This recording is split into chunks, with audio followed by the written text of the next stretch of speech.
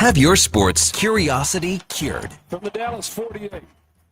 Wilson protected. Heaving one. Wants Neighbors. Yelling Neighbors. Touchdown Giants. He dropped it in the bucket from 48. Vintage Russell Wilson. A veteran of the sports reporting game for over 25 years. So then he hits it high and deep to left. And it's gone. He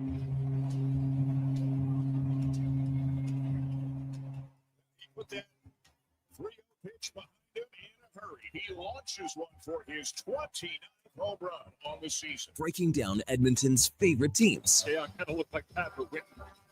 Had a chunk of them on the fly as Fajardo looks into the end zone, and it's hauled in.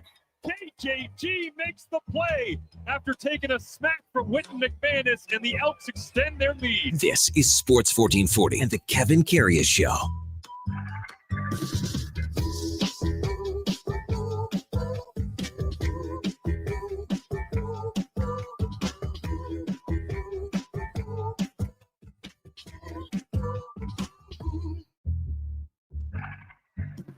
All right, here we go for Saul. 501, Tuesday, September the 16th. Wicked weather, outstanding weather in the city of Champions for the third week of April. And here we go. Hockey season's here with Oilers training camp beginning with medicals tomorrow and fitness testing. And then we got the first practice on Thursday. We've got the split squad game on Sunday. Man, oh man, it's a great time for sports. There's no question about that with Major League Baseball pennant races, NFL, CFL. This is what it's all about in September. Hey, good morning. Welcome to the Kevin Karius Show on Sports 1440 on your AM radio dial, on your morning drive into work or wherever you're heading out on a Tuesday morning. So glad that you could check in with us and let us be a part of your morning. And now you can check us out video-wise because you can watch us on YouTube at Sports 1440 AM on YouTube channel. And as always, we're streaming on iHeartRadio, the Radio Player Canada app, sports1440.ca. And if you miss any part of any show, well, you can catch up by searching it where all the podcasts hang out on Apple, Spotify, Google, even Amazon. Subscribe, select the auto download. You'll never miss a second of the show. And you can also find us on X, Twix, Twitter, streaming. So we're pretty near everywhere. You could find a 4-hour radio show in the City of Champions. Really appreciate you coming on. 7:02 in Edmonton. The big story last night, I guess, or one of them, would be Yesavage. Man, oh man. The Blue Jays beat Tampa Bay 2-1 in 11 innings, but Yesavage comes out of the gates throwing smoke and throwing a wicked splitter that Tampa Bay couldn't find, didn't have an answer for. He was a whiff rate of almost 53% in his Major League Baseball debut. Now, whiff rate, a lot of people look at this stat because it's such a big thing when you're getting strikeouts and, you know, you're getting that, you're not relying a lot on other stuff as far as your defense goes and you're baffling hitters. So a 53% whiff rate. Just to put that into perspective, Paul Skeens, who's considered to be one of the best young up-and-coming pitchers the majors has seen in a long time, quite likely going to win the National League Cy Young Award. His whiff rate in his Major League debut is 35%. So that just shows you 9 Ks. That's a Blue Jays record in 5 innings. Blue Jays win it 2-1 to move 5 games ahead of the New York Yankees in the American League East. Boston now 6 back. There's a little comfiness, isn't there? Now you go, okay, well, we got 1 out of this 4, and Tampa's played us tough. Tampa's played us tough all season. And you go, all right, things are okay. We win the first one in 11 innings. Big hit by George Springer in the 11th to bring in the winning run in Ernie Clement. The bullpen was as good as it's been in recent memory as a whole. Because, first of all, Yesavage gives them 5 innings, gives up the 1 run early, but then settled in. You know, he really settled in, had a couple of walks, just one earned run, but 3 hits. But after that, Brendan Little comes in, clean sheet in the 6th. Dominguez, a clean sheet in the 7th. Louis Varlin walks a batter in the 8th, all good. Jeff Hoffman walks a batter in 9, had a couple of Ks though, really good. The biggest story behind Trey Yesavage was Fisher, and Fisher comes in 10 and 11, throws 2 innings, and got out of some serious jams with some big strikeouts, had 4 Ks on the night. He gets the win to improve to 7-0. So you think about that, 7-0. Some starters, you get 10 wins out of them, and it's a bonus. Fisher gets called up, halfway through the season? Got 7 wins on the year. Text line 833-401-1440. I was over doing my daily hit with the fellas, Pete Panotsky and Terry Evans over at K97. And we discussed the passing of Robert Redford, and he was in the Natural. And Doug texted in just moments ago and said, because we were talking about the cast and Redford being, this was a great baseball movie. It's one of the best baseball movies ever. Roy Hobbs, The Natural, the New York Giants. It's anyway, Wilford Brimley was the manager, the bench boss or bench coach, or you want to call it. The guy's name was a Canadian, Richard Farnsworth. He was also in Misery, you remember.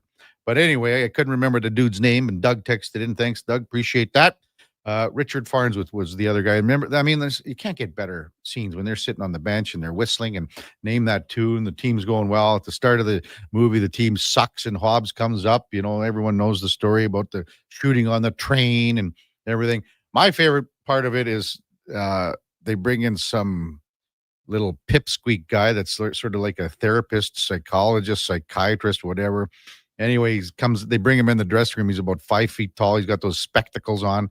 And he's got that high squeaky voice, and he's addressing the team when they're on a losing streak. He goes, "Losing is a disease, as contagious as syphilis, as contagious as the bubonic plague."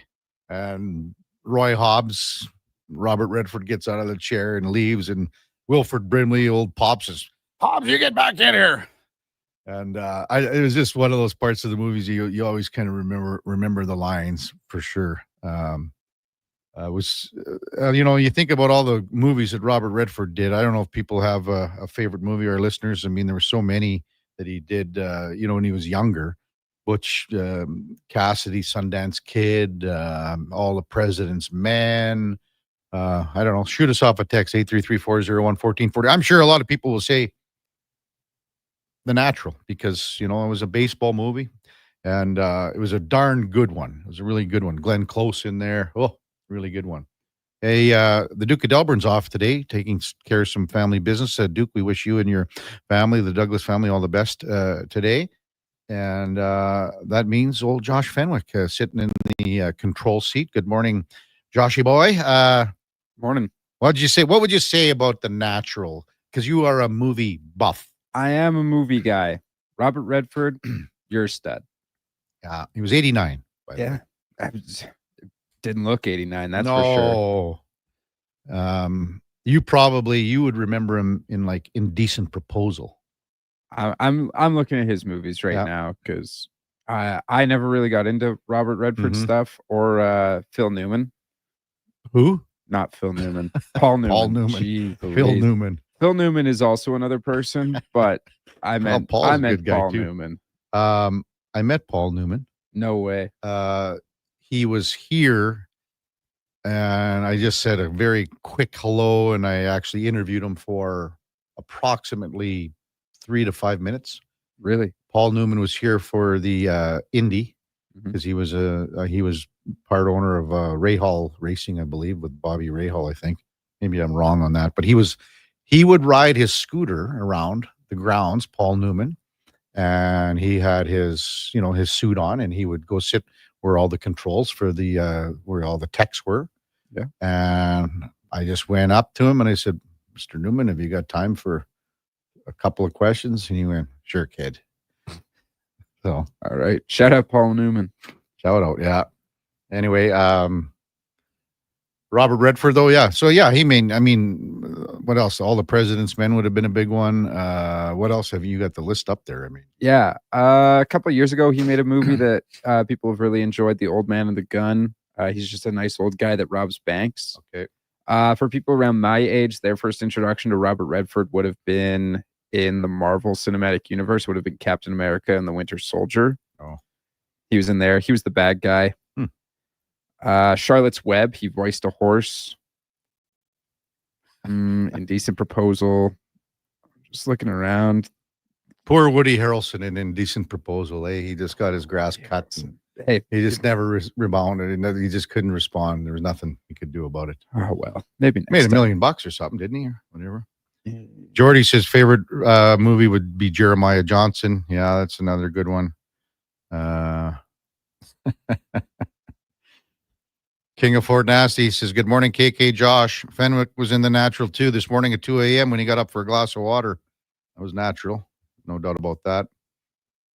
But anyway, 89 years old, and The Natural was such a great, great movie. I mean, when he hit the cover off the ball, and the guys in the outfield and said, well, where's the ball? Well, this is the ball. No, it's not the ball. Can't be the ball. Bunch of string just rolled up and things like that. Good times.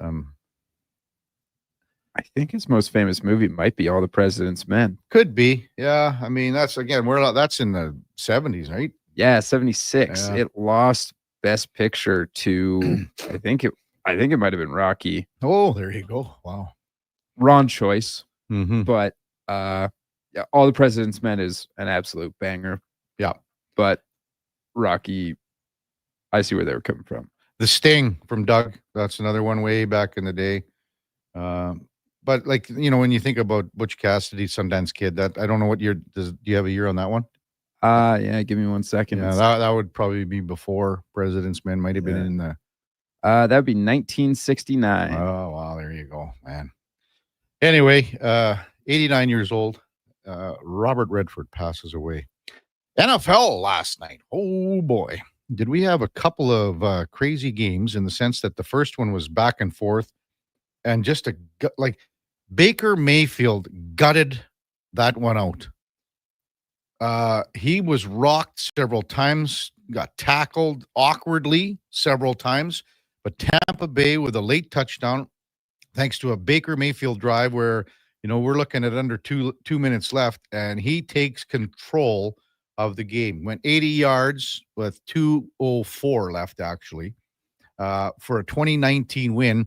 As the Buccaneers beat Duke's Texans in another victory for me there, I should add, I guess, because I believe it was a pick by the Texans by the Duke.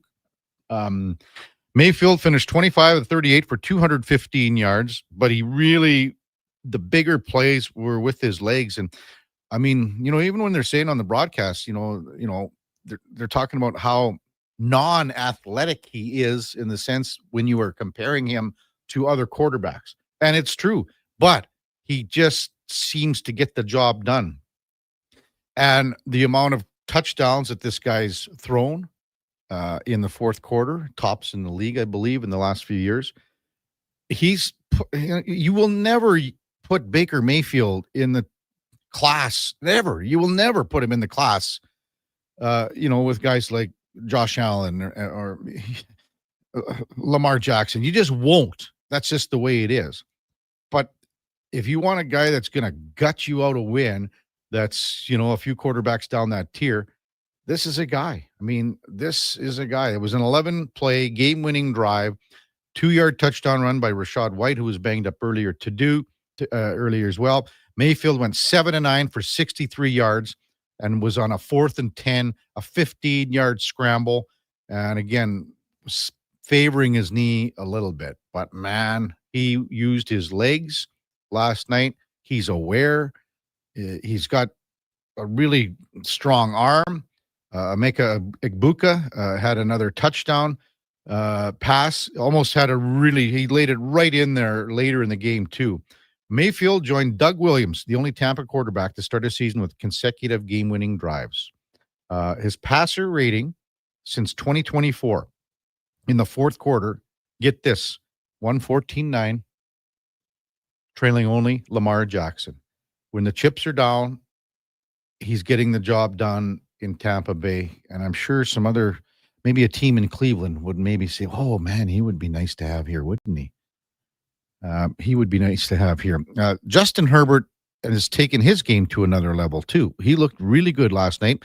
Chargers beat Las Vegas 20-9. I believe that would be another victory. Joshy boy. That sounds right. You had Chargers by 3.5, I think. Yeah. So now we're already up 6-2 on the Duke. Reeled off 6 consecutive victories. Look at you go. The comeback kid. Yes. I feel like a young Robert Redford here. There we go. Text 833-401-1440. Camrose Chris says, I want to cry. My Texans O-line is broken. Northside Lou texts in. Savage and Fisher were on fire last night. They were. Man, that would be, 13 strikeouts between the two of them in 7 innings. Unreal. Holy cow, do we have a jam-packed show, and I got to credit the Duke for lining a lot of this up. I did get one guy here, Good job by you, Kev. Austin Mock will be with us from The Athletic, covers the NFL. He'll be with us right after the break. Mark Spector in his usual 8 o'clock slot. Jason Strudwick, the former NHLer, and he's on the Got Your Back podcast, of course, with Shager. At 8:20, we'll have him. Loriad Munzer at 8:40. And then Jensen Lewis, by the books on Wiesen and former Major League pitcher, man. He's going to be talking up Trey Yesavage for sure. He'll be with us at 9. We'll go in or out with Josh in that 9 o'clock hour. How about the 10 o'clock hour? Alan May, Washington Capitals analyst. Wasn't that long ago when Alan May was, well, it's a long time ago. Alan May was at Edmonton Oilers training camp. Got into a small little dust-up with a Kevin McClelland, I believe. And then Farhan Alalji from CFL on TSN will be with us in that 10 o'clock hour as well. When we come back, Austin Mock from The Athletic covers the NFL. It's the Kevin Carey Show with Josh Fenwick and Sam the Record Man running the show on Sports 1440 and on YouTube and X. Seriously, another door knocker? I really want to go solar, but these high-pressure tactics are exhausting. And their prices are unbelievable. Before we do anything, let's call Great Canadian Solar. There's a better way to go solar. Great Canadian Solar provides honest advice and fair pricing to save you from overpaying. They're easy to deal with and will never put pressure on you to buy. As a trusted local business for over 15 years, Great Canadian Solar will support you in your solar journey. Visit GreatCanadianSolar.com and call today to get started. At Fountain Tire, we're fluent in saving you money. Fluent? Yes, we've mastered the language of deals. Like right now, you can save up to 25% off select tires and up to $125 off a set of 4 select Goodyear tires. Plus, $50 off $150 service when you buy those tires. All until October 18th. I'm sorry, I don't speak deals. Spend less, save more when you buy round black things from us. Oh, got it. Restrictions apply. Book your appointment online today. Fountain Tire. We're on this road together, Canada. It's the final weekend of the Bricks Famous Tent Sale. Now save up to 70% off clearance items in the tent and store, with more amazing deals arriving daily in every department, like up to $1,800 off power reclining sectionals and up to $700 off big screen TVs. Buy more, save more when you buy 2 or more major appliances, up to $1,000 off. Plus, get a free Bluetooth party speaker when you spend $9.99 or more on furniture. Some exclusions apply. See in store for details. The Bricks, saving you more. You wanted local sports on weekends. Saturday mornings at 9, check out the Saturday Sports Setup, where we'll tee up what's happening on the weekend sports scene. Tune in Saturday morning at 9 on Sports 1440. I'm a little hungry. I've got Booster Balls from Booster Juice. Booster what now? Booster Balls. They're little protein bites packed with nutrients. Chewy, crunchy, yummy, and new flavors all the time. Like this little guy, the new mint chocolate Booster Ball, peppermint cocoa, coconut, peanut butter, maple syrup, all rolled up into a delightful little bite-sized snack. Why am I just hearing about this now? I don't know. Can I have one? No. Booster Juice. Canadian born. Blending since 1999. God said, I need somebody to get up before dawn. Milk cows. Work all day in the fields. Milk cows again. Eat supper. Go to town and stay all night at a meeting at the school board. So God made a farmer. Hi, Mike here from Northgate Chevrolet Buick GMC. We are so thankful God made a farmer. For the month of September, it is our goal to feed 500 families. With every vehicle sold, we will feed a family of 4. So please help us reach our goal. Visit us online at northgategm.com. At Leading Edge Physiotherapy, we believe that life shouldn't hurt. Now, that doesn't mean that we don't know that sometimes it really hurts. I mean, we've seen people at their worst moments in life, when they feel they have nowhere to turn, or at a time when they felt like their problem just wouldn't ever go away. We've also seen people who thought to themselves, it'll just go away on its own, or this is no big deal. I don't want to bother anyone about this. Don't know where to turn to, or think it's no big deal. Either way, we have the technology, techniques, and skills to help you get back to it, whatever your it may be. Life shouldn't hurt. LeadingEdgePhysio.com. Hey, sports fans, we've got a clear choice for you. At Crystal Glass, we provide customers with the perfect glass for any job. From home to auto and even commercial, installation or repairs, we're your team. Call 310 Glass or visit crystalglass.ca. Crystal Glass. Have your sports curiosity cured with the Kevin Karius Show. This is Sports 1440.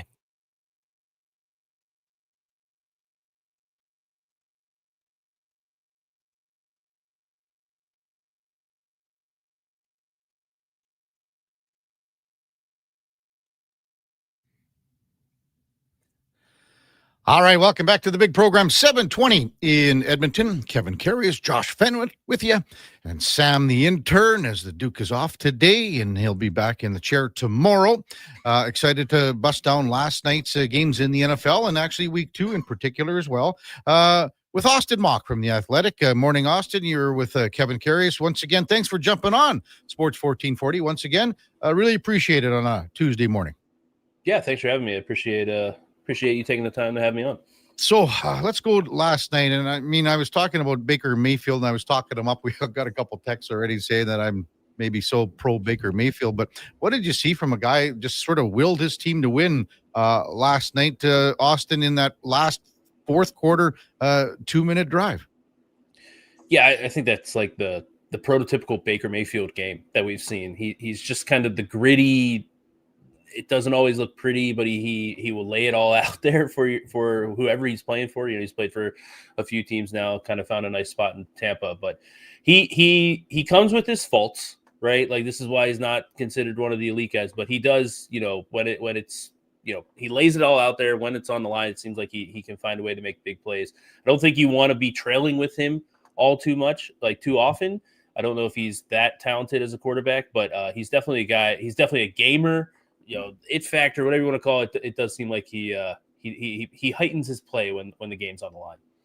You know, first quarterback for Tampa Bay to start a season with consecutive game-winning drives since Doug Williams back in 1980. I totally agree with you, Austin, that you don't want to have this guy, you know, down a few points with the ball late in the fourth quarter.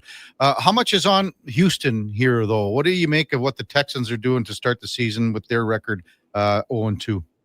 Yeah, the big concern for me coming into the season was the Texans' offensive line. Like, pretty much any metric out there that you looked at from last year was they were one of the worst units, both run blocking and pass blocking. You know, that's a rare combo. Usually it's like, okay, hey, they're average at run blocking, not great at pass protection. But the Texans are just not great, and it's been a rough start in these first two games. And I don't know, they don't have the receiving talent. Like, Nico Collins is good. They don't have the guys behind him. And CJ Stroud's not a quarterback that thrives in pressure situations. He's not really a creator back there. He's not going to be a guy that can scramble around and keep plays alive. And if you don't have, and then you go into, if you don't have a running game, like all these things are bottling up. Like, really good defense. I am a believer in the Texans defense, but without any good offensive line play, I don't think that this is a team that, man, like 0-2 start, and I don't think it's going to get a lot easier for them the rest of the way. What do you think of Stroud last night, Austin? Couple overthrows on Nico Collins, and not just him, but play calling. They get down to, you know, the 2-3 yard line, and maybe the play calling a little suspect. But as a whole, your thoughts on Stroud last night? Yeah, that goal line sequence was not great from a play calling standpoint. But yeah, Stroud, like I said, I think he's not a guy that wants to live. He doesn't thrive in the when guys are in his face constantly. That's not his game. He wants to kind of, I guess, more navigate the pocket more than like create in the pocket. So when if he's going to be under pressure like that consistently, I think you're going to see those just a little bit off, a little bit of an overthrow here, maybe behind here. That we kind of saw that even his good rookie season, we saw that he wasn't great under pressure. So it's one of those games, I think, game by game this year with CJ Stroud, you're going to see if they're giving up a ton of pressure, it's probably going to be a game that he just seems a little bit off or the throws aren't there. But if they keep him clean, you'll be like, hey, there it is. That's why he was a second overall pick. But it's totally going to depend on how much pressure he's facing. Austin Mock with us on the Kevin Karius Show from The Athletic on Sports 1440. Man, this AFC South, Austin's a little upside down with the Colts 2-0, Texans 0-2. What have you made of Indy's start here? If you would have told me that Daniel Jones was like, through 2 weeks might be one of the like top 3 MVP candidates, I wouldn't have believed you. But they haven't punted like through 2 games. That's insane. Like, and it's one of those things. I know, like, I'm not going to sit here and say the Dolphins are a great opponent, and but there is something about not punting in the NFL. Like, we'll see now how long this takes. Like, the Saints looked great through 2 games last year. Is there going to be kind of this regression? But yeah, the Colts, that offense, like Steichen was a good play caller. The Anthony Richardson thing didn't look like it worked out. They moved on to Daniel Jones, and the returns have been pretty good. So I don't know if they're going to be this high. They are going to punt eventually this year. But I do think they're going to be pretty improved on the offensive side of the ball. And they definitely, with how that division is shaping up, I think they definitely are in the hunt to win the division at the end of the year. Also last night, the Chargers beat the Raiders 20-9. Justin Herbert looks really comfortable back there. Maybe just discuss what you saw of the 2 quarterbacks, because, we've talked about good Geno Smith, bad Geno Smith, but maybe your thoughts on how you thought Herbert played, and then Geno Smith as well, Austin. Yeah, Herbert's probably, for me at least, the most like aesthetically pleasing quarterback when things are going well. Like the arm, he has a cannon, like the mechanics of it. He's a pretty good athlete. He's not like a runner. He's not going to run too much, but he's a pretty good athlete. He's looked awesome through the first 2 weeks. I've been very impressed. The Chargers are throwing the ball more. That they lost Rashawn Slater in the preseason. I thought that was going to kind of, I don't want to say kill their season, but I didn't think they were, poised to kind of take that blow, losing one of the best tackles in football. But yeah, Herbert's been, right there. I think he's in that MVP conversation through 2 weeks. If you had the vote at the end of this week. On the flip side of that, Geno, this is kind of where Geno is as a quarterback in his career. You got to take the good games with the bad. And I'm worried about the Raiders. They have not been able to run the ball, and that's a concern. Like we saw the Dolphins move the ball, and the Patriots, they were moving the ball pretty well when Bowers was healthy last week against the Dolphins. But like last night, I don't know if Bowers wasn't quite 100% with that knee injury. They couldn't run the ball. That's not – Geno's a guy that kind of everything needs to be, well-oiled machine, and that's when you're going to get the really good Geno. And when he has to – I don't want to say it's kind of like Baker, but when he has to kind of elevate everybody else and put everything on his shoulders, I think that's when you see, the turnovers, force some balls and that. So – they need to get that running game going to help out. They drafted Ashton Genty, got to get that going which will help out Geno going forward. Yeah, Genty's just 2.7 yards per carry so far in the 2 games. You mentioned Bowers, Austin. To me, he looked a little gingerly out there the way he was moving. He had the brace on. Was that really noticeable to you as well? Yeah, I mean, this is a guy, insane numbers, right? Through every time he's on the field, and he just didn't look like that. He looked like an unstoppable force last week, and he was going to be the next great tight end. So I was concerned, when they kind of brushed it off last week, like, it's nothing. I don't love it when a guy tries to push off, about to go out for a route and has to stop on his own. It's not a non-contact like ligament injury we've seen in the past, but it's not a good sign when like a push off, like, hey, they're trying to start running and he's not feeling great. So yeah, I would imagine he wasn't, maybe 90% seems good, but yeah, when he's not, that's the other thing, when he's not firing at full cylinders, they don't have the receiving talent to kind of boost up the rest of that offense as well. So yeah, they need him back at 100% to get that offense rolling. Austin Mock from The Athletic, our guest on the Kevin Karius Show on Sports 1440. You mentioned Justin Herbert, and he was running a little bit better. I saw or heard the stat last night, and it blew me away because everyone knows about his ankle injury last year, that he was on that one run, he was 2 miles an hour faster than last year. And I went, okay, so that showed me how he was banged up, how much he was banged up last year, Austin. And speaking about banged up, man, what do we got? 5 quarterbacks down after week 2 here. What do you make of and the severity of it? I mean, with a guy like Joe Burrow and Jaden Daniels, those are the two big nuts, along with Brock Purdy, I guess. But what do you make of all the quarterbacks going down?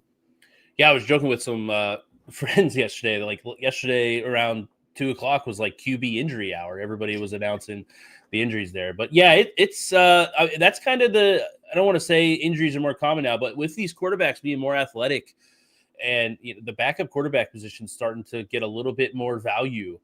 You kind of have to, I think you kind of have to go into a year with not expecting, but like, hey, can our quarterback play or a backup quarterback play 4 games or so and kind of keep it afloat. So yeah, I don't, it's a tough thing. I don't know if that's going to be the future. Like you just mentioned, Herbert last year was banged up, and with these guys, with defenses being as good as they are and athletic as they are, with quarterbacks needing to be athletic as they are and move the pocket and run down. It would seem Patrick Mahomes, the Chiefs are struggling, but he's been scrambling a ton because, he ran over a Eagles defensive back. That's kind of what the quarterback is kind of morphing into. So yeah, there's some concern if you don't have a quality backup. I think teams are a little bit nervous to put your quarterback in harm's way.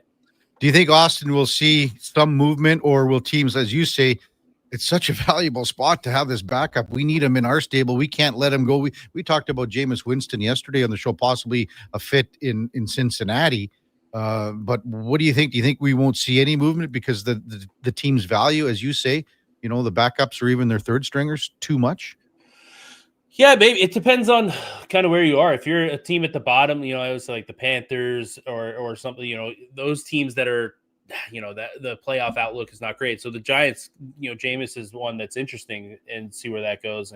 But I like Browning has been good for the Bengals. That's one that I think like the Bengals have such offensive weapons that I think it's like, hey, can we get a guy who can come in and just kind of, Joe Flacco's kind of been that guy for a bit, and like, hey, can we just throw him around? And but yeah, I don't know how much movement we see because again, we're still super early in the season. A lot of teams still think they're in the hunt, and I don't know, like you said, I don't know if they want to really give up that position because if you have that injury to your top guy, if you don't have a quality backup, it's there's no bigger drop off in sports in terms of impact on a game. So yeah, it'll be interesting, and maybe the prices will get pretty steep here. So that'll be something that the teams going for a quarterback will have to look at as well.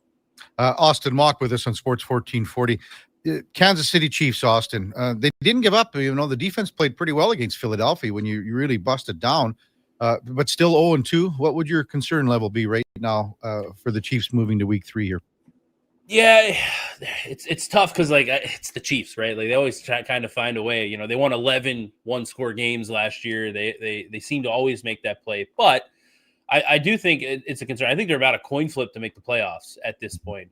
Part of that is because the schedule is pretty tough, but part of that is you're not getting Rashee Rice back for a little bit longer. Xavier Worthy, we don't know what that's going to look like. Travis Kelce's obviously he's 36. He's aging. He can't. I don't think he can be that number one gravity type tight end that the whole defense is game planning on. And if they do game plan on him, they don't have the talent around him to get there to punish the defenses. So I do think there's some concern there, man, but it's hard when you got Mahomes. Like I think Mahomes has played well. There's been some deep ball like accuracy issues, but I think he's played well for the most part. But again, like I mentioned earlier, he's been scrambling a lot more. If he ran over an Eagles defensive back, is that gonna his injury risk heightened? And then obviously the wheels fall off if he were to go down. So that is the concern now. Is they've had this. They kind of played with fire the last couple of years, all these close games, and they always find a way to win them. The 17-game win streak, and now they have a 2-game win streak with these one-score games. So we've kind of seen this coming. They just need those receivers back before they can get the full strength. The Athletics, Austin Mock with us on Sports 1440. So you've been doing your NFL projection model, Austin, on The Athletic. Maybe let our listeners know how you come about with your stats projections and maybe what your success rate was this last week. Yeah, so the model basically takes in play-by-play data, box score data, those type of things, and spits kind of adjust them for opponent, garbage time. I'm not going to give teams credit if they're putting up a crazy amount of points when they're down 20 in the fourth quarter, but that basically goes into a team strength rating, a power rating, if you will, and I can then use that to project who is likely to win every game, win probability for each team, and I simulate the season. So use that for the game projections. I was on the Raiders last night, unfortunately, so that was a tough one. But yeah, it's been good. I have been the big surprise is the Packers. I was pretty high on the Packers after the Parsons trade, and I think they're not underrated anymore, but I thought they were definitely underrated coming into the season. I think they are. I think there's an argument that they might be the best team in the NFC right now. Wow. You would have them ranked ahead of Philly? I'd say it's more of like a neck and neck thing right now, but I think they're there. Maybe this like we haven't even seen like a full Micah Parsons yet. He's still getting used to it. They've had him limited through these first 2 weeks. So yeah, I think they are. Philly's offense has been struggling. It's just been they're dinking and dunking their way down the field so far this year. They haven't had any over the top game. Barkley isn't breaking those big runs yet, but yeah, I think the Packers. We just saw the Detroit put up 50. The Commanders' offense was good last year. They shut both of those offenses down with no problem. So I'm going to say it. I think I would take the Packers over the Eagles right now. Wow, it's not crazy to say that. They have looked really good. What about in the AFC? Is it Buffalo clear sailing for top seed, top power ranking? Yeah, it's kind of. I think there's like the four big ones. It's weird to not include the Chiefs in that. I do think the Chiefs are below Buffalo and Baltimore. Even though Baltimore did lose on the road in Buffalo, I'm giving them a little bit of an edge. That game was in Buffalo, which helps out, obviously from a winning standpoint. So it's kind of the same thing. I think those two teams are neck and neck. Chargers I need a little bit more from them before they get in the conversation. Those two teams in the AFC, Bills and Ravens, and then two teams in the NFC, Packers and Eagles for me right now. Yeah. How ugly could this game on Thursday night get, Austin, Buffalo, and Miami? Yeah, it's one of these games where it just kind of happened. Like Baltimore's offense against the Browns last week didn't play great, but they just were up so much early that it just snowballed into this, like somehow they ended up with 40 some points. I think they had 240 yards of offense. I can see that same thing. It's like, what do Josh Allen's a guy who needs to run the ball, and like he's super efficient at that, and he tends to invite contact. It's one of those things like, hey, can we get through this without him taking many hits? So I always wonder those things of like, if they only win by 10, is that because they didn't unleash Allen the way that they could have? So that's always my worries. But yeah, if they went full, if this was for the Super Bowl, I think Buffalo wins by 3 scores. So well, and you know how like Allen doesn't want to ever take the foot off the gas. You know that. So yeah, he's not afraid to lower his shoulder with anyone. Doesn't matter who the defender is. If it does get a little ugly, Austin, could this be the last game that Mike McDaniel coaches in Miami? Yeah, man, it's so early. It's tough that's the thing. I don't see it. They don't have the offensive line. They don't have the defenders. Like the defensive line has some talent, but a lot of those guys are coming off injury. Yeah, I don't know if it'll be after 3 games, but yeah, it looks pretty bleak in Miami right now. I could see like Bradley Chubb being a possible trade candidate to a contender here down the line. Well, what about even a guy like Tyreek? There's some whispers about that. Yeah, same thing. I think the Dolphins are so, like, from a roster standpoint. I think anybody like Jalen Waddle, like you do what you can to get the picks for the next. If we assume that they are going to change direction, whether it's GM, head coach, all of that, try to get as much as you can, because I don't think the offense or the defense right now has the talent to where you're like, hey, I could build something here in the next 2 years. We might be at a fire sale with Miami. Yeah, we'll see what happens on Thursday night. Austin, thanks so much for your time. Great insight. Really appreciate it, and continued success on The Athletic. Thanks for coming on. Yeah, thanks so much, Kevin. Have a good one. Appreciate it. You betcha. That's Austin Mock from The Athletic. Check his stuff out there. It's kind of an interesting, different angle, but similar, but not if you want to look at his projection model. As he said, he was on Vegas last night, but if you look at his model, he's pretty bang on a lot of stuff. Like, I mean, a lot of his numbers are right there. If you're looking at the line moving, over-unders, things like that. So check it out on The Athletic. Just Google Austin Mock on NewYorkTimes.com, and his stuff will come up. When we come back, we'll get to some of your texts. 833-401-1440. Kevin Karius, Josh Fenwick, and Sam the Intern on Sports 1440, and we're streaming on YouTube and X. Mr. Rooter goes for a fall stroll. Ah, the beauty of fall. These leaves are crunchier than that calcified shower head I replaced this morning. And the earthy yellow oranges and browns are as colorful as the wad of hair I pulled out of the shower drain. Ugh, Mr. Rooter, can we talk about something else? Well, I'm sorry. I didn't realize you didn't like fall. You look about as sour as the sewer line I unclogged yesterday. For a plumber you'll truly fall for. Call Mr. Rooter. Well, get ready for a silly hockey fans. Your partner in power just skated onto the ice. EWEL.ca, the new e-commerce website for electrical wholesalers Edmonton, is ready for the power play 24/7, 365. UL skates to where the puck will be in 5 years. Now that's forward thinking. Killer selection, slamming products from the best brands, and legendary service. Don't sit on the bench. Get your account today at EWEL.ca and win that project. Plug into your partner in power. Get an EWEL.ca account today.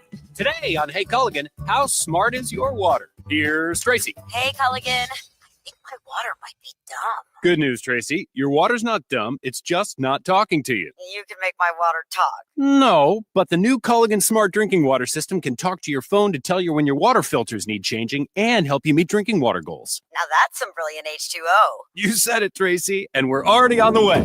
Let us help you out with a free in-home water test from a local Culligan water expert at Culligan.ca.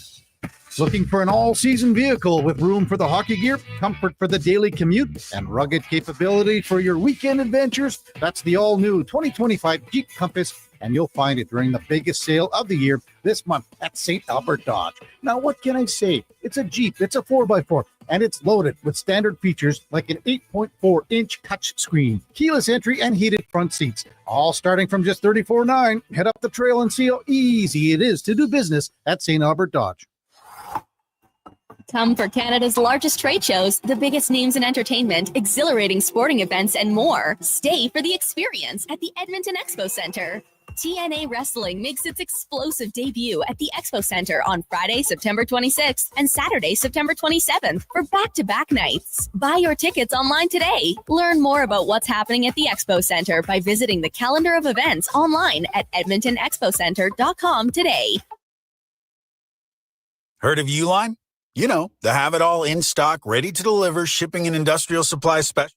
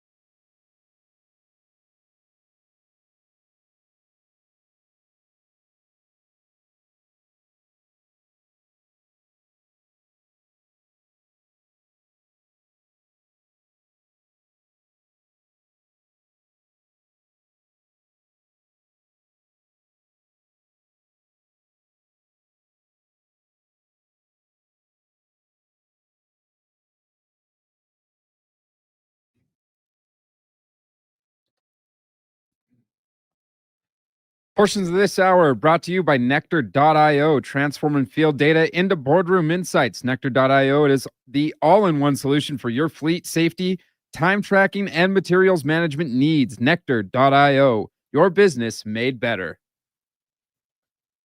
Have your sports curiosity cured with the Kevin Karius Show. This is Sports 1440.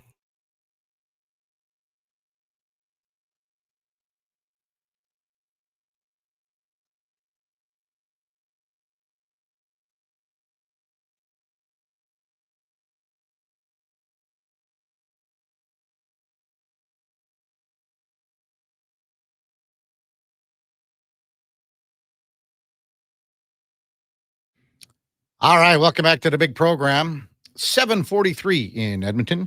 Kevin Karius, Josh Fenwick, Sam the intern with you on Sports 1440. We're streaming on YouTube and X. Text 833-401-1440. Also, Adam Schefter reporting that Cincinnati has signed quarterback Mike White to their practice roster. And again, Joe Burrow is going to be gone for what they're saying a minimum of 3 months. They need depth. And again, just listening to Austin Mock, it's going to be tough for these teams to trade a quarterback because, you lose a guy. It's almost like the running back situation. You think about, San Fran had Mason, who was a pretty good running back, was he not? MTR, pretty good running back. They get rid of him. They go, oh, we maybe won't. We just don't have enough depth. So now they got to pick up Ryan Robinson Jr. It's the same thing at quarterback. You get rid of your backup or something like that, and next thing you know, a guy goes down. You're kind of in no man's land. You're in trouble. Elliot Friedman posting, the New York Rangers have announced that JT Miller is their 29th captain in NHL history. Miller, also Chris Johnston, Frank Saravalli reporting it. 29th captain, team very impressed with his role, setting the culture since his reacquisition from old Frank Saravalli. Also, Elliot was reporting earlier that Matt Grzelcyk has signed a PTO for Chicago. You think about that, and Grzelcyk was with the remaining free agents that were out there. Grzelcyk was probably the best defenseman available, and that just goes to show you where teams are with what they have left in salary cap, what they have left in expectations of their core players already. So you're bringing in a guy on a PTO that's, this is an established NHL defenseman. You can argue what role he has, what role he could have, and where his game is compared to years past, but he is an established NHL defenseman. Can get a contract in here. So he signed in PTO with Chicago. Let's see what happens. Last night, the Blue Jays with that amazing win, 2-1 over Tampa Bay. Trey Yesavage had 9 Ks. That sets a record for pitchers in their major league debut with the Toronto Blue Jays. Several guys had 8. So 9 Ks for Yesavage. Braden Fisher had 4 Ks in his 2 innings of work. So let's welcome an old Joshy boy again, Josh Fenwick. What were you watching last night, Josh? Because virtually, you got a plethora of opportunities, options with the 2 NFL games and then the Jays. So yeah, there was a lot going on. So watched the entire Bucks game because it was on early and everything. Started the Chargers game, and then me and one of the guys I live with right now were like, "Oh my God, there's baseball on!" So we switched over and watched the bottom of the 11th. Okay, just in time for Fisher to throw 3 straight Ks. Yeah. And then we went back to the Chargers game, and I went to bed after the first quarter, I want to say. Oh, really? The Chargers game wasn't as good as the Tampa game. Oh, the Raiders looked sluggish. The Raiders, Geno is Geno. And as I said to Austin Mock, you get good Geno, you get bad Geno. Maybe last week was good Geno, had a pretty decent quarterback rating. He was running around. They were running around like crazy last night. And several of his forays back to the, losing 15, 20 yards and then just chucking it. He's a hoper. Yeah. You saw it last night. Ashton Genty ran into a couple people's backs. He tripped over his own lineman's feet trying to run out. I was like, oh man, Chargers by 1 million. Yeah. The rig text in. I don't know about you guys, but I want to call him Trey the Savage. Fisher was good too. Yeah, Fisher has been really good for Yesavage. And I watched him pitch in Buffalo, and maybe because you're thinking it's AAA, but his over the top motion of his arm is, well, you could basically say that maybe hitters haven't seen something like that on a regular basis before. Now, then again, his splitter was almost unhittable. You have to have that discipline, but if you are being fooled by the delivery as a hitter and you're not sure what's coming at you as far as, splitter, fastball, cutter, four seam, whatever it is, now your reaction is way off. And maybe these guys on Tampa Bay did not see enough video of him, what he was going to bring. It was after the game. Manager said, Cash said, we did see his stuff in Buffalo and in the minors, but they weren't prepared for it. And after he got out of that first inning, and he's been saying it for a long time, every level that he stepped up in his minor league journey here, whether it be from A to AA, then to AAA in Buffalo, he has had a problem right out of the gates because Maybe it's a nervousness. Maybe it's a situation where you're just not totally comfortable. That happens with everything. I mean, you got to think about, the scene that you're on here. Look, I mean, how about all this family cheering in the stands? I mean, that was amazing. How emotional they were. Northside Lou texts in, amazing. This young man has climbed 4 levels in 1 year. Yes, it is. The other thing too, I mean, I don't think it's been 6-7 years since Vladimir Guerrero made his debut. The Jays weren't in the heat of a pennant race. They weren't. The Jays, if they keep playing the way they are, they would be one of the favorites to win the American League. The National League, there are better teams. There are 2-3 teams that you can say are better teams than the ones in the American League. That's just the way it is.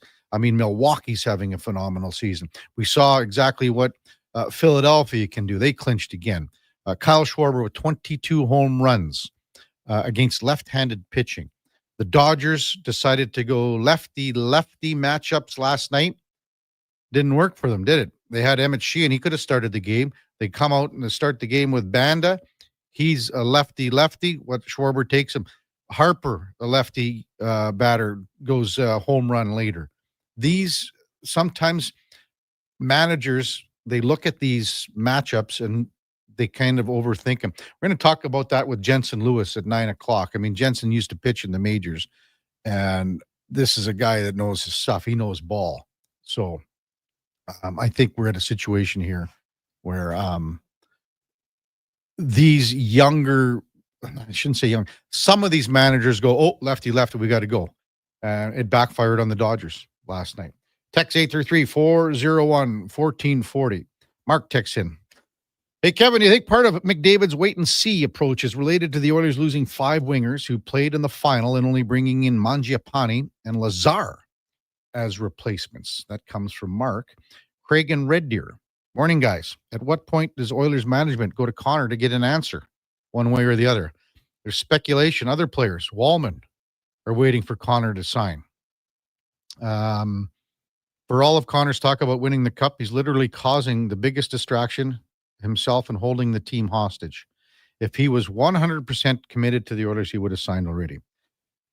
I'm not going to disagree, Craig, in the sense that this is going to be a distraction if it continues on into the regular season. If things get done here, I mean, we're looking at, camp hasn't even started. So I think everyone was saying that's when we're going to be talking about things. But if this continues on, it's going to be a distraction. There's no way around that. I mean, you heard Connor's comments, in Calgary and even here about the distraction for him.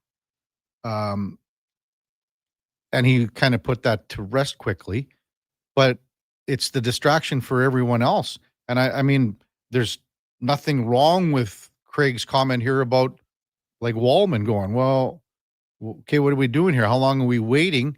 Because you know what? Maybe I'll just play out my contract. Now that's another one. If there is talk about Wallman re-signing here before his, 1-year contract technically ends at the end of this year, how could that not be? So it is a snowball effect. And I agree with you, Craig, in the sense that is a distraction. It's going to be the further it gets along here, the more of a distraction it's going to get. We'll ask Mark Spector the same question. I'll probably read this text again, Craig. Terry says Connor is going to sign. Stop worrying. Flames fans are wrong. Connor isn't going anywhere. Terry, North Edmonton. Camrose Chris says, with regards to the PTOs, please bring in the Klim Reaper. I don't know. I think that ship has sailed here as far as Klim Kostin goes. There is an element of his game that the Oilers don't have compared to last year. Obviously, and we didn't see Evander Kane in the regular season, obviously, but we know what he brings. Corey Perry, same thing. The Oilers won't be as gritty of a team. Trent Frederick's going to have to raise that level without question. Getting back to that other question that was texted in from Matt and Mark, McDavid's wait and see with the Oilers losing 5 wingers. I mean, you can say that, but you're bringing in a guy like you're adding Savoy as well. You're technically adding Trent Frederick, are you not? Because Frederick didn't play anything in the regular season. Lazar is your 13th, 14th guy. So I think I understand where you're saying you lost more of the winger aspect with the guys like Perry and Kane going out and Mangiapane coming in. But they're hoping a guy like Frederick can raise his level because we never saw it. We never even saw his game in the playoffs. Wasn't good enough in the playoffs, but he was too banged up with a high ankle sprain. So I think a healthy Trent Frederick is going to maybe change your opinion on that about the wingers coming in and being where they are comparable to the roster last year. 833-401-1440. We'll get to some more of your text. Well, I'll just ask Spec right out about a distraction here. I mean, training camp begins tomorrow with medicals and fitness testing. First on ice session, well, there'll be two of them, is Thursday. And then you've got workouts continuing on right through to the split squad games. Sunday, one Calgary and one here in Edmonton. So Mark Spector coming up top of the hour. It's a jam-packed 8 o'clock hour. We will check in with Spec.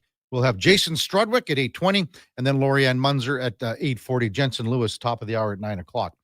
Before all that, time now for a Sports 1440 update brought to you by Nectar.io, transforming field data into boardroom insights. Nectar.io is the all-in-one solution for your fleet safety, time tracking, and materials management needs. Nectar.io, your business made better. Here's Josh Fenwick. This is a Sports 1440 update. The Blue Jays took a win over the Rays last night in 11 innings. Springer drove in the winning run in the 11th. Trey Yesavage made his major league debut, earning 9 strikeouts, which is a Blue Jays record. Phillies claimed the NL East title last night with a win over the Dodgers. In the NFL, the Buccaneers took a win over the Texans 20-19 off a game-winning drive, resulting in a touchdown for the Bucs. Chargers walked over the Raiders in their game last night. Justin Herbert threw 2 touchdowns and Geno Smith threw 3 interceptions. The Cincinnati Bengals announcing they have signed quarterback Mike White to their practice squad. Over in the NHL, the New York Rangers have announced that JT Miller is the franchise's 29th captain. He had 48 points last season, split between the Canucks and the Rangers. Matt Grzelcyk has signed a PTO with the Chicago Blackhawks. Grzelcyk had 40 points with the Penguins last season. Coming up on the Kevin Karius Show, we will be joined by Mark Spector of Rogers Sportsnet, Jason Strudwick, the former NHLer, and former Olympic gold medalist Lorianne Munzer. I'm Josh Fenwick. This has been a Sports 1440 update. Sports 1440 in West Edmonton Mall and Wetaskiwin. CKJR is a Stingray radio station. Download the free radio player app and listen wherever you go. At Fountain Tire, get up to 25% off select tires, up to $125 off a set of 4 select Goodyear tires, and $50 off $150 service until October 18th. Restrictions apply. Book today. Fountain Tire. We're on this road together, Canada. If you've got a smart speaker, get it to play Sports 1440. And it doesn't matter when you listen as we roll out the Sports Talk 24 hours a day, 7 days a week. Edmonton's home for sports radio is Sports 1440. Whether you're a craft beer connoisseur or more of a wine aficionado, there's always something new to discover at Sherbrooke Liquor, a unique, family-owned, independent liquor store. The selection? Incredible. The non-alcohol section is also very impressive. Sherbrooke Liquor, expert, knowledgeable staff with a passion for unique finds. More than just a liquor store, we're a community. Alberta's best, the one and only Sherbrooke Liquor. Wine, spirits, and oodles of beer. Visit SherbrookeLiquor.com. Imagine a busy classroom. Now imagine it if no one was willing to teach. Here's the reality. It's getting harder to keep teachers in the profession and to attract new people to an increasingly challenging job. Pay for teachers has fallen far behind inflation and cost of living. With fair wages, we can keep the ones we have and hire more. But we need the provincial government to step up. Because a fair deal for teachers is a good deal for kids. A message from the Alberta Teachers Association. farm, ranch, acreage, or lake lot. They're here to help at Batshaw Concrete Products. Family owned and operated for 60 years. They continue to provide the best products and service, period. Call now for your free quote on the highest quality ready mix and gravel, a new septic tank, or an outhouse pad and tank, plus precast cattle water pads, garage sumps, and more. Call 780-372-3854 for prompt delivery. Batshaw Concrete Products, 780-372-3854. BashawConcrete.com. Is your company drowning in paperwork and administrative tasks? Do you need more data to make better decisions? Nectar.io is your company's all-in-one solution for fleet and materials management, safety, time cards, and GIS-based project management. Now is the time to capture and transform field, site, and shop data into boardroom-level business intelligence, all with one login. Visit Nectar.io to book a demo today. Nectar.io, your business made better. You ever done something you can't be forgiven for? Crave is the exclusive home of HBO originals, including Task, the new crime thriller from the creator of Mayor of Easttown. I'm going to take their money so we can have a better life. Starring Emmy winner Mark Ruffalo. If things go terribly wrong, people want to know why God let it happen. And Emmy nominee Tom Pelfrey. Have I almost found a way out? We never did anything like this. Task, an HBO limited series. Stream now, only on Crave. Subscribe at crave.ca.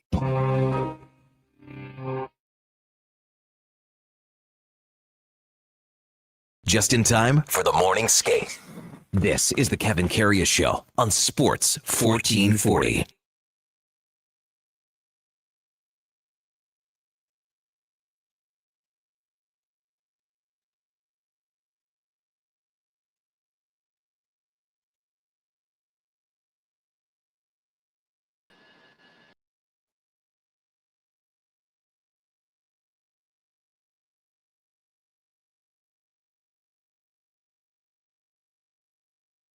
All right, welcome back to the big program just after 8 o'clock in Edmonton.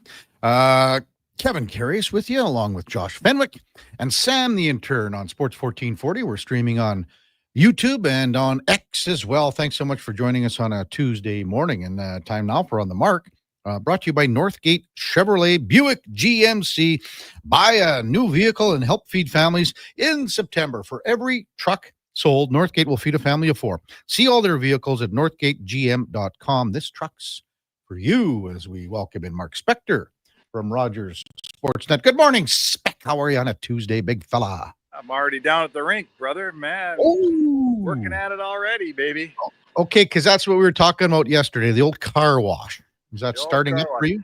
Yeah, I've got a little station here, and I'm waiting for a couple guys. So if an Oiler walks up in the next 12 minutes, I'm going to dump you like a hot potato and go do my interview. Really? Oh, that's just terrible. Well, you know, maybe explain this for our listeners that didn't maybe catch you yesterday morning, Spec, how this all works for, you know, yourself and Sportsnet and you know, just a day where you can kind of get in there a little ahead of the game. Yeah, there's a whole bunch of Sportsnet people here. There's the Oilers Plus people here. They call it a car wash in the business. Mm-hmm. And it's basically everyone's got dressing rooms. You know, Elliot and Kyle Bukoskis are set up, of course, with their podcast. In you know the rink, you know the room where all the families wait for the players after the game. That's where we're set up. I'm set up in there as well. Basically, we use every dressing room in the building almost. And the players have a couple of morning session, afternoon session. They're shooting things on the ice.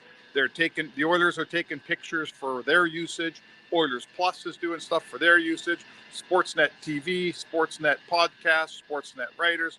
The players, you know, these are all basically rights holders. Mm-hmm. And we get a day to, you know, pay dearly for it in rights fees, I might add. Yeah. But we get a day where we get access to Edmonton Oilers players. It goes on, you know, the Canucks do it, the Flames do it, the Senators do it. It goes on across the league. Mm-hmm. Sports 1440 was invited down there, Spec. I just couldn't make her down. So couldn't make her down. Yeah, that's okay.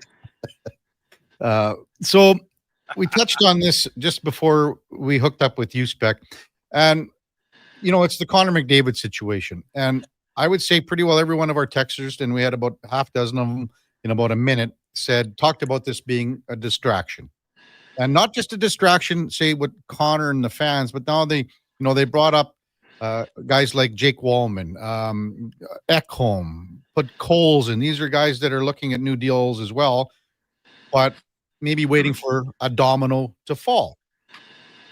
What do you make of everything here? And the longer I said, the longer this goes on, I mean, the bigger distraction it gets. I think it's pretty simple to look at it that way. I don't know where you stand on it.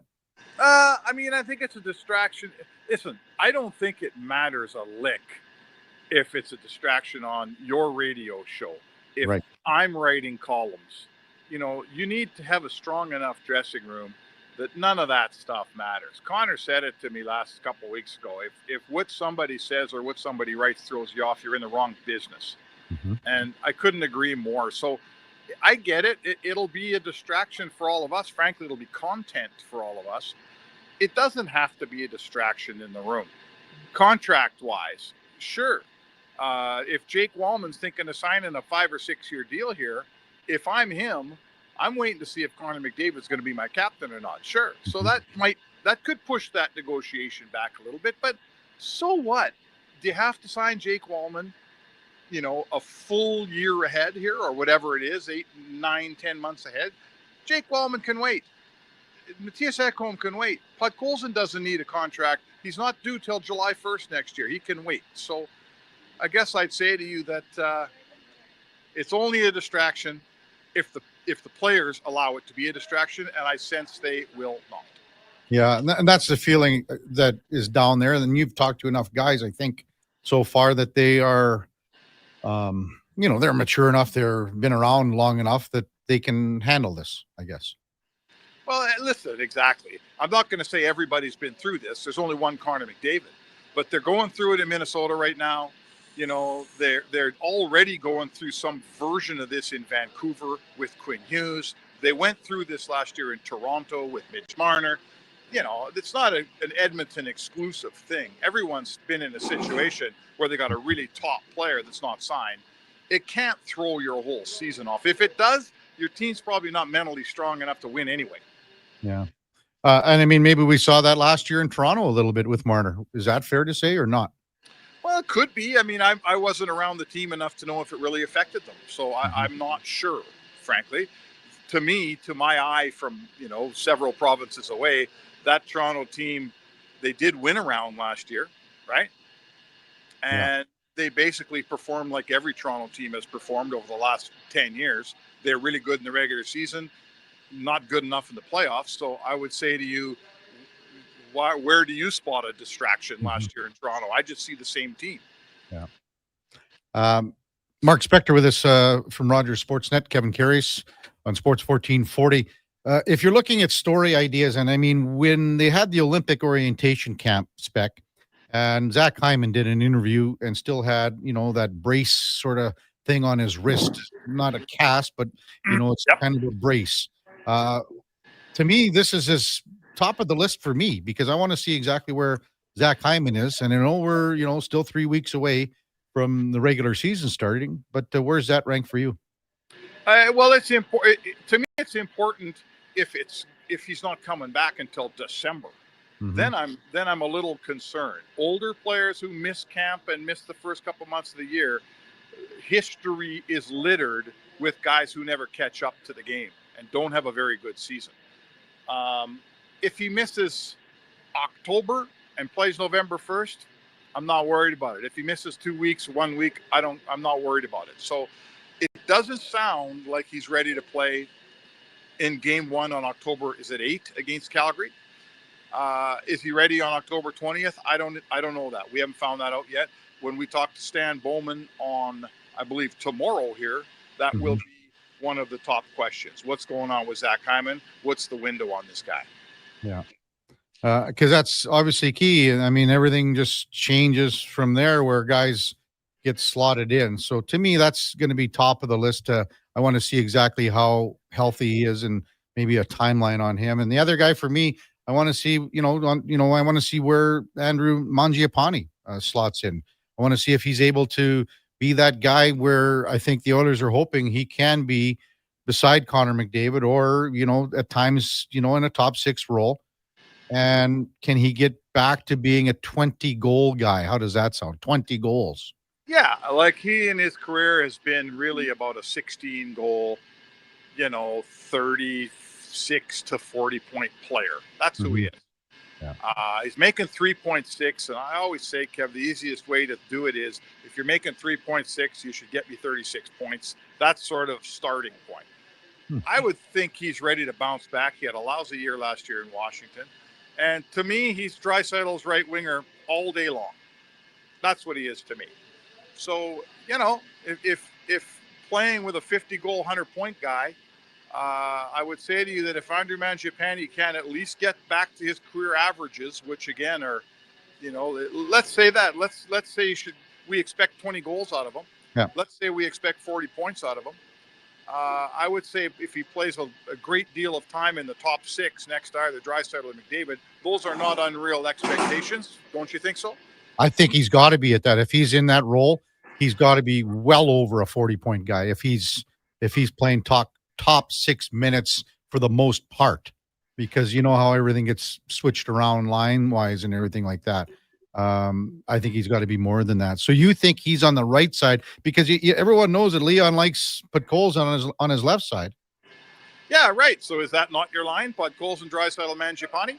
Well, I think I got Mangiapane more with Connor, to be honest with you, and see how things play out with Hyman here.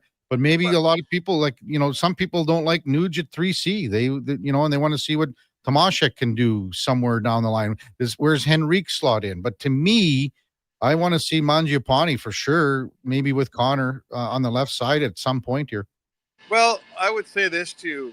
I mean, I'm just kind of going off of what Connor McDavid has been comfortable with.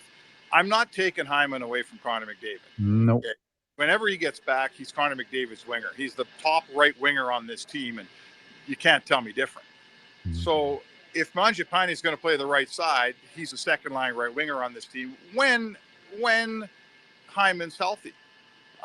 Because he's new to the team, if I see him eventually being Draisaitl's winger, I'm putting him there from the start. I'm not messing around, starting him with McDavid, moving him back to Draisaitl. Personally, I'm going to give Mangiapane. I'm going to try to mess up my lines as little as possible in the situation where we don't have Hyman around here for a while, right? Yeah. Like, I don't want to mess up 3 lines because of one guy. So, to me, Mangiapane starts with Draisaitl. And that right wing spot, it's going to be an opener for Savoy. It's going to be a spot for Tomaszek. It's going to be a place for, who knows? They run Kapanen up there. Like, it's going to be opportunity for somebody.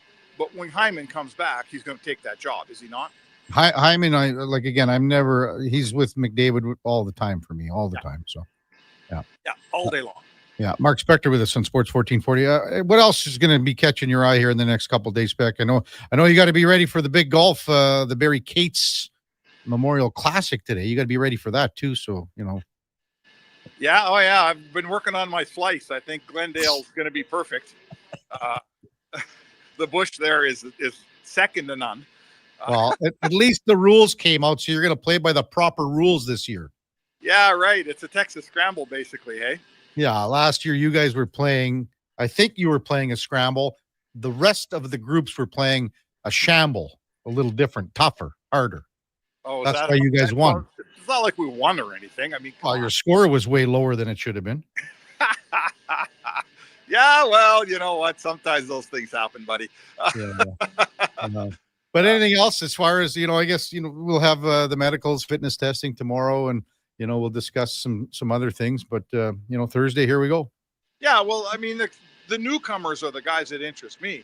I like Mangiapane, I think we know what he can do, and I think the learning we're going to do about Mangiapane isn't going to happen in training camp. I want the story on him is he's clearly an NHL player. He can play in your top 6, but the story was last year just a blip, and is he going to get back to form? So that's going to play out over the next several months. In the next couple of days, I want to have a look at this David Tomaszek, see what he looks like. I want to see if Matt Savoy can take a couple of real good rookie games and continue to be noticeable when we the level goes up in preseason games. I want to see if Ike Howard having a very quiet 2 rookie games, was that just a tough week for him, or is he going to be even more invisible when the preseason starts? I want to look at that. So there's a few guys like that. There's a battle. Another guy I'll be interested to see is this Alec Regula, the defenseman. Yep. Somehow Bowman likes this kid. He signed him to a 2-year deal. I mean, it's entry level, $775 money minimum. So he can easily go to Bakersfield. But Bowman likes this guy, and he's 6'4", and he's a right shot. Mm-hmm. So he's going to get a chance. Basically it's him, Emberson, and Stetcher for these 6 and 7 spots on this team. 3 guys. I'll be interested to see if he can crack through those 2 guys and break camp with this team. Yeah, and you mentioned Emberson. That's going to be a guy for me after having a year under his belt, and it was a pretty steep learning curve for him because he basically was thrown into there and did a pretty darn good job, I thought. Like when you take everything into account, you know what you have with Stetcher, but Emberson, I want to see if he can take his game to the next level. Yeah, he's got to take his game to the next level. He's a young player. Young players are supposed to improve every year, right? Mm-hmm. Like that's why when you bring, when you trade for guys who are older, you say to them, I mean, I know who I'm getting. I expect the same thing. I think I know what I'm going to get. When we're talking about a younger player like Emberson, we're talking about a guy who I expect him to get better. He expects him to get better. I think he had like 2 goals last year. He struggled at times last year. We expect more from him, and I have no reason to believe he won't get a little bit better. That competition at the bottom of that lineup should get tougher and tougher, not easier and easier. And a guy like Emberson is a guy that's supposed to make it tougher.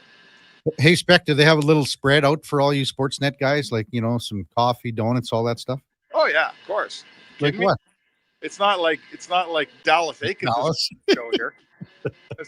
That was blown out of proportion, I thought.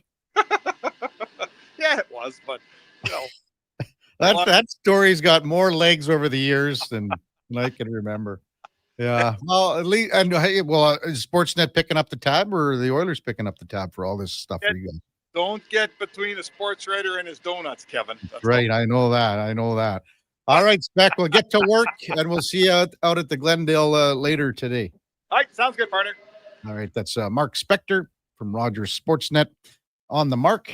Brought to you by, powered by Northgate Chevrolet Buick GMC. This truck's for you. Check them out at northgategm.com.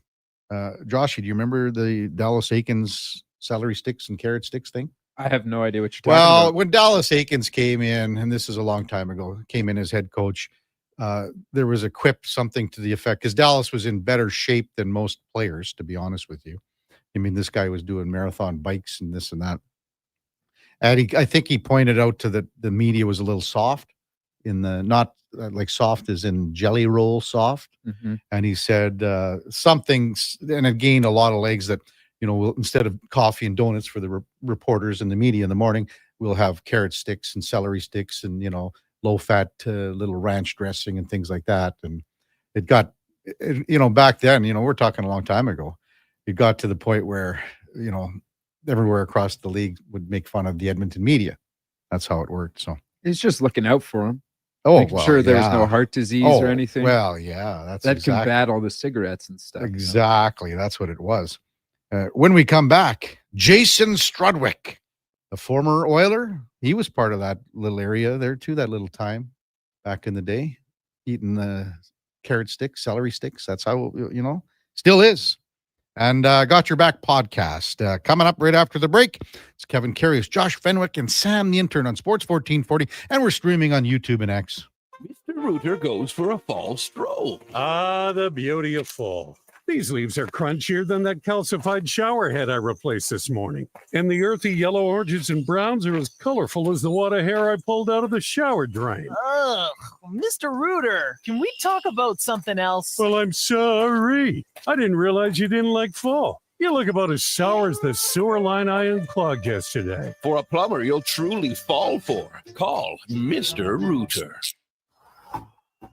Come for Canada's largest trade shows, the biggest names in entertainment, exhilarating sporting events, and more. Stay for the experience at the Edmonton Expo Center.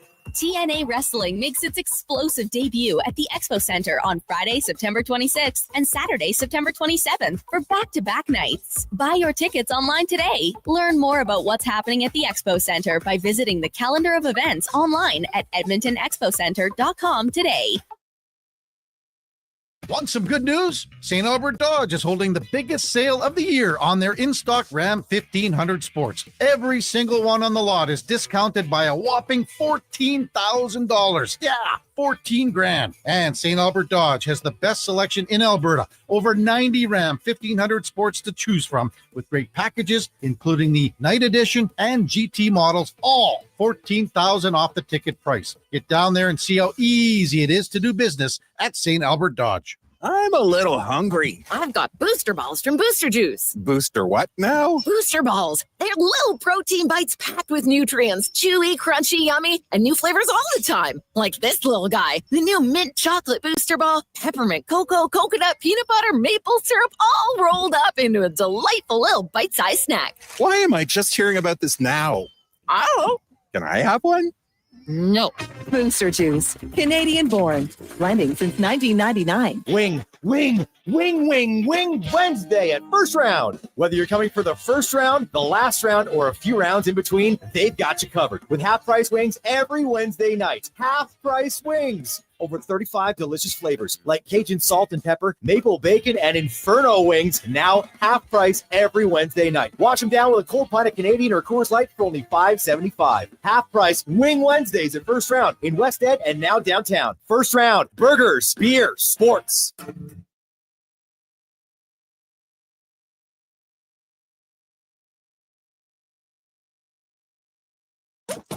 Stories, guests, and insights. This is Sports 1440 and the Kevin Karius Show.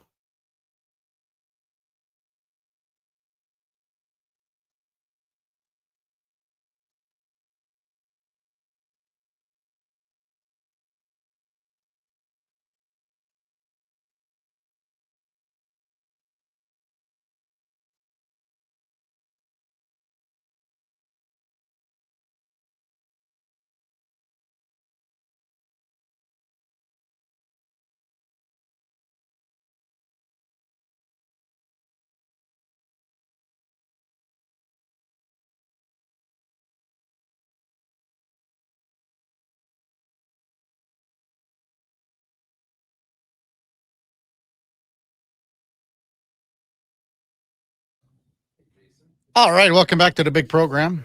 821 in Edmonton. Kevin Karius with you, along with Josh Fenwick and Sam the Intern on Sports 1440.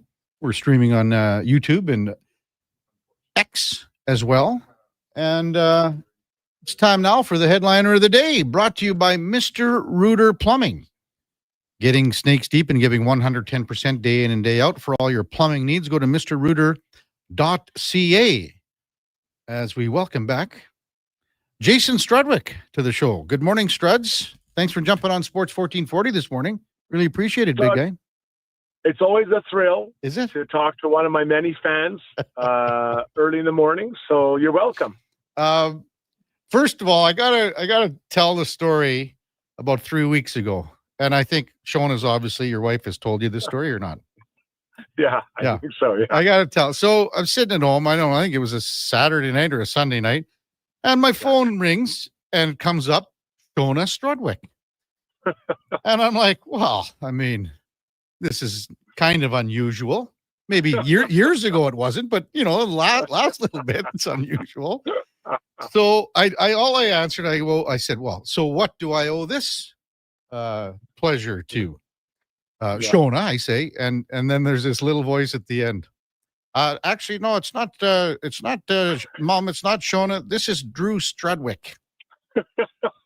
I'm like, okay, well, what can I do for you, Drew? And he says, how would you like to sponsor me for our hockey team? I'm going to sell you some cookies. And I'm saying, oh, man. So anyway, I thought about this, and then I said, okay, Drew, I'll do it. I don't want any of this cookie dough. And then, so about 3 or 4 days later, I was out in the garden, Struds, and I thought about, this kid's getting off too easy. Like, we used to have to shovel manure and crap like that. So I sent a note back. I said to Shona's phone, I send it back, and I go, this message is for Drew Strudwick. You're getting off too easy. You're coming over and helping dig potatoes, and then I'll double the money. I never got a response except for Shona said, "Oh my Lord," she said, "he got my phone and computer for an hour." She said she's been getting notes from Drew's 4-8. Like how many people did he call and what did he raise, Struds? Yeah, I don't know. It's a cookie dough thing, and he just goes to our phones. It's like they do it for an hour. It's like, just give me your phone. I'm going to call people. He was calling people like all over the place, calling people not in Edmonton.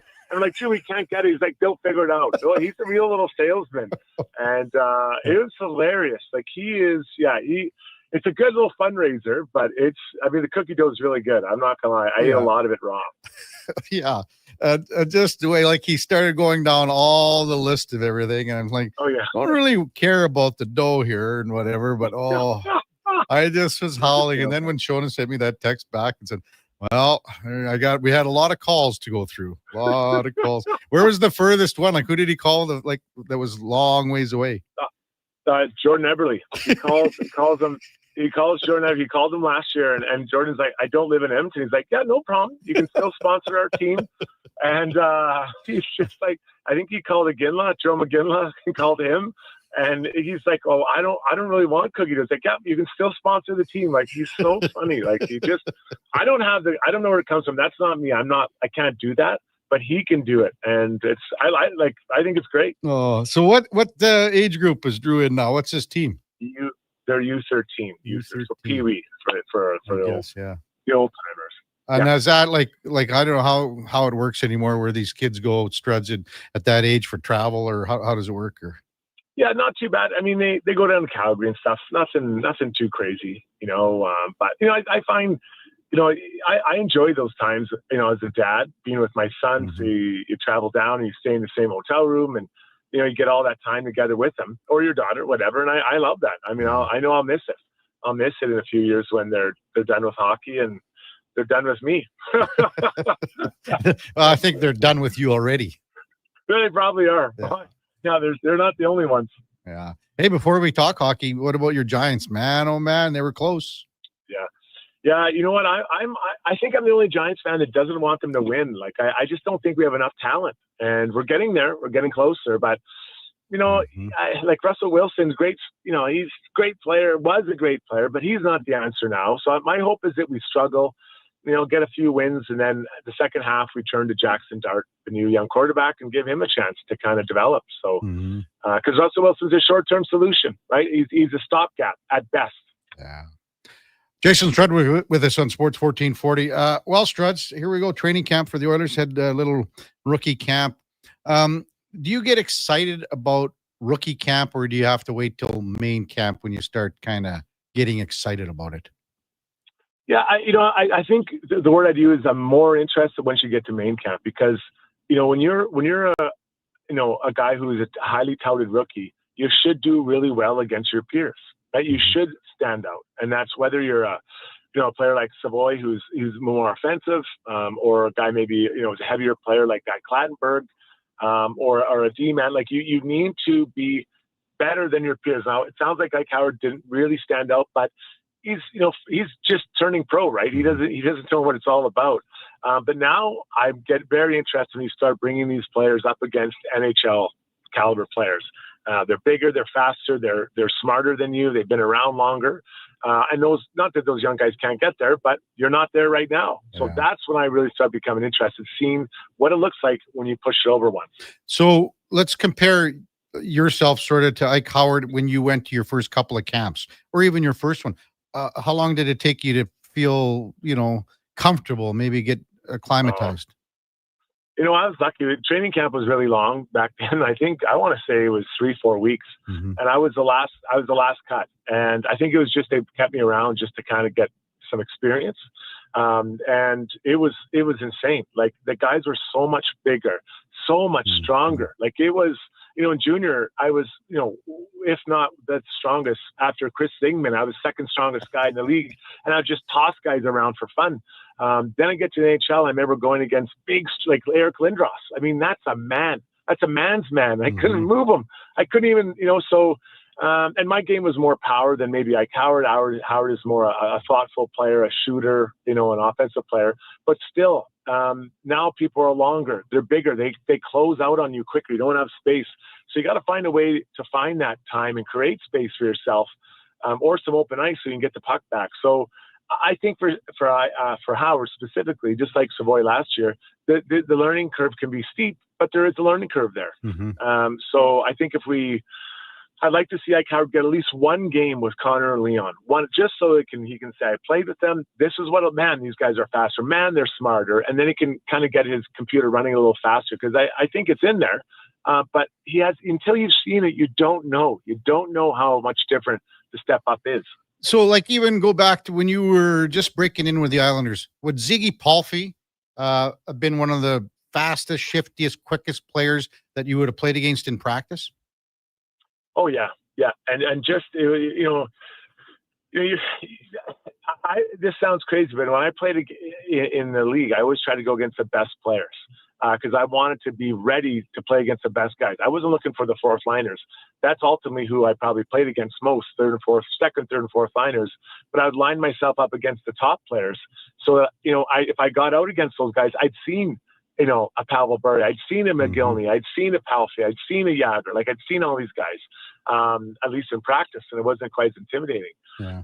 But the first time you get out against them, I mean, the speed and the size is incredible. Now, I can say the game's changed a bit, but great players back then would still be great players today. Who was the hardest guy in practice, like wherever it was maybe in Vancouver with, like you said, Messier and all these guys, or Rangers with Bure? That was the hardest guy that you had that caused you problems in practice?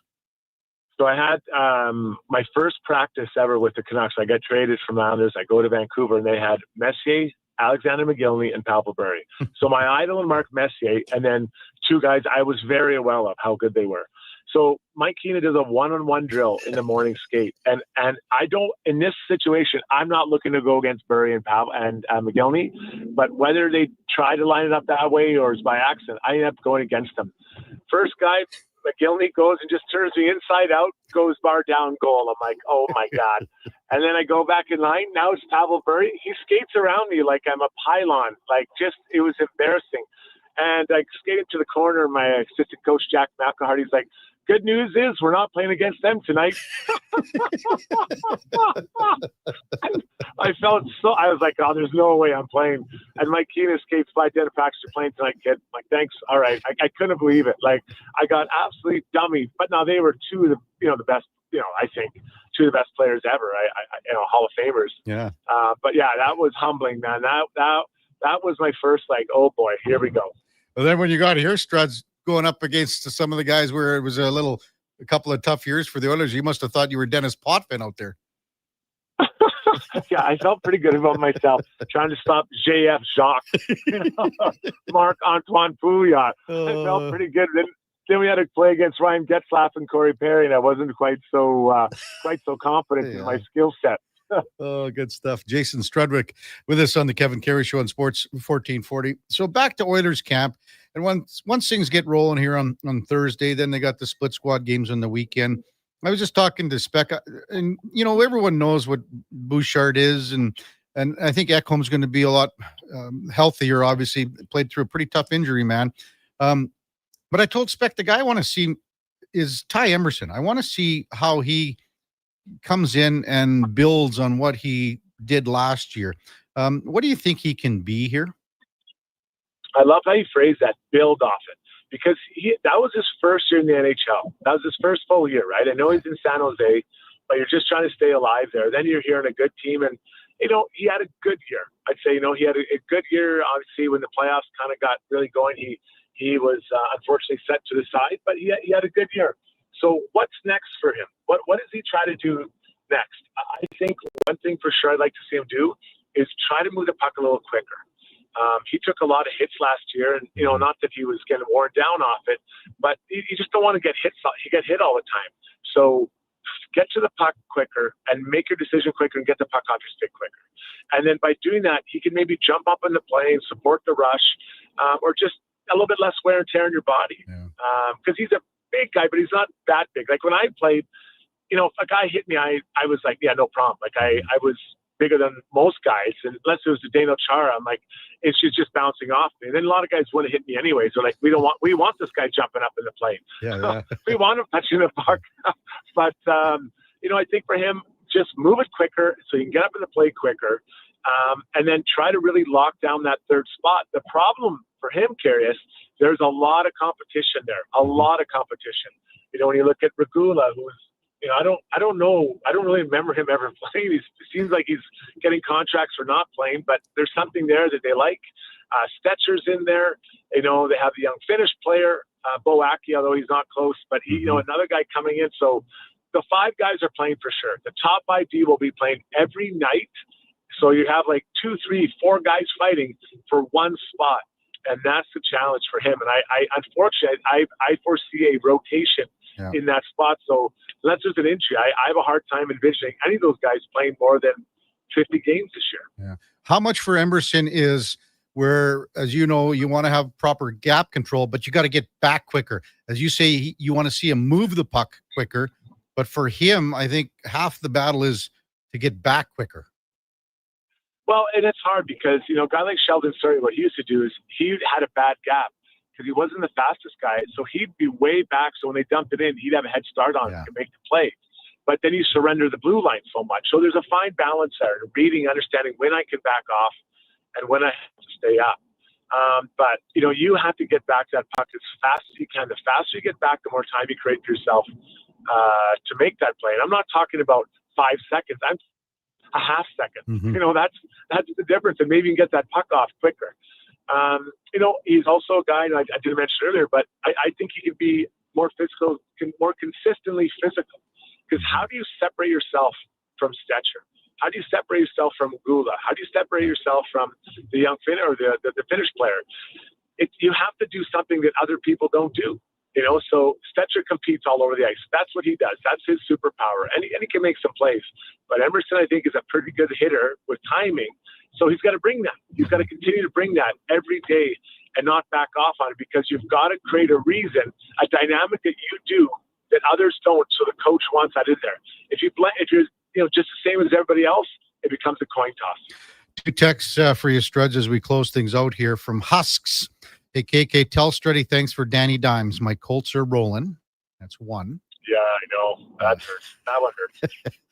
from Hacksaw, and then from Hacksaw. Hey, Special K, Gregor better get the Strudwick kid for the 1440 sales and advertising team. Can you imagine him working the phones here? Yeah, you guys have to go 24 hours a day. He is relentless. Drew is relentless on the sales. Well, you tell him that if he comes over to dig potatoes, he'll get double. Oh, geez. All right. I'm on it. And I'll even give him a couple. I'll give him a couple potatoes, Struds, and you guys can make some fries after the game in your little hot air fryer or whatever you guys use. Well, if he comes over, you better wear your ear guards, because he'll literally chew your ears off. This guy doesn't shut up. He talks 26 hours a day. It's incredible. I wonder where he gets that from. Go on. Mine's. Well, that's true. Good talking to you as always, Struds. Take care, and we'll see you soon, big guy.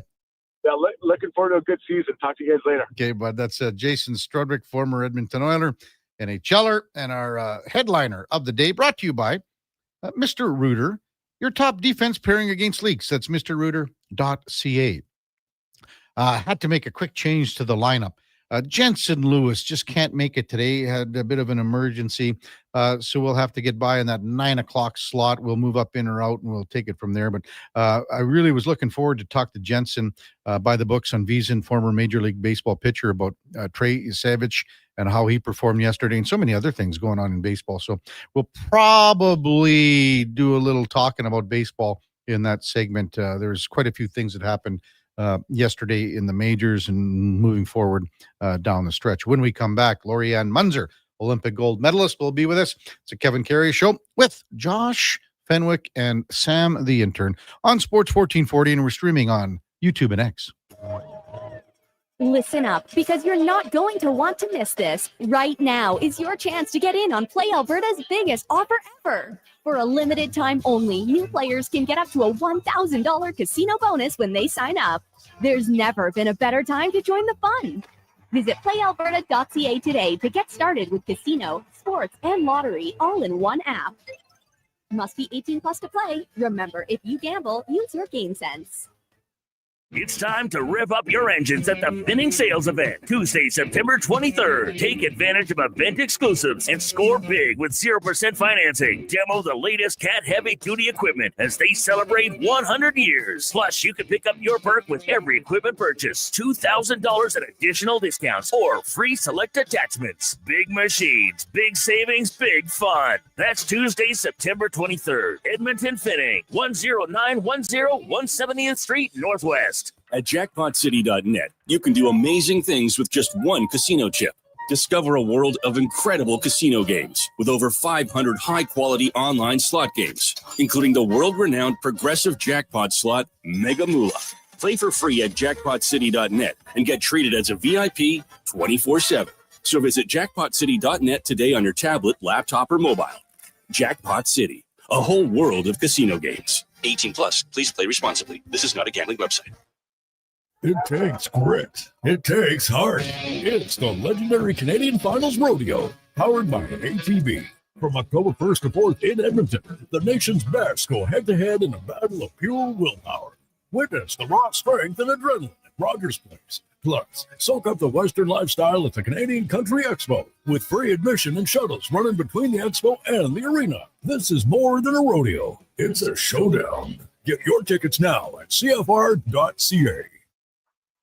You wanted local sports on weekends. Saturday mornings at 9, check out the Saturday Sports Setup, where we'll tee up what's happening on the weekend sports scene. Tune in Saturday morning at 9 on Sports 1440. God said, I need somebody to get up before dawn, milk cows, work all day in the fields, milk cows again, eat supper, go to town, and stay all night at a meeting at the school board. So God made a farmer. Hi, Mike here from Northgate Chevrolet Buick GMC. We are so thankful God made a farmer. For the month of September, it is our goal to feed 500 families. With every vehicle sold, we will feed a family of 4. So please help us reach our goal. Visit us online at northgategm.com. At Fountain Tire, get up to 25% off select tires, up to $125 off a set of 4 select Goodyear tires, and $50 off $150 service until October 18th. Restrictions apply. Book today. Fountain Tire. We're on this road together, Canada. Score an A-plus deal on 5G Ultra Home Internet from Explore. Switch to incredible internet speeds and get a $100 gift card for a limited time. Upgrade today at explore.ca.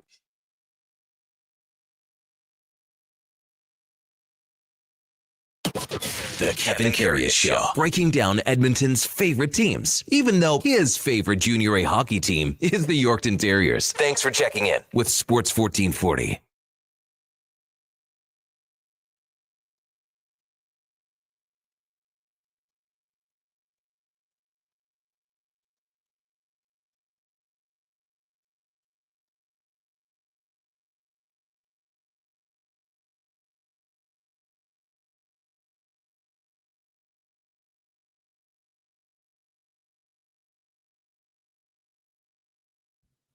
All right, welcome back to the big program, 841 in Edmonton. Kevin Karius with you, along with Josh Fenwick and Sam the record man.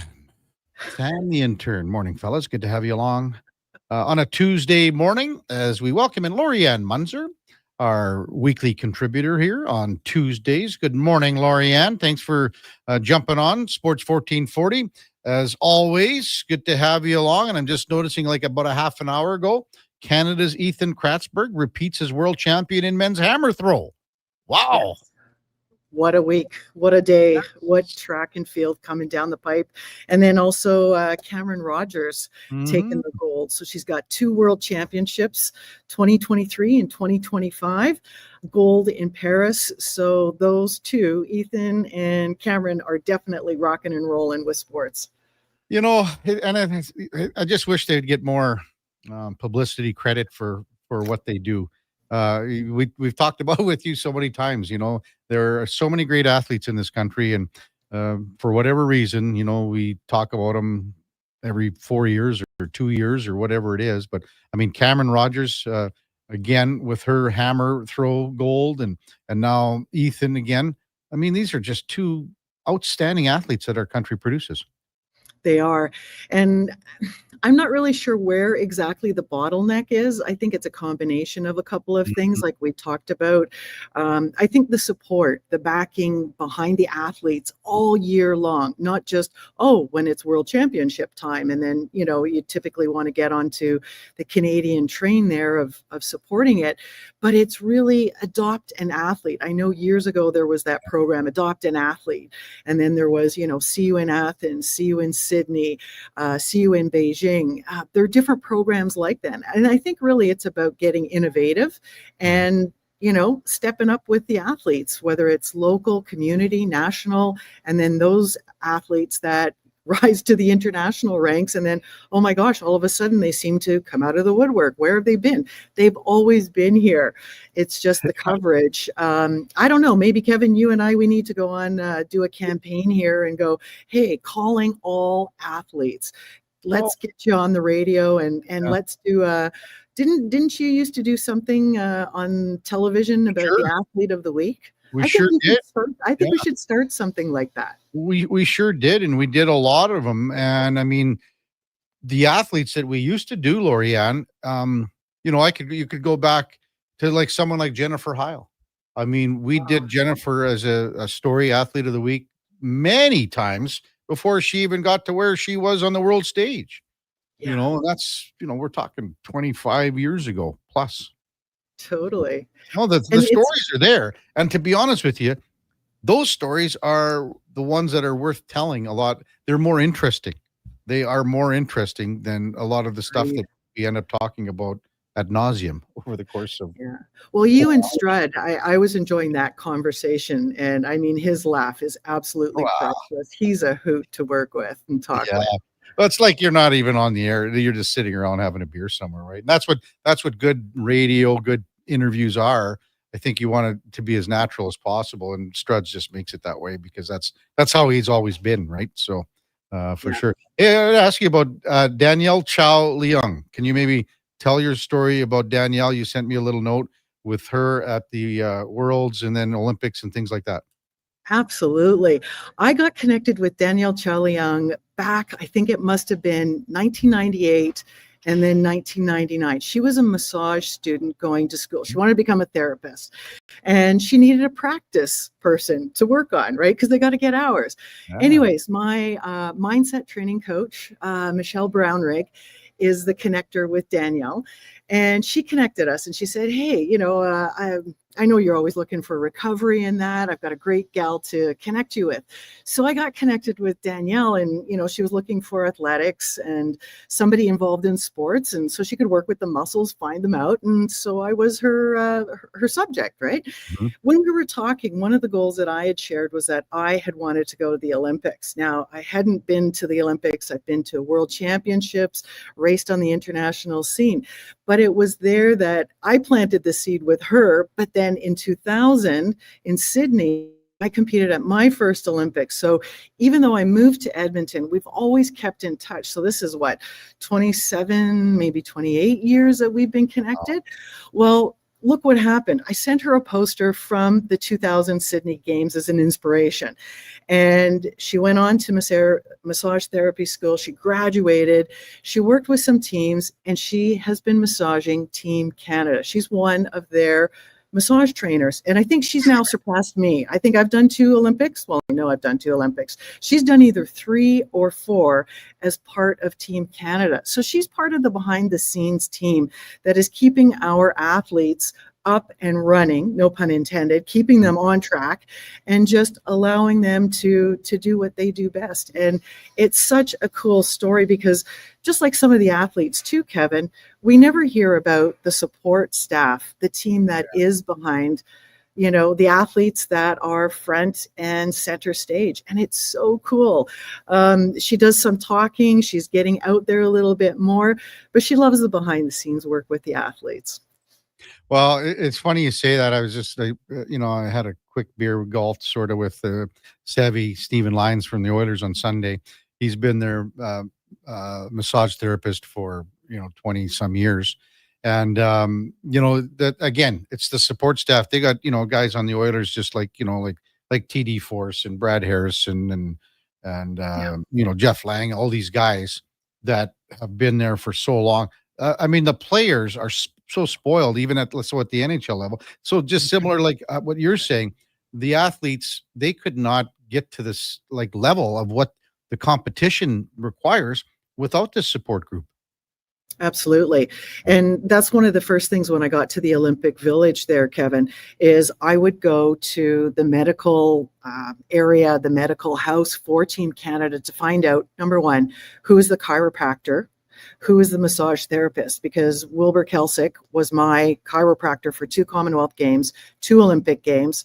Sherry Gross was my massage therapist, again, for 2 Commonwealth Games and 2 Olympic Games. And it was just, I could always rely on them. Sometimes it was hard to get squeezed in. Sometimes it was a shorter session, but they make all the difference in the world. And then you start to cultivate those relationships. You get to know them when, they're just pounding out your muscles and getting you all straightened out, but it's so much fun. And there's just this camaraderie that starts and develops. And then you start looking for these professionals that make all the difference in the world. And without them, I would get to a certain level, but I wouldn't get to the podium spot without their help. And it really makes all the difference.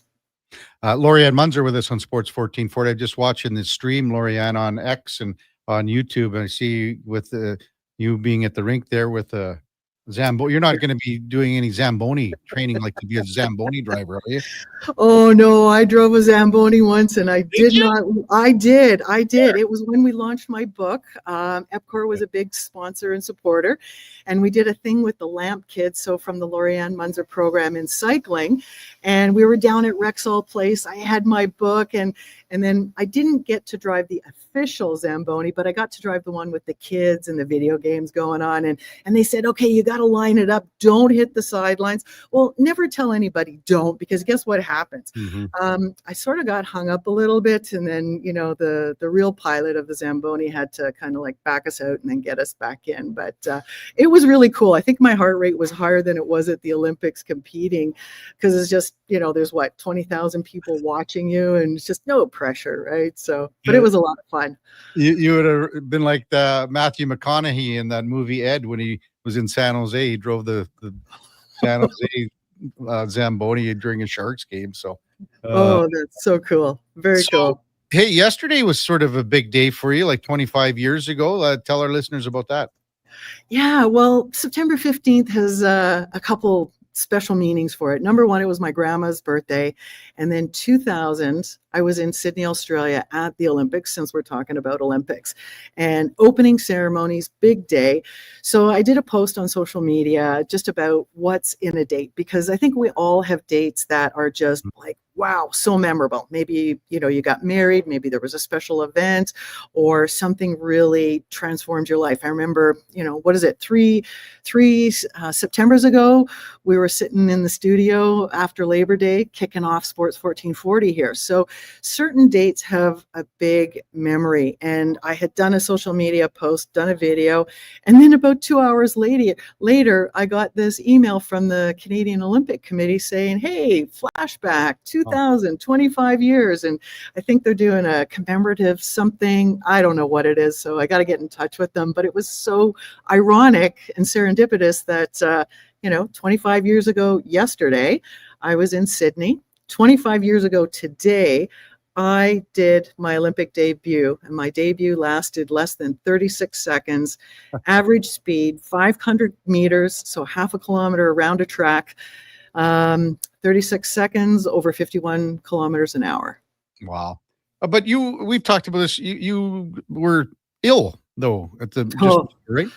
Oh, man, I was so sick the week leading up to the Olympic Games and caught the so-called Aussie flu, and it was bad. I was sleeping probably 23 out of 24 hours. I got a phone call September 15th, and my coach said, get out of bed, get on your bike, and let's get going because you have to race tomorrow. So it took me a couple hours to get me out of bed, finally got going and did the warm-up, and I started to feel better and better. And then September 16th, pulled out a personal best and Canadian record, and then Tanya Dubnikoff, who was also the other Canadian in the event. She pulled out a new Canadian record, so that trumped mine. And talk about inspiration, talk about motivation, and that was when the seed was planted for what the goal was for the next 4 years. And you said right away, you knew immediately in 2000 that you were going to go back in 2004 to Athens. Absolutely. Absolutely. To be honest, Kevin, I really didn't know the Olympics were back at the, birthplace, Athens, Greece. It didn't matter at that point, but it was just, you know what, the goal is set, the seed is planted. Now it's mission time. Mm-hmm. You also sent the thing about training and watching training in Mexico City with some athletes. Did that have anything to do with elevation there and how training is done in Mexico? Because it can have a big effect on athletes. Oh, absolutely.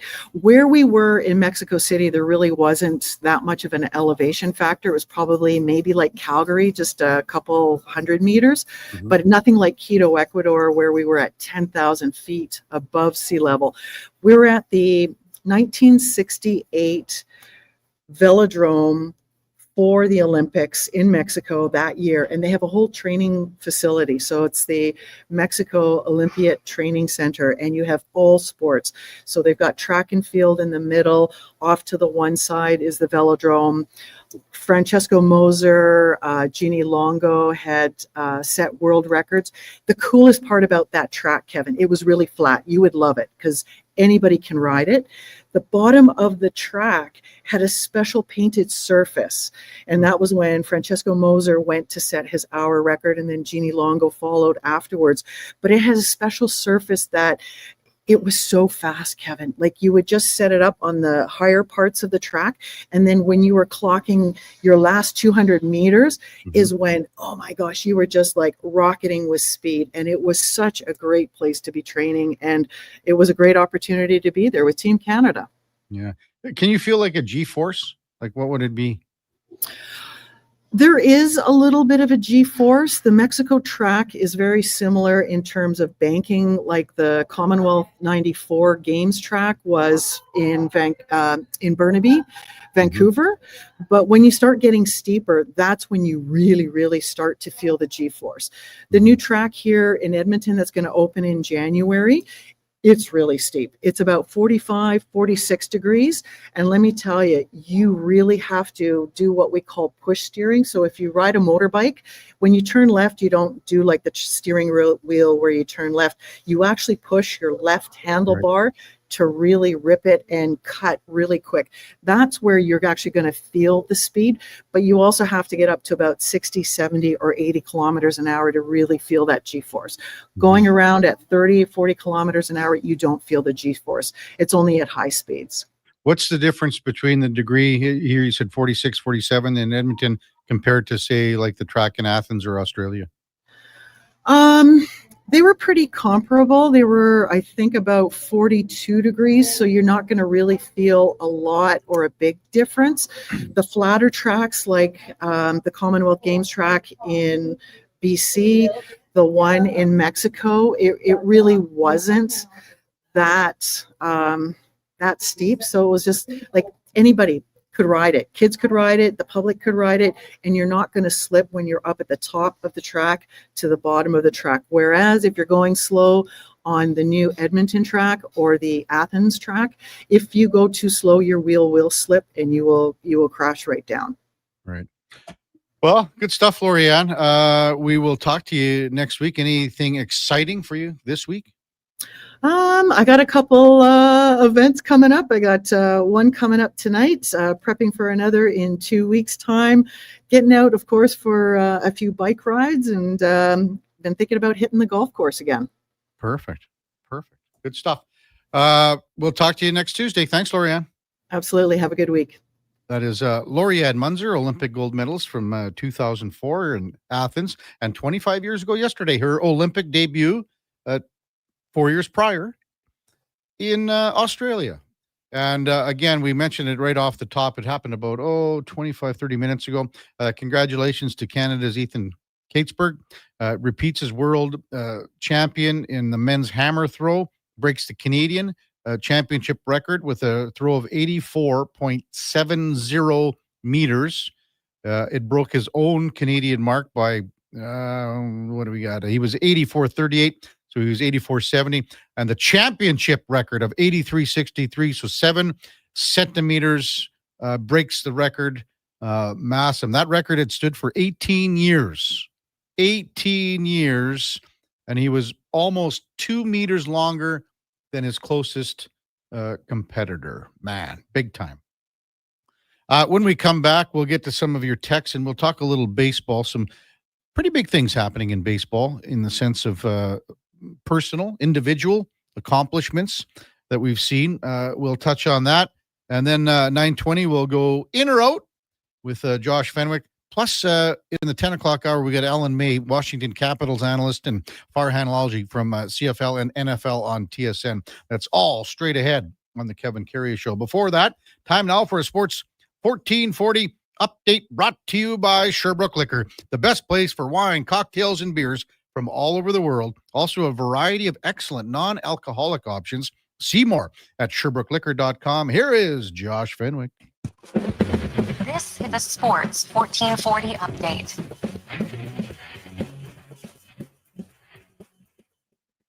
The Blue Jays took a win over the Rays last night in 11 innings. Springer drove in the winning run in the 11th. Trey Yesavage made his Major League debut, earning 9 strikeouts, which is a Jays record. The Phillies claimed the NL East title last night against the Dodgers with a big win. In the NFL, the Buccaneers took a win over the Texans 20-19 off a game-winning drive, resulting in a Rachaad White touchdown for the Bucs. Chargers walked over the Raiders in their game. Justin Herbert threw 2 touchdowns and Geno Smith threw 3 interceptions. Cincinnati Bengals announcing they have signed quarterback Mike White to their practice squad. Over in the NHL, the New York Rangers have announced that JT Miller is the franchise's 29th captain. He had a 48 points split between the Canucks and Rangers last season. Matt Grzelcyk has signed a PTO with the Chicago Blackhawks. Grzelcyk had 40 points with the Penguins last season. Coming up on Sports 1440 and the Kevin Karius Show, we will have this day's edition of In or Out. I'm Josh Fenwick. This has been a Sports 1440 update. Sports 1440, a Stingray radio station broadcasting on Treaty 6 territory. Download the free iHeartRadio app and listen to CKJR wherever you go. While the players gear up for the new season, make sure you gear up your snack game with Will Hawk Beef Jerky. Okay, this jumbo bag of beef jerky should last the preseason. Whoa. Will Hawk has more than just beef jerky. There's smoked sausage and pepperoni products, too. Well, how about we have jerky for Eastern opponents and pepperoni sticks when we face the Western teams? Now that sounds like a Will Hockey game plan. Will Hawk Beef Jerky, because you don't win games with salad. Only available in Leduc. That's the sound of the Harley you've been dreaming about. And this is the sound of opportunity knocking. And it's coming from Harley-Davidson of Edmonton. Our end-of-season sale is on, and we're clearing the floor with unbelievable prices on a huge selection of pre-owned bikes. This is your moment to own the legend. Find your dream machine at Harley-Davidson of Edmonton on the Yellowhead Trail. Locally owned and operated by the Kent family and celebrating 45 years. Are you looking for safe and professional travel options? Look no further than Silent Rides, one of Alberta's premier bus charter companies. Whether your group is big or small, Silent Rides has you covered. We offer state-of-the-art motor coaches, first-class service, and affordable rates. Get your quote today. For more information, call 1-877-748-0991 or visit silentrides.ca. Yeah, can I get a... Yes. A common reaction from a veggie lover. Always scanning, searching, longing. But wait, what is this we see? The new McVeggie, now at McDonald's. Farm, ranch, acreage, or lake lot. They're here to help at Batshaw Concrete Products. Family owned and operated for 60 years. They continue to provide the best products and service, period. Call now for your free quote on the highest quality ready mix and gravel, a new septic tank, or an outhouse pad and tank, plus precast cattle water pads, garage sumps, and more. Call 780-372-3854 for prompt delivery. Bashaw Concrete Products, 780-372-3854. BashawConcrete.com.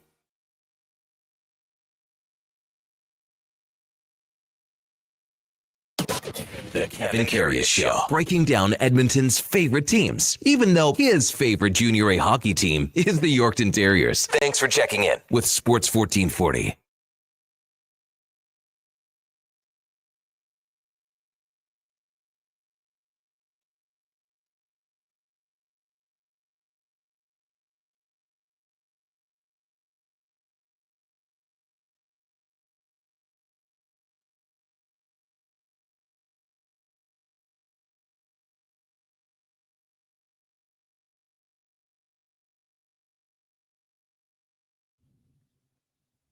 All right. Welcome back to the big program. 9:03 in Edmonton. Kevin Karius along with Josh Fenwick and Sam the intern with you on Sports 1440. We're streaming on YouTube and on X. And again, boy, Canada, the best in the world when it comes to hammer throw. Ethan Kasberg repeats as world champion, breaking the Canadian championship record. And that was just a little while ago. Follows up yesterday with Cameron Rogers. History with the successful defense of her hammer throw world title and record setting mark. Wonder if how many people had that on the old bingo card. Canada, the best there is in the world when it comes to hammer throw in men's and women's athletics. Only one other time has Canada won back-to-back titles before this in the World Athletics Championships, and that was the men's 4x100 meter relay in 95 and 97. That was a pretty good group there too. So we've got the defense of the world championship in hammer throw, Ethan Kasberg, and then Cameron Rogers. So 95 and 97, that was the 4x100 meter. Donovan Bailey, Bruni Surin, Glenroy Gilbert, and Robert Esme. Once again, I don't think people appreciate the quality of athletes that we put out in our country when it comes to non-hockey, non-football, whatever you want to call it. Pretty amazing. Text line 833-401-1440. We were talking about a couple of comments a little earlier regarding some former coaches and stuff, Dallas Aikens, and Josh had not heard about the stories with and the story got more legs and more legs as the years went on. But Aikens saying, instead of donuts and coffee, we're specking all the guys are having right now down at the rink. It should be, carrot sticks, celery sticks, and things like that. IMAC texted in a while back, just got to this one. Sorry, IMAC. Carry water and chop wood. Didn't he put a piece of wood above the locker room door, taking down the old team winning stuff? What they put on, like they had stencils, and they put on like stencils at the top. And if you go to a lot of locker rooms, you will see some sort of a message, some sort of whatever it may be, like champions live here, play like a champion. Today, you see that little piece of tin when Notre Dame goes down the stairs, in Notre Dame Stadium, things like that. But what Aikens did was he had stencils and he had all this, it had, chop wood, carry water, because that's how he wanted the team to work. And he did take down other photos, accomplishments that were on the walls in and around the dressing room area, because he was wanting to look ahead more than look back. It didn't work out. And I think Dallas Aikens turned into a much better coach when he had his second go around in Anaheim. Went down to San Diego and had, I think he just learned a lot more. When he came here, you think about it, I mean, that was a move Craig McTavish made because Dallas Aikens was a guy that was in high demand across the league. He was in Toronto with the Marlboros, and he was being looked at some other jobs. And I mean, the Oilers had Ralph Kruger at the time, and the players liked Ralph, and he actually had a pretty darn good season. That was the shortened season right before. And from there, things went kind of south for several more years, because it was Pat Quinn and Tom Rennie, and then it was Dal. They had so many coaches that would change. It was unreal, unbelievable. We were going to have Jensen Lewis on. Unfortunately, Jensen couldn't make it. And we'll talk a little bit about baseball. Jensen with By the Books on V's and former major league pitcher. Pitcher for Cleveland, was a pretty darn good pitcher too. And he sees the game better than a lot of guys. And he's an unreal guest when he talks about pitching mechanics and how pitchers are able to spin the ball, how they are able to disguise the ball. And I think we saw that a lot yesterday with Trey Yesavage. And I mean, for him, with that delivery, he comes over the top. The splitter falls off the table. He had that whiff rate of 53%. Paul Skeens had a 35. I think Steven Strasburg in his rookie debut was into the low 40s. But no one has seen a whiff rate, hit and miss, swing and miss that Yesavage had yesterday. 9 strikeouts. That's a Blue Jays record for first-time starting pitcher. 5 games now ahead of the New York Yankees, thanks to that 2-1 win. 6 games ahead of Boston in the American League East. The Jays continue their series with Tampa Bay, with Jose Barrios up against Ryan Pepio today. They've got Gausman and Bassett to follow. What this does, and I mean, Yesavage is slotted in right now to be starting the Kansas City series. Now, that's the tail end. They've got at Tampa, then KC. He is slotted in to close things out on the Sunday. Does that happen? Hard to say, because the Jays have a day off on Monday, and you want to keep this rhythm going. When they did go to 6 starters, it messed it up a little bit, did it not? So we'll see exactly what manager John Schneider does moving forward. But there's no doubt that there's a talent there. There's no doubt that this is a guy that they are hoping can be part of the rotation next year. I would say, if you're a Blue Jays fan, the chances of Shane Bieber returning are probably more so that he would be going than staying. He has the option of the contract and he can get out. I would say Bieber would want to maybe look at something and sign a longer term. Again, teams, would they be leery of it because of his past history, being out a fair bit of time? That remains to be seen. But I mean, all the Jays care about is what? If they can get a couple more starts out of Bieber down the stretch, and then see what happens into the playoffs. But if Yesavage is a guy like that is throwing that kind of smoke, he is a high leverage guy in the playoffs. There's no doubt about that in my mind. Not Fred says, hey, Ralph did okay becoming the chairman of Liverpool. Was it? I don't know if it was Liverpool, but he, do you know this one, Josh? Ralph Kruger, he went over to be chairman of the soccer club, but I don't think it was Liverpool. I'll have to check. But not Fred, you are correct. He went over there and basically was the chairman. And this is a guy that coached the Oilers. He was that smart. Ralph Kruger was a smart guy. He came, there was a group of those guys back in the day, that were in Canada Hockey and Hockey Canada. Wayne Fleming was another guy that was just brains, and all these guys. George Kingston. I have where Kruger. Where was it? It was Southampton. Club. There you go. Thanks. Good job, Joshy. Also, yesterday in the majors, saw a couple things. Again, Kyle Schwarber hit his 22nd home run off a left-handed pitcher. Schwarber is having a season for the ages. There's another. Can Philadelphia not afford to keep a guy like Schwarber into the fold? This is a guy that's just hitting the cover off the ball. He's such a big part of the Phillies offense. Doesn't matter if it's a left-handed pitcher. Righties, lefties, he hits them all. He's so powerful. Even from his ass down, he's got the power there, but his upper body is obviously so strong as well. This guy is just an absolute menace at the plate for left-handed pitching. The Phillies clinched their second consecutive NL East title by beating the Dodgers last night. But again, it doesn't matter. Left-handed, right-handed, the guy hits it out, and he hits him long. 6-5 last night over the Dodgers in 10 innings. The game ended It was a late game. They had a delay. There were some time schedules that were some problems with. I think they had plane issues, to be honest with you. So they got in late the day before. They were delayed to get to LA, but they landed really late in the early morning hours.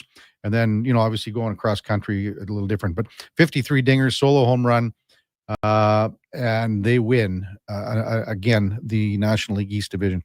Now, the other big thing yesterday, when you think about individual performances, Corbin Carroll, he had an outstanding season 2 years ago in Arizona.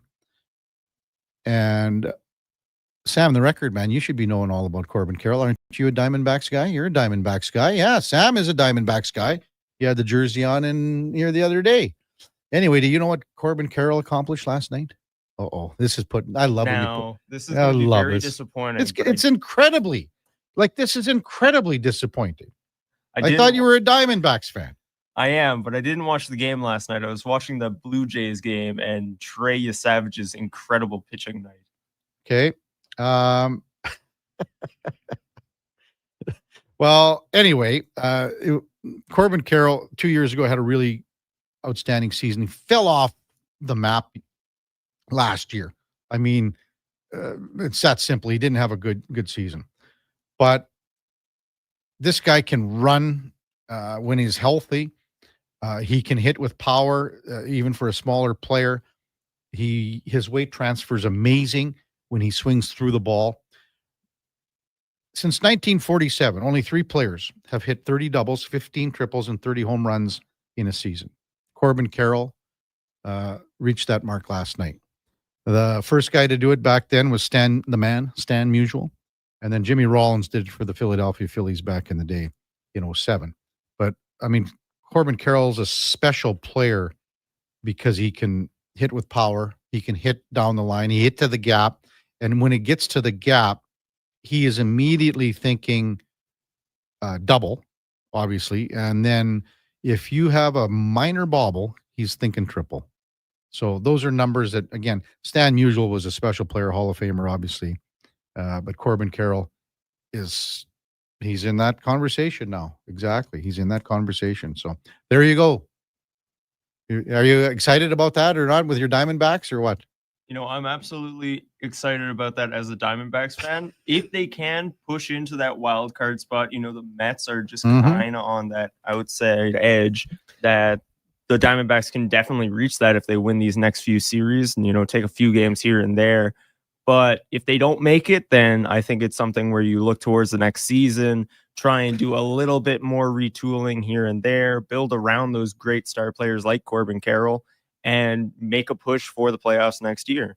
Well, here's the thing, too. As you said, they're a game and a half back of the New York Mets, who've gone 2-8 in their last 10. Arizona gave up Gino Suarez. They gave up Josh Naylor.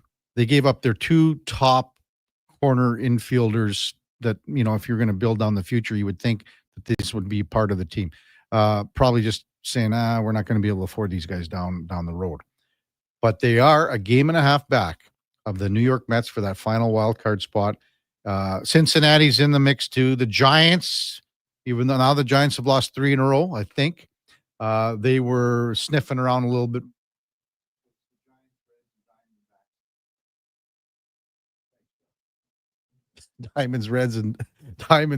Diamondbacks, Reds, and Giants down the stretch.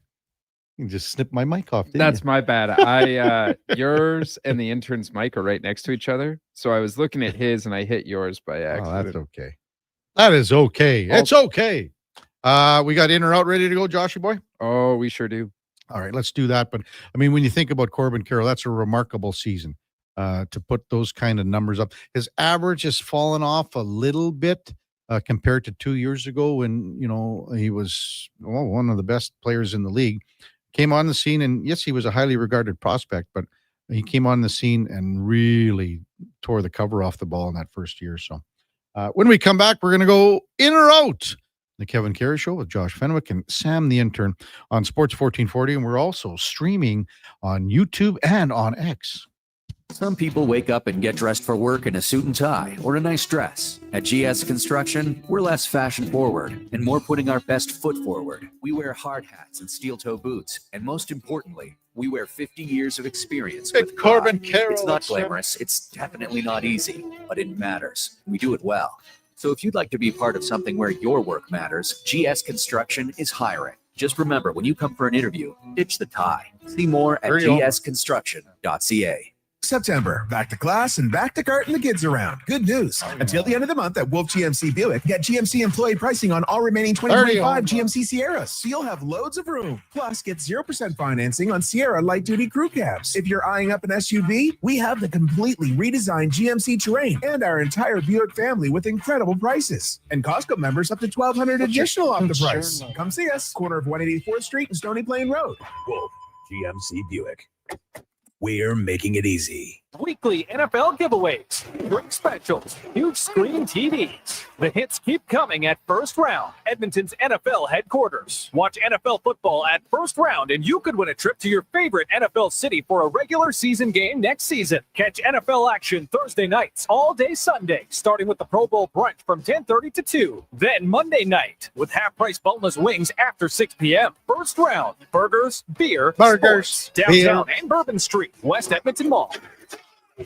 Hey, Sports 1440 is your front row seat to the wild world of sports. Local legends, national headlines, and everything in between. Your game, your station. This is Sports 1440. It's time to learn those ABCs and CRVs. Sherwood Honda can tutor you on fuel efficiency, reliability, comfort, and style. With all those drop-offs and pickups and practices, back to school means you hardly have time to park before you're back on the road. But it's a lot more fun doing it in the new ride. When you do the math, Sherwood Honda adds up to the best deal you'll find. You Sherwood move to the head of the class and become a road scholar with a lesson from Sherwood Honda. Hey, did you hear what happened to Aiden? Oh, yeah, it's heartbreaking. Everyone knew this could happen. They've been posting those street races for months. I know, right? Now his best friend is in the ICU. His family is devastated. All for some likes. Totally wasn't worth it. Street racing is deadly. Stop it before it stops you. A message from the government of Alberta. They sure saw you coming. You went in for about $200 in auto service, and by the time Johnny Slick out front was done telling you everything he thought you should have replaced, you got hosed for $3,000. Big Toy Shop won't lie to you, inflate your bill, or waste your time. You'll know exactly what your service actually costs and when it's going to be done.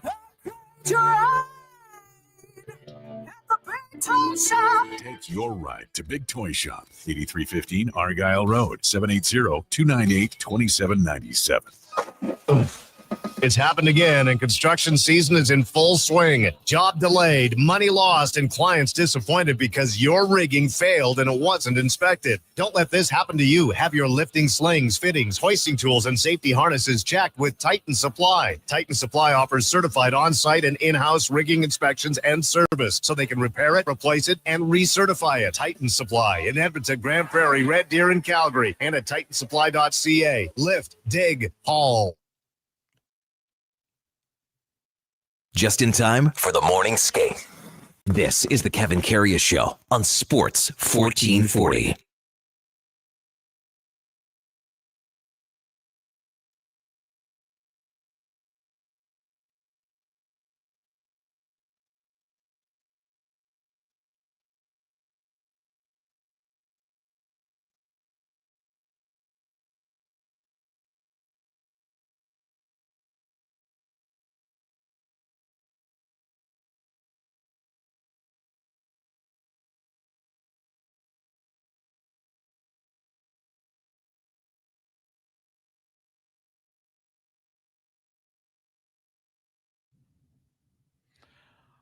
All right, welcome back to the big program. 9:22 in Edmonton. Kevin Karius, Josh Fenwick, and Sam the intern with you on Sports 1440, streaming on YouTube and on X. Little man in black there, Joshy boy. Oh, yeah. Are you a big fan of Johnny Cash?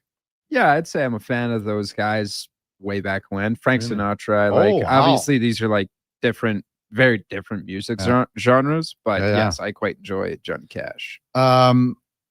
When you go on with Low Tide today, just maybe mention that Johnny Cash used to be in an old episode of Columbo. Okay. And Tide will really appreciate that you had that type of knowledge. I mean, did you watch a lot of Columbo episodes? Absolutely not. I couldn't even tell you what that is. Columbo used to be an old, it was like a detective show. Peter Falk was the guy. We're talking long time ago, but they were really good. Like Low Tide would have gone off the wall for a Columbo episode. Yeah. So when you talk to him today, just maybe mentioned that, hey, did you know that the Man in Black was in an old Columbo episode? And then he'll lose it. He's a little too easy to please, that Alan Mitchell. Yes. Time now for Are You In or Out? Okay, you know what? Moving too fast. Bottom line, are you in or you out? In or out of what? No time for questions, just action. In or out? Well, then I'm out. I'm sorry, Jet. Actually, you're already in. Are you in or are you out? On Sports 1440. I thought you would go, I'm in, Bob. We would have had a really cool moment, but you kind of ruined the whole thing. All right, Joshy boy, let her buck. Alrighty. So, Brady had been debuted yesterday. He said OJ's record score was strikeouts and high hit rate in the debut with however, Dodgers' big game last week was most I'm going to be. Let me just have a little sniff here. I'm going to be in on this one. Complete game, even though it's a rookie's first game. And I mean, Yesavage was outstanding last night. Again, 9 strikeouts, as you mentioned. Once he got out of that first inning, probably had a little bit of nerves. Once he got out of there, he was dominating. As you say, though, a complete game. And I think it was a 2-hitter. Didn't walk a guy. I think he had 9 Ks as well. Or is it 9 10? Ks as well. Okay. He didn't walk anyone until the 9th inning. Okay. And they needed that. Like and Gosman is like, he's starting game 1 of the playoffs. This is their ace. And I mean, you can talk about this guy, that guy. And I mean, there was even mentioning Bieber after his first start against Miami there, and how well he pitched in that game. Gosman and John Schneider will always be the guy. He's going to go to the guy and say, you're the reason we are here. You're one of the main guys. Like, it's the old, from Major League, Ricky, or you're one of the guys that got us here. But Gosman is the ace of this staff. It is without question. He starts game 1 of the playoffs. And I would say I'm in, a complete game, more impressive than a 5-inning performance, even though you got to admit, Yesavage was fun to watch last night. Yeah, no, I agree. Gosman is, as of late, by far their most consistent pitcher and best pitcher on their starting rotation. So shout out to the man who did a complete game. Yeah, I'm with you on that one. Yeah. All right. 2. A lot of talk from both you and I today about Baker Mayfield. I think I even told you that when you were drafting fantasy, I was like, Baker Mayfield, got to go with him. And how nails he was in the fourth quarter yesterday. I would say I would put Baker as a top 5 quarterback you want leading your 2-minute drill at the end of a game. Well, I just kind of got this list too, so I wish I would have been able to look at it even after watching that broadcast last night. And I believe in the last, I know I'm going to get blasted for this, but I think it's the last 3 or 4 years, or maybe it's 2 or 3 years. Mayfield has the most TDs in the fourth quarter of any quarterback. He's also, I think, second for quarterback tosses in the last number of years. Second. Yeah. We talked about him and Lamar Jackson here. I mean, the guy wills his team to win. And maybe it just took him, like, could you imagine, like, if Cleveland still had him? And he was at other places too, but Cleveland the most, would need him the most. That was the it wouldn't have turned out for him probably, but the way it has. Well, he gave them their first playoff win in 20 years or whatever, and then they're like, perfect, we have a chance at Deshaun Watson, who hasn't played football in a year. Mm-hmm. So we'll give him $250 million guaranteed, and we'll send Baker away. I mean, just the way the question is phrased, Josh, I'm going to go, yes, he is a top 5 quarterback. Because he just, somehow he gets it done. And even Aikman saying last night, this guy, he's not the most athletic, but what happens? They need a 15-yard run on 4th and 10. Yeah. Or they need a play on 4th and 10. And the game's over. The game's over if they stop him. Yeah. And he breaks away. You think he's injured for a second, and then he gets up and starts talking trash to CJ Gardner-Johnson. And it's just like, every time I watch Baker, he's absolutely nails. Like, he's cold as ice. I was going to say top 3 originally in the question, but I was like, I don't think I could put him in the top 3, but we could make the argument for top 5. It would be tough. And I mean, obviously you got Allen in there. Okay. Yeah. I mean, Mahomes is still in the conversation. I would still put Mahomes, even if he's not a top 5. Lamar's in here, obviously. So there's your 3. And then Joe Burrow, I think, but that's probably biased for me. I'm a Bengals fan. Yeah. I mean, Herbert looks good. Herbert looks really good. There are so many guys, but I'll put in the top 5, leading the 2-minute. Well, okay. First guy since 1980 in Tampa Bay since Doug Williams. Lead your team to comeback wins at the end of the game. Yeah, I saw that stat too. Yeah. All right. Number 3, Duke's Texans are 0-2 right now.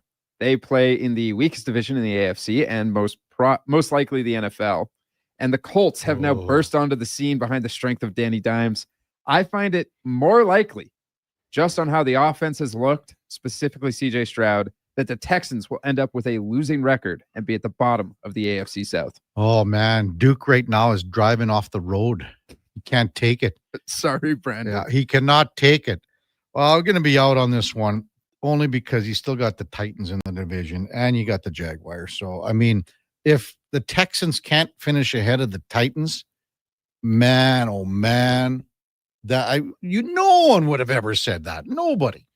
And even the Jags for that matter. And the Colts for that matter. I mean, yes, the Colts are off to a 2-0 start, but it's true. Could have easily been 1-1, after the penalty with Denver. No, absolutely. So, I mean, the Titans offense, what do we got? 31 points. It's actually they got their first touchdown on Sunday. Yeah, but it's 3 more points than the Texans offense. 3 more points than the Texans offense in 2 games. You got Nico Collins, for Pete's sake. Yeah, but I texted Duke last night, though, and I said, listen, Stroud looks terrible. Stroud looks He awful. overthrew Collins several times, and Duke said something about the play calling, and I went, I don't know. How do you play call Armstrong? Yeah. Throwing it out of the end zone 5 yards above Nico Collins' head. Mm-hmm. I would say like the Jags look incredibly frisky and like the strength of they're not going to be an easy out anytime you go up against them, unless you're like the Buffalo Bills or whoever, because they'll just walk over everybody. Even the Titans, it's like if Cam Ward finds his footing here pretty soon, which like just the plays that he was making on Sunday made him look relatively strong. If CJ Stroud stays the path, I don't feel very confident in their ability. However, the worst offense in the league right now. By far, 9 points and 19 points.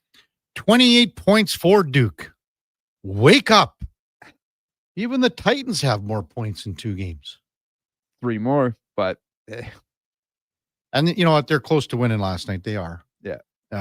I mean, when Nick Chubb ran that one in, they couldn't get anything going on the ground really until that, 25-yard run. Yeah. Their offense looks just out of sync. You can, and even when we were discussing play calling earlier in the show with Austin Mock, he didn't like that series when they got down to the 3-4 yard line. Didn't like that at all either. So. Yeah, no, you run the ball twice and you get to the 1 yard line or whatever, and then you decide you're going to throw it 2 times. Again, but I'll be out on it. Yeah. I'll just say the fact that, they can't be worse than the Titans, and the Colts are coming back to earth here too. So. Probably. You'd like to think that though, wouldn't you? Their next 2 games are against the Jaguars and Titans. All right. Number 4, a lot of talk yesterday from NHL players saying they want the 1-8 playoff format back. The 1-8 playoff format is better than the division format that the NHL runs now. You know what? I was in the backyard and I listened to Gregor yesterday. And I was listening to his, he ran all the stats and he's run this and how close it is. So I'd be honest, like when Cale Makar said that the players wanted, I think they're just misinformed a little bit here. Probably. And Gregor mentioned that yesterday. Think about how the scheduling would have to change. So now you are not, because you can't have a weighted division. If you're going to go back to 1 versus 8, it has to be conference as far as scheduling goes, because you can't have more games against, if you're going to do that 1 versus 8. If it's going to get to that stage, like think about how it used to be. It used to be 1 in 16 a long time ago. Yeah. You know, it used to be 1 in 16. I think, again, when Makar looks at that, I think the players don't look at it and they're a little bit misinformed, a tiny bit, and they just think that this is a better way and a better way to do things. And just because it's changed doesn't mean it's a better way. You can tweak this. And again, Gregor had all the stats. And I mean, what would be the difference if you're saying, well, if it's a 2 versus 7 and the difference is going to be that you're playing before, like rating 2 and 7 and 3 and 6, 1 point? It's not that big of a difference. It's really not that big of a difference. So I just think a lot. And I think if you explain this and sat down with Cale Makar, he'd kind of go, yeah, you're probably right. It's not that big of a deal. Sit down and explain it with anybody and you go, oh, yeah, you're making sense. Yeah, like even we had a guy like Cam. 1 versus 8 is way better. But explain it, Cam. And I mean, if you go and look at all the stats, and Gregor had them out all yesterday, it's not that big of a difference. You're not saying that 8 and 1 versus 8 technically ends up to be the same thing all the time. It's because true. your 1 versus 8 is 1 versus 8 what it is now, because your top team is playing the worst team. Yeah. So that's why when you say something, Cam, 1 versus 8, well, 1 is playing 8 already. All right. Yeah. No, I agree. Matt says too many first round matchups. Well, when they had it the other way, 25 years ago, what did we see? Dallas and the Oilers. Oh yeah, that's right. So what's different, Matt? Just like it's not the good teams are just going to end up playing each other. Like it's just the way it is. I thought this was an interesting in or out topic to ask, just because there's so many opposing thoughts on it. Like where I'm staying right now, I'm staying with my friend and her husband, and they both had opposing views on it. Yeah. And I was like, all right, I gotta talk to Kev about this. All right. Number 5. I am moving today. And way back in May, when I started here, the Duke had a topic for question 5 of in or out, that after the age of 30, you cannot ask your friends to help you move, hire a moving company. I do not meet that criteria. However, I would say if you aren't moving anything bigger than a bed, you should not be asking more than one pal to help you move. Well, this is the Seinfeld episode all over it, Keith Hernandez, and in talking about the marble table and, the stairs, no elevator. Yeah. Okay, where are you moving from and to here, and how much stuff have you got? All right, so I'm moving from Sherwood Park to the West End. I'm moving to 118th Street, just off the White Mud here. Okay. How much stuff have you got? So I've essentially been homeless for the last 6 months, moving around with a duffel bag. I have my computer and a couple other bags of random bull crap. Mm-hmm. And I just went down to Calgary this weekend to get the rest of the stuff, a bunch of my stuff from my parents. So I have my desk with me as well, which is all taken apart. All in all, I have most of it in the back of my car right now. And I have basically one more trip that I have to take before having everything. And then my dad comes up with my bed on Saturday with a U-Haul. You got a water bed, or what do you got? I just have a double bed that we ordered off Amazon 2 years ago. Have you ever had a water bed? No. Okay. My grandma had a water bed. Yeah. Not great. Even when I was 6. Never try those sand beds? No, I can't say I've ever been interested. Those sand pillows, though, they have those super thick ones. I'm also not a fan of that. I need the soft, cushy ones that whatever. That makes me feel good. But everyone keeps asking me, I have a great group of friends, and they keep saying, oh, like if you need help moving, let me know. I'm like, guys, I don't need help moving. Like I don't have anything. I'm not going to waste your time. I think you should get them involved because okay, you say you don't fit in these categories, but it's different. What I would say is that you're going to get some beer and pizza, and you're going to get all your buddies over, maybe do it on a Sunday, and you can watch a little football. You got a TV? Yes, I'm moving in with a friend of mine. And he's got the TV? He's got a big TV and a big couch. This is like that other Seinfeld episode when George moved in and then the other guy, guy moved out and took the furniture, the TV, everything. Yeah. Basically, I've been texting with my friend Brandon. This is who I'm moving in with. Shout out Brandon. He's building me some stuff for my closet right now. Like what? Some shelves, hangers? Yeah. So apparently the closet in this room, it was his ex-girlfriend's office that he used. And apparently this closet has no coat hanger rack or anything like that. So he's just building me a little pole with some shelves on top. Okay, so I look at this here, Joshy boy, that, a guy in your position can't be choosy. That's true. That's what I say. A guy in your position cannot be choosy. I think you get as many of your buddies as you possibly can. You might need them to chip in for beer and pizza. Okay. It sounds like you don't have a lot to move, but I think anytime you can get the buddies together, this is true. You get your friends together because you never know how long you might have these friends for. Something might happen, whatever. They might not like you anymore. And now all of a sudden you're all by yourself. Well, that'd be a tough break. So I would say you take advantage of your friends in this situation, even though that you don't fall into this category. Get them in, enjoy yourself, order some pizza, grab a case of beer, put on some football, put on some hockey, whatever it is you guys do. I don't know. And enjoy the fellowship because you can never have enough friends and you can never see them enough. How's that sound? This is a great point. I'm officially out on my own in or out topic. Okay, yeah. Me. You know what? Greg Pilling has entered the fray here, and he's got a Pat Quinn story, and we're going to get to that after the break. Phil's going to tell us about Pat Quinn.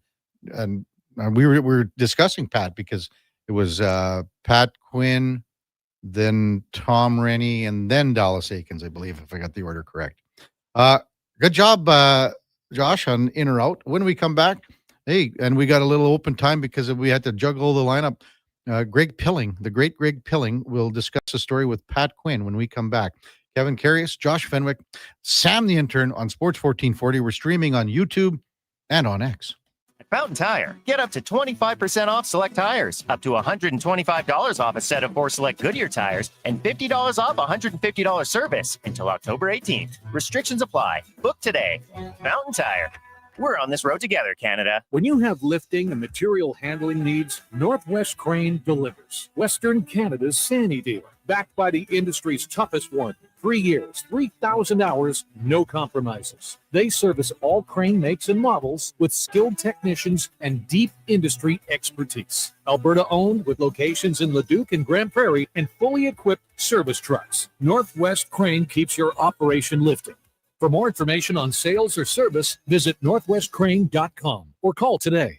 Farm, ranch, acreage, or lake lot. They're here to help at Batshaw Concrete Products. Family owned and operated for 60 years. They continue to provide the best products and service, period. Call now for your free quote on the highest quality ready mix and gravel, a new septic tank, or an outhouse pad and tank, plus precast cattle water pads, garage sumps, and more. Call 780-372-3854 for prompt delivery. Batshaw Concrete Products, 780-372-3854. BatshawConcrete.com. When you get into a new Tacoma, you might suddenly find yourself expertly tackling bumps and boulders on backwood trails with a confidence you just didn't have during pothole season. All that's left to do is drive it home. Get in and go right now at Toyota, where you can lease a 2025 Tacoma 4x4 double cab SR5 from $115 weekly for 60 months at 6.79% with $7,699 down. Visit shoptoyota.ca or your local Prairie Toyota dealer today. Have your sports curiosity cured with the Kevin Karius Show. This is Sports 1440.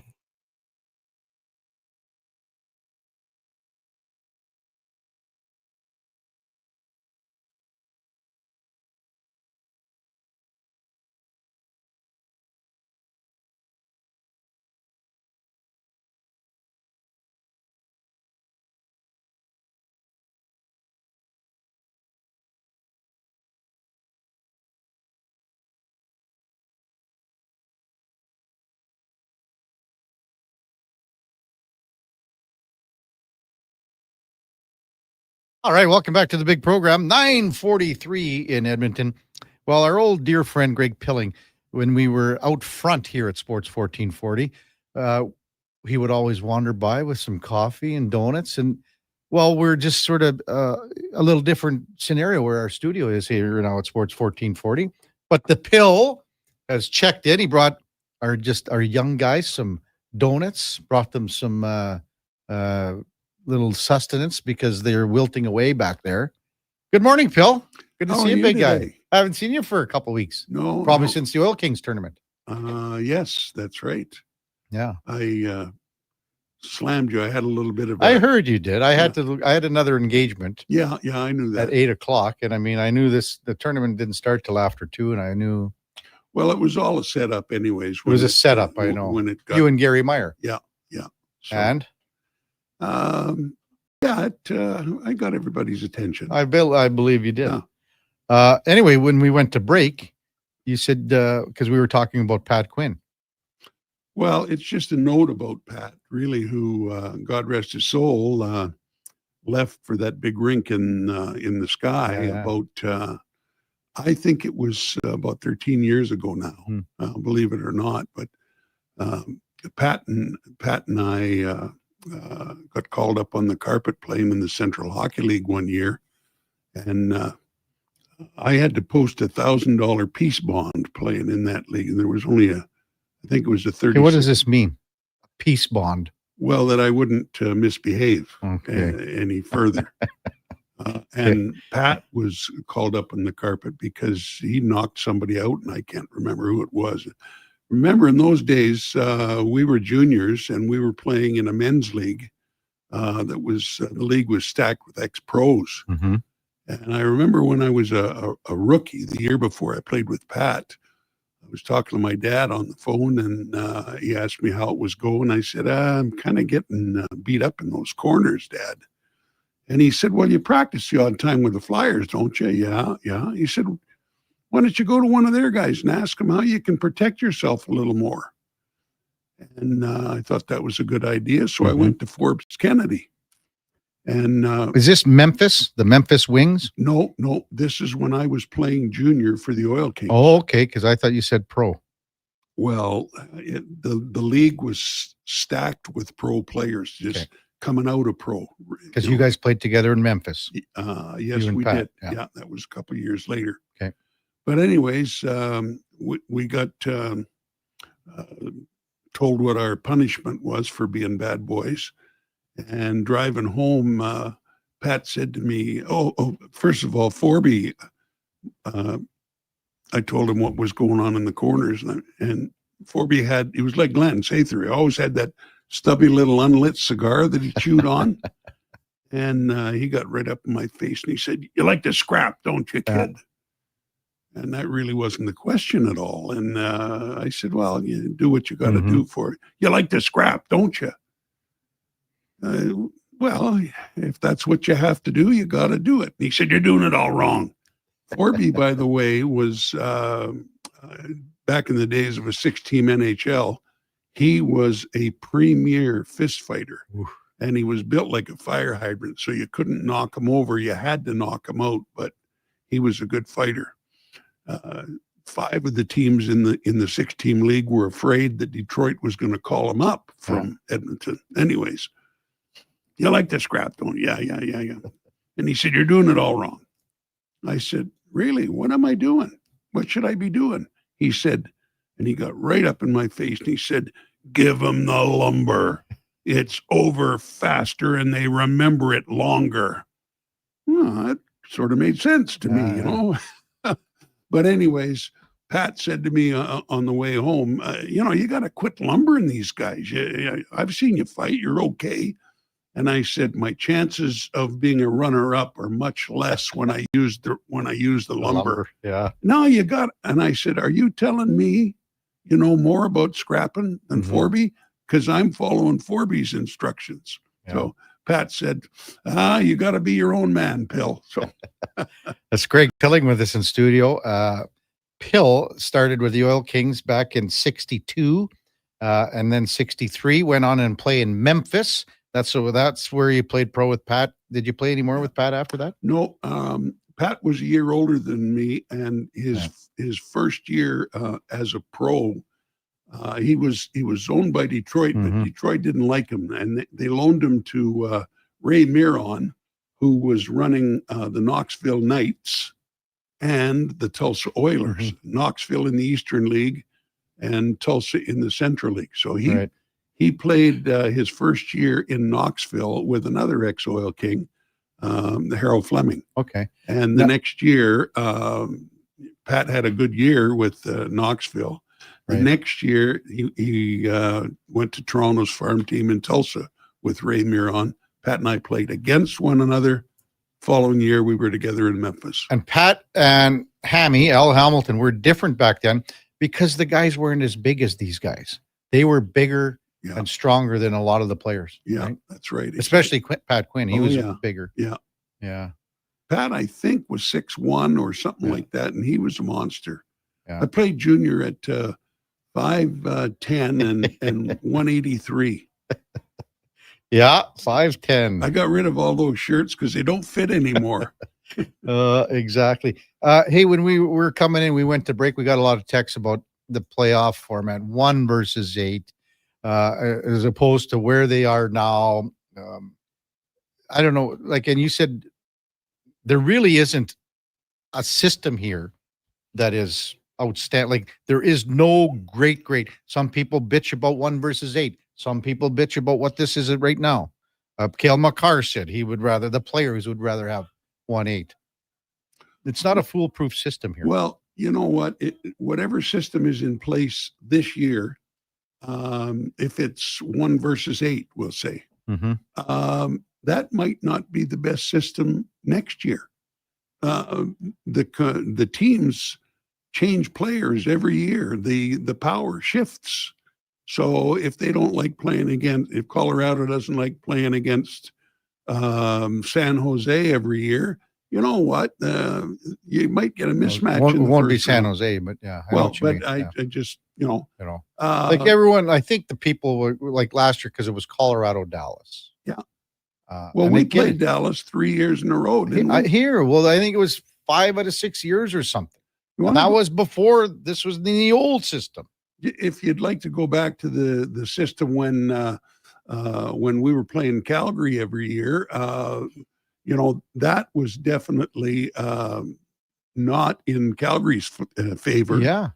So whatever system is in place now will work, but it's not perfect. And if you change to the next hottest thing on the menu, it'll work, but there's no perfect system that is flexible enough to handle it every year. Well, think about Winnipeg back in Winnipeg had to play the Oilers. Yeah. And Winnipeg could have beaten 3-4 teams instead of the Oilers, just like Calgary. Yeah. And Calgary did beat the Oilers. Yeah. Yeah. We know why. Well, they beat themselves. Yeah, we know why. Yeah. Some people say they've had it with Oilers and Kings in the first round. Well, that benefits the Oilers. Yeah. Why would you say you don't want to see that if all of a sudden you're playing another team? And again, this system to me, as you say, and I agree, it's not foolproof in the same sense of 1 versus 8, 2-7, but it's just as good as it is if it's 1-8, 2-7. I don't know if you remember when the first round was a best of 3. Yes, for sure. Well, think about the Oilers in Montreal in 81 or whatever. There you go. And Boston was beaten out that year. I don't know who the team was, but Harry Sinden proposed that if it continues to be a best of 3 series, all the games should be played in the higher seeds building. Yeah. Well, how does that benefit the guys that don't get a home game? Mm-hmm. Because it's all about money. Like some people say, rank them 1 through 16. Well, now again, you have the schedule, then it has to have some balance to it. You can't have teams that are like, let's be honest, Anaheim and San Jose out west here, people have had their way with them. And, you know, and you end up playing those teams more often. You're going to skew the stats. You're going to skew your point total. You know, it goes down to the junior level as well, where the junior teams get victimized, and I'm talking about the Edmonton Oil Kings, who went to the Memorial Cup 4 years ago, and they loaded up to be competitive, and that's great because they owe their players the opportunity to have the best chance to succeed. They represent the city of Edmonton, so you want to represent your city as strongly as you can, and you represent the league. But for the next minimum of 3 years, you're rebuilding a hockey team. And I think what would be a solution is something similar to their plan when they have an expansion team come into the league. We're going to see that. They are allowed 5 20-year-olds instead of the normal 3. Yeah. And I'd like to see a team that competes in the Memorial Cup be able to have 5 overage the next year. Well, things are changing there too, Pill, with some 19-year-olds going to the A. We're going to see what happens. But that's Greg Pilling. I got a text here from Kevin Sturzer. Mr. Pilling, I'll see your son and grandson in October as Nathan is playing with my nephew at St. Thomas this season. Look forward to it. Yeah. Good for the kid, really. And, you know, he still wants to be a pro hockey player, but he's got a 4-year ride at St. Thomas. And I'm happy for my son Dan's wallet, that he doesn't have to fork out that dough. Pill, thanks for bringing in the treats for the fellas. Always good talking to you. Thanks for having me on. Yeah. Quite a surprise for me. You're looking good too. It's just a paint job, you know, lipstick on a pig right here. We brought that phrase up the other day here, lipstick on a pig. Good seeing you, Pill. Thanks, man. Have a good one. That's Greg Pilling, long time radio sales guy in Edmonton, and Edmonton Oil King, coached the Regina Pats in 79. And yeah, he's going to phone me, he said. I think, you know, he thinks I can read lips or something. I don't know. But that was good because we had a little hole in the lineup with Jensen Lewis. Yeah, this being able is to make a it. perfectly ideal situation. And plus, you guys got muffins. This is also a good thing. I'm going to be happy about that. Top of the hour, we got Alan May coming in, Washington Capitals analyst. Also, Farhan Lalji from CFL and NFL on TSN in the 10 o'clock hour. Before that, time now for a Sports 1440 update brought to you by First Round. Sundays got even better at First Round. You can win an NFL helmet or a jersey and enjoy the big Pro Bowl brunch only at Edmonton's NFL headquarters. First Round downtown or right here in West Edmonton Mall on Bourbon Street. And keep in mind, on Thursday, we'll be giving away another $50 gift certificate for First Round. Here is Josh Fenwick. This is a Sports 1440 update. 16 games in the majors today. Braves Nationals getting underway just after 11. Their first of a doubleheader. Jays going at it again tonight against the Rays. Berrios on the bump for the Birds just after 5:30. The Cincinnati Bengals have signed quarterbacks Mike White and Sean Clifford to their practice squad, with Joe Burrow being sidelined for 3 months. Jadeveon Clowney was signed to the Cowboys yesterday and says he expects to make his debut with the Cowboys Sunday versus the Bears. Over in the NHL, the New York Rangers have announced that JT Miller is the franchise's 29th captain. He had 48 points last season, split between the Canucks and the Rangers. Matt Grzelcyk has signed a PTO with the Chicago Blackhawks. Grzelcyk had 40 points with the Pittsburgh Penguins last season. Coming up on the Kevin Karius Show, we will be joined by Alan May and Farhan Lalji. I'm Josh Fenwick. This has been a Sports 1440 update. Sports 1440, Stingray radio station. CKJR broadcasts from West Edmonton Mall and Wetaskiwin. Download the free Stingray music app and listen wherever you go. You wanted local sports on weekends. Saturday mornings at 9, check out the Saturday Sports Setup, where we'll tee up what's happening on the weekend sports scene. Tune in Saturday morning at 9 on Sports 1440. Welcome to McDonald's. Can I take your order? Yeah, can I get a... Yes. A common reaction from a veggie lover. Always scanning, searching, longing. But wait, what is this we see? The new McVeggie. Now at McDonald's.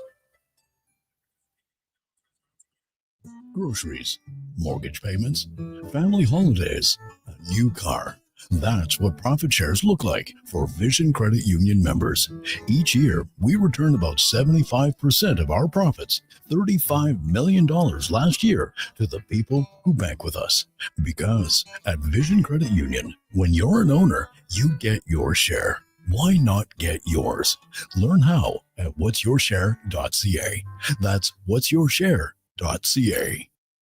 Stop juggling lowest bid contractors, because at Wetaskiwin Ready Mix, one call does it all. From concrete supply to cribbing and pumping, we've got your project covered. Locally owned and operated, Wetaskiwin Ready Mix is proud to deliver on spec and on time every time, because we know quality concrete isn't cheap, and cheap concrete isn't quality. Send Wetaskiwin Ready Mix your blueprint. We'll handle the rest. Wetaskiwin Ready Mix, 780-352-4301.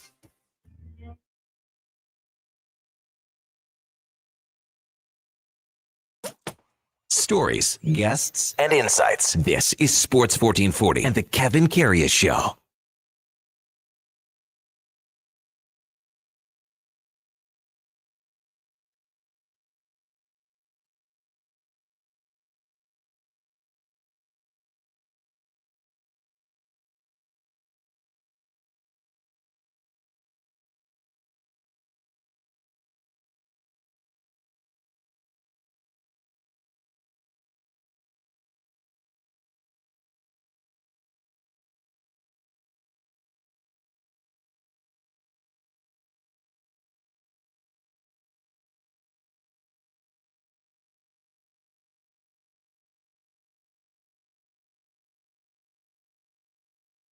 To the big program just after 10 o'clock in Edmonton, and time now for the Puck Report, brought to you by Fountain Tire. Hey, if you need tires right now but your wallet isn't ready, Fountain Tire is the place to be. We got you covered with 0% financing for 6 months or easy equal payments over 12 months, both with no interest, because road ready should also mean wallet ready. See us today as we welcome back Alan May, Washington Capitals analyst, to the program. Morning, Alan. You're with Kevin Karius once again. Thanks for jumping on Sports 1440. Really appreciate it. Yeah, great to be with you.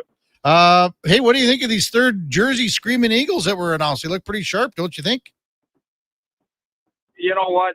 It's so many teams around the league. So most of them massively hit. I think the Caps just keep getting wins every time they throw out a new jersey, and they can't go wrong with the Screaming Eagle. That's the third version of it now. It's been spectacular. Yeah, I mean, it really pops. It's bright. I think it's going to be a big hit for sure. Let's go back to last year to start things off. And just for you covering this team for so many years, Alan, what was it like to be front row center to see what Alex Ovechkin accomplished last year, breaking Wayne Gretzky's record? Well, I will say it was shocking. And, I expected the team to be good, but I didn't expect him to come out of the gates and start doing what he did. And then, go on that tear. Then he breaks his leg and comes back from that. I didn't think he was going to be the same guy. But he came back on the same pace, and had he not been hurt last season, he would have had his all-time, his single-season record. So he wouldn't have just caught Gretzky's record. He would have shattered it already by the end of the season. Yeah, and so much talk about, this being the final year of his contract. I mean, he's going to be, well into the 940s, I would think, in goals. How long do you think he wants to play in the NHL, Alan? Well, the big thing with him is that we all expected it just to be this, but he's so full of surprises. He loves the game, and for those of us that are around him all the time, whether it's at the rink, the hotels, the planes, he's a kid. He loves this game. And I can't imagine him wanting to live life without being able to play. And I'm surprised that he's been able to last this long because he's been so physical throughout his career. He's not, he was a rocket when he was younger. He was so fast. Mm-hmm. Up until about 5 or 6 years ago, he was still reaching the top end speed in the National Hockey League through some of the, analytics devices that they had. He was still hitting a high end speed. He can't do it for a lap, but he could blow it out between the blue lines. And, the fact he's still playing is a miracle because I thought his body would betray him. He's an old school weightlifter. He's gotten away from some of that, and I think that's really helped the last few years. And the fact his knees still work, everything, I think it's been amazing. And the guy can shoot the puck. It is bizarre, how many chances he gets at it. And everyone says he only scores the one kind of goal. He scores from everywhere. Yeah. We've got video footage at my network. He can score from anywhere on the ice, either wing, moving, standing still, you name it. He's just got that great gift of being a perfect goal scorer. Mm-hmm. Alan May with us on the Kevin Karius Show on Sports 1440. Ovi turns 40 tomorrow, Alan, so it'll be a big day for him. How much did guys like Dylan Strome and maybe some of the younger guys on the team inject a little youth? And also, you mentioned about him lifting the weights and maybe being a little more of a weightlifter in the heavyweight department and changing that. Does that change his dynamic and his build a little bit this year? Well, he started doing that. He looks different already. He started really changing his workout after they won the cup. And he came to camp that next year totally lean. And then, a couple times there's been pictures of him online like, what the hell, what are you up to? And, he comes in training camp in shape and, he's always focused on that skating test that they have day one. But you know what? I don't know if he and Dylan Strome injects youth in him or he injects it into Dylan because they have so much fun. And that's been one of the things for years and years. A lot of the old timers in hockey, and I guess guys are kind of born and bred to hate the Russian players. I was that way growing up with that Canada-Russia series. Mm-hmm. And you know what? He's such a fun-loving guy, and he's always been that way. And guys will tell you that. He is the class clown in the dressing room. He doesn't mind if the guys make fun of him. When they need to lighten the room up, he'll bring up something embarrassing that he did, and the guys they crack up nonstop. And I'll tell you, everything he does is funny, and it's sometimes it's one word. He's gracious guy. As far as every time he's met my children, he's been awesome. Yeah. I see him do it with everyone. The old time alumni come by, he goes out and makes sure he takes pictures with them, and he stops and talks. So he's a hell of a guy in my book, and he was so unfairly represented for years by people making attacks on him, and he's been so great for the game, just like Sidney Crosby has. And I want these two guys to play forever, and I hope Ovi doesn't pack it in. That's well said. Alan May with us on Sports 1440. So going into this season, Alan, coming down the pipe, we got a little bit of a look at him last year in Ryan Leonard. How excited are you to see him take his next step in the evolution of, just to being a player that came in late last year and into his full rookie season here? I think this will be a lot better for him. He played a lot of hockey last year in a lot of different locations. And, he comes in as the Ovi chase, trade deadline, had just passed and all that. And I think, he has habits that he was able to get away with. And I say this as a guy, when I was watching him play at Boston College, I could see little things in his game that he was getting away with because, they were so much better than everyone typically. And those habits, they've got to be curtailed, but he can skate in the NHL. He'll be able to shoot in the NHL. But being there from day one and learning from the guys, they didn't want to give him too much information. A lot of coaches, a player gets somewhere and they want to show them how much they know. And it becomes, paralysis by analysis. And these guys don't move their legs. So I'm very excited to see what he's going to be like, that they can, work on the little finer details of the game without the puck, what he needs to do on the back checks, how to protect the puck on the wall, the safe zones. And those are things when you're better than everyone in the leagues that you're in, that's where it catches up to you. And we see that whether it's the NCAA guys or the guys that play major junior hockey or the guys coming from overseas, they've got to learn how to play in the NHL successfully with out the puck and how to manage the puck properly. And I think it'll be a great learning year for him. Is he a third line guy? You know, he'll start out as a third line, and, you know, there's so much more responsibility because he's not going to be injected into, you know, just going for it on offense all the time. And he is going to have to learn, and I think it's an important role, and he's got his work cut out for him because he's not going to have an older veteran there. He's going to, I think, start the year with Connor McMichael in that position, and Connor's still got to prove that he can play center in the National Hockey League. You know, he was a really good breakout left winger last year playing in the top six, but now he's got that responsibility. And, you know, for years the Caps lost in playoff series because they didn't have a third line center. You know, you had Kuznetsov and Backstrom. You know, they were rotating, you know, basically a top six with all six guys rotating in and out. But whatever line Ovi's on is the top line to me. But they didn't have a third line. And then when they finally got Lars Eller, the responsibility that he plays the game with, you know, that's what Connor McMichael's going to have to learn. And if those two guys can really, you know, pair up and create a dynamic duo, they'll both look really, really good. Alan May with us on the Kevin Karius Show on Sports 1440. What can you tell us about another younger player, a rookie, and Ivan Miroshnichenko? Talented player, but is there room for him, even though he's bounced a little bit up and down here from between Washington and Hershey? Well, if you go back and, you know, probably the easiest way is to look at his hockey DB. He kind of, you know, he came from a lesser league. He had cancer. He hardly got to play. And I think going to the American League, when you're not ready, in my opinion, you've got to go to the American League. And I think it's better just to leave players there and teach them the game, not beat them down. And that's one of the great things about being a player on an American team is that you don't have all that pressure to have your first line management's not getting, you know, they're not getting dumped on all the time and, you know, about their draft picks. And, you know, it's better to have guys ready. And I think with him is learning how to play, same thing as Ryan, and, you know, learning how to play the NHL game in every area. He's not as dynamic as a skater as Ryan, but he can snap the puck.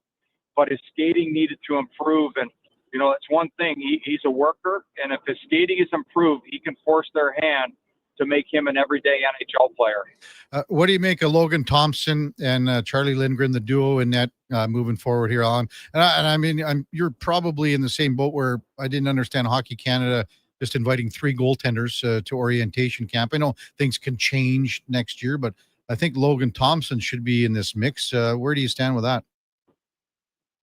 Well, yeah, certainly he should have gotten an invite. You know, something should have happened there. And, you know, I look at him and, you know, he's played the game with a chip on his shoulder. You know, he was a guy playing in the ECHL. He's worked his way up. He played Canadian college hockey for a touch. But he's a guy who plays the game with a chip on his shoulder. Teammates love him. He comes to win and play every game. And, you know, the devil will be in the details of, you know, what his numbers are throughout the season. He stole a lot of games for the Capitals last year until they got their rhythm, you know, without the puck in their 5-man game. It was Logan Thompson that came on and stood up. And, you know, he's not cocky, he's not brash, excellent teammate. You know, so it's just a matter of time. And once again, he's one of those guys. He didn't maybe get along with some of the people in Vegas, but in Washington, everyone's got great things to say about him. Alan May with us on Sports 1440. What do you make of the Jacob Chychrun deal that, you know, it's 8 years, 72 mil, but, you know, it's a pretty decent AAV for a guy that really came into to his own last year and had a phenomenal season. You know what? I always say it's not my money and I don't care about it, but they had to pay him, Kevin. And, you know, the biggest thing is he had them. And, you know, he wasn't malicious. There's only one team he wanted to play for. He didn't want to go to free agency. He's wanted to play in Washington for a few years, and a couple times the trades have fell through. So by the time it happened, you know, the kid was bouncing off the walls to get to D.C.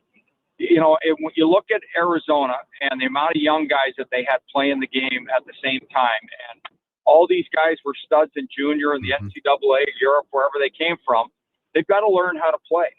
And you go to a Canadian market when he is in Ottawa, he was their leading scorer 2 years ago for their D-men.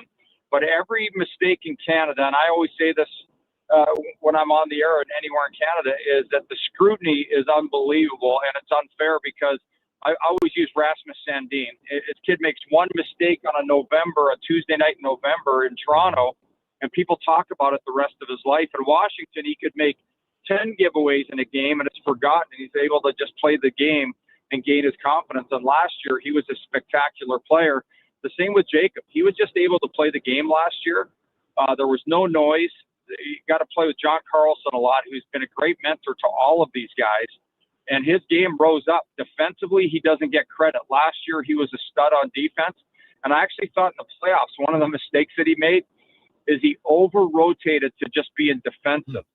And so that's part of learning the process of playing in playoff games is, you know, you've got to remember, you're trying to stop the other team, but you still have to play your own game. Mm-hmm. And I think Jacob will be a far better player this season. If he's healthy. He's going to have a great career. And, you know, as I said a long time ago with DJ, I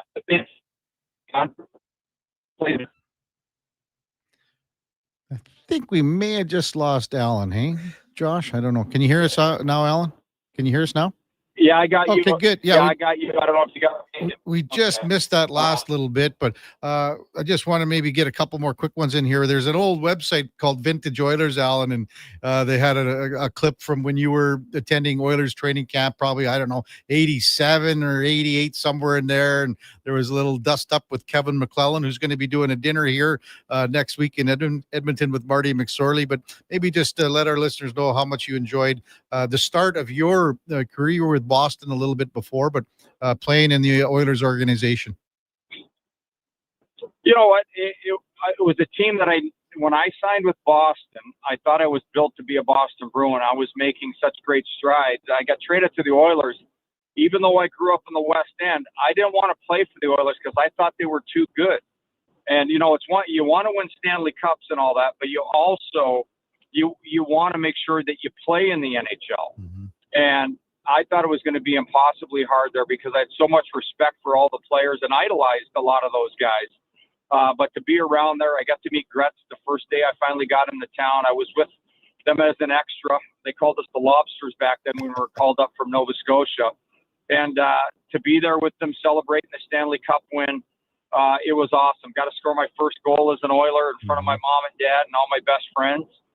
So, you know, that time was well spent. And I really think the time that I spent playing for Ron Lowe and Cape Breton, as the practices were so hard, there was so much skating every day that it prepared me even more to be a full-time NHL player, and I'm grateful for that. They helped make me a Washington Capital and a Dallas Star for many years to come after that. Yeah, that time in Cape Breton, as you say, with Ronnie Lowe, and you guys had, I mean, that was a really, really good team and a tough team. You guys had a tough team down there.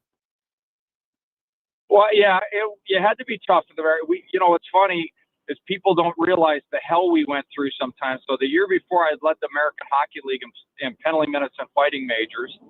And then we get to Cape Breton and we play Halifax and Moncton 2 times each in preseason. Then we play them 18 times during the regular season each.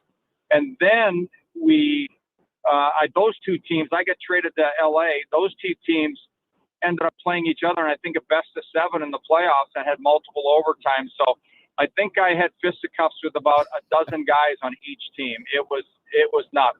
But it was a tough time to be in the American Hockey League, that's for sure. Well, I mean, yeah, you were one of the tougher customers for sure, Alan.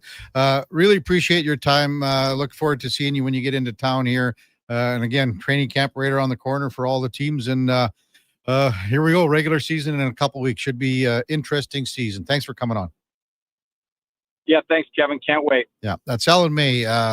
Started in the Boston Bruins organization, then was traded here, as he said, and had some serious penalty minutes back in the day. If you go back to the teams that he played with, it was Cape Breton.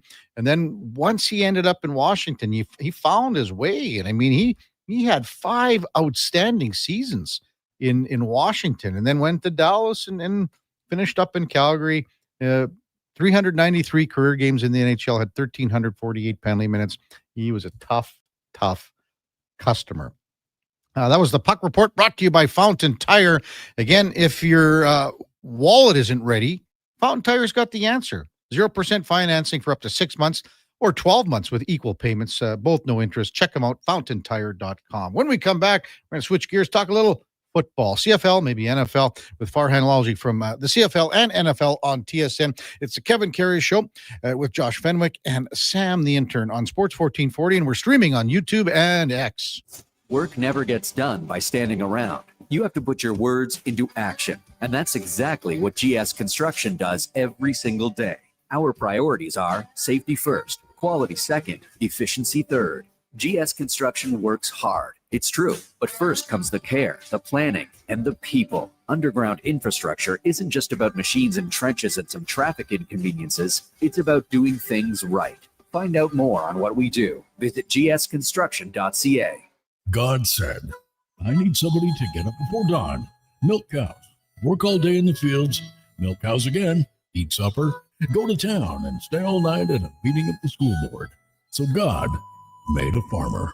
Hi, Mike here from Northgate Chevrolet Buick GMC. We are so thankful God made a farmer. For the month of September, it is our goal to feed 500 families. With every vehicle sold, we will feed a family of 4. So please help us reach our goal. Visit us online at northgategm.com. At Fountain Tire, get up to 25% off select tires, up to $125 off a set of 4 select Goodyear tires, and $50 off $150 service until October 18th. Restrictions apply. Book today. Fountain Tire.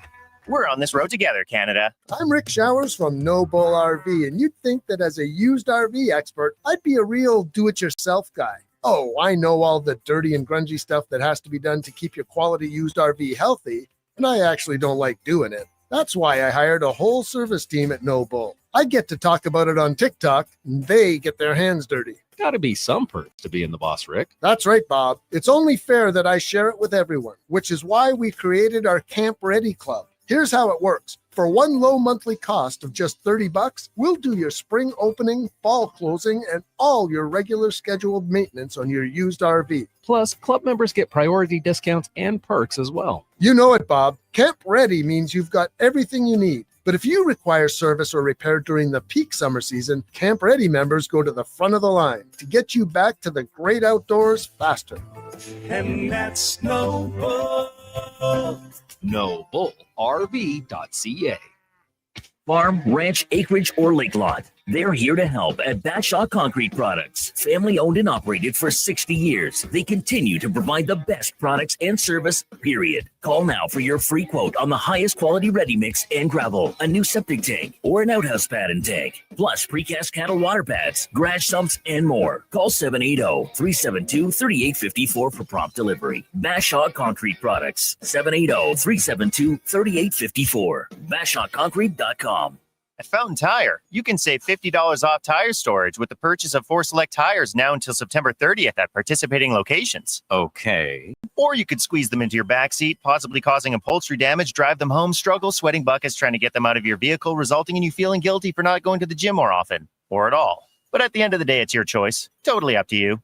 Definitely $50 off the tire storage. You got it. Book your appointment today at fountaintire.com. Fountain Tire. We're on this road together, Canada.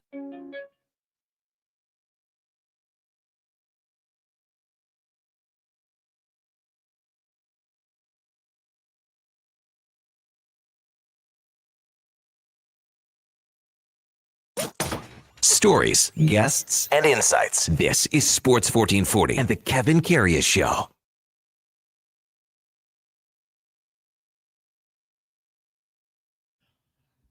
All right, welcome back to the big program. 1021 in Edmonton. Kevin Karius with you, along with Josh Fenwick and Sam the Intern on Sports 1440. We're streaming on YouTube and on X, and excited to welcome in our final guest of the day, Farhan Lalji from the CFL and NFL on TSN. Morning, Farhan. You're with Kevin Karius once again. Thanks for jumping on Sports 1440. Really appreciate it. Kevin, thanks for having me. Fun time of year. Yeah, it's busy, isn't it? Man, oh man. Back to that Elks and Toronto game on the weekend, Farhan. What did you make of the end of the game? We've been talking about it yesterday with Eddie Steele and just with what happened with Ryan Dinwiddie and, you know, that kicking motion, the whole bit. Just one of those things that at the end of a game, guys are a little hot. What do you think? Yeah, look, you don't like to see that from a head coach, right? I mean, usually the head coach is the guy that's supposed to set the example for the players. If a player would have reacted a certain way, you'd think the head coach wouldn't be happy. And maybe a player kind of began all of that, and then Ryan Dinwiddie decided to have his players back in that moment. And I know things were getting heated during the game because Demetrius Maxey was saying a lot to the Argos bench, and of course he was there the previous year. So I think a lot of it built up. It's an emotional game, and people get emotional, but you just expect more from the head coach, right? So, I didn't like it. I wasn't overly offended by it. The situation didn't get out of control or anything like that, but it was weird to see coaches in the middle of the talk. Yeah, and I mean, if it's out here with teams on different sidelines, opposite sidelines, we don't see it. Doesn't happen. So. Yeah, I hate that part of the CFL. Like, I get why it happens because they want to, keep that other side clear for sponsors and the digital banners and things like that. I can't stand it. As a guy that works the sidelines and is between the benches when that happens on a regular basis, you're setting yourself up for more of those incidents, and it makes the game harder to coach. Quite frankly, it makes it harder to substitute at the far end of the field if your bench is on this side. Like, I just when you compromise the integrity of the game, like, I'm all for doing everything you can to increase revenue, but it can't compromise the integrity of the game, and I think that does that in a number of CFL stadiums. Yeah, with you, Farhan, for sure. Eddie and I disagreed. We had a little segment in or out yesterday.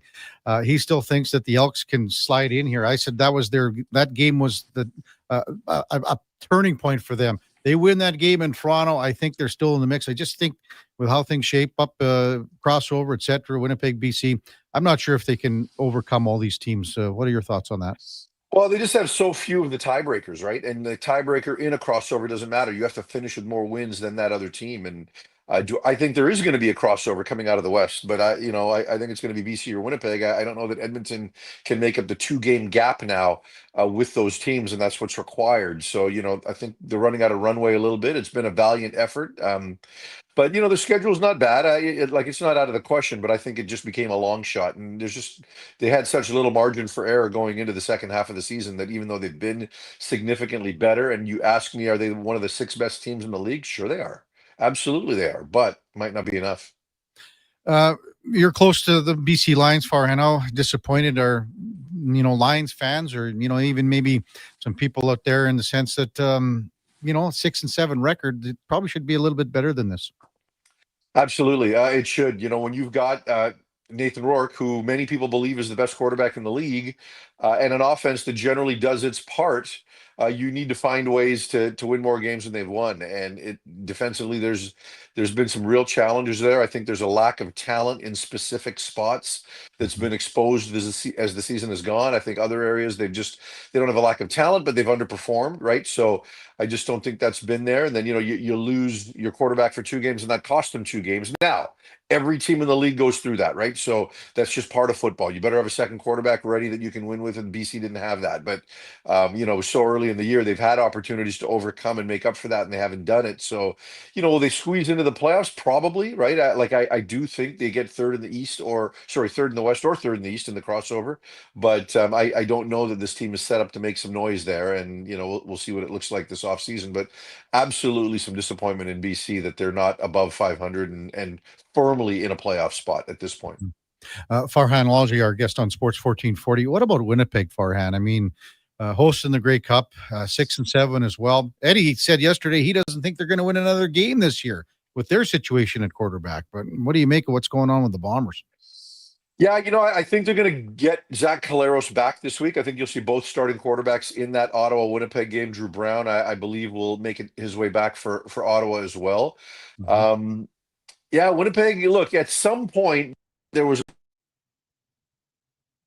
happen, but just kind of the way it's happened has been bizarre. They've had a lot of injuries. They've had things going on in the early stages of the season, and their roster has been kind of a revolving door. They never got Dalton Schoen back. They've had injuries on the back end that's forced some adjustments for them, and it's been a weird season. But like I said, at some point this was going to happen to Winnipeg. I don't think their roster is bad, but it's just been inconsistent, and their overall play, especially on the offensive side of the ball, has been incredibly inconsistent. And here they are. I mean, it would be interesting. Like, look, they're not going to get a home playoff game. We can tell you that. They're going to have to find their way to win 2 on the road somewhere or the other if they get into the playoffs.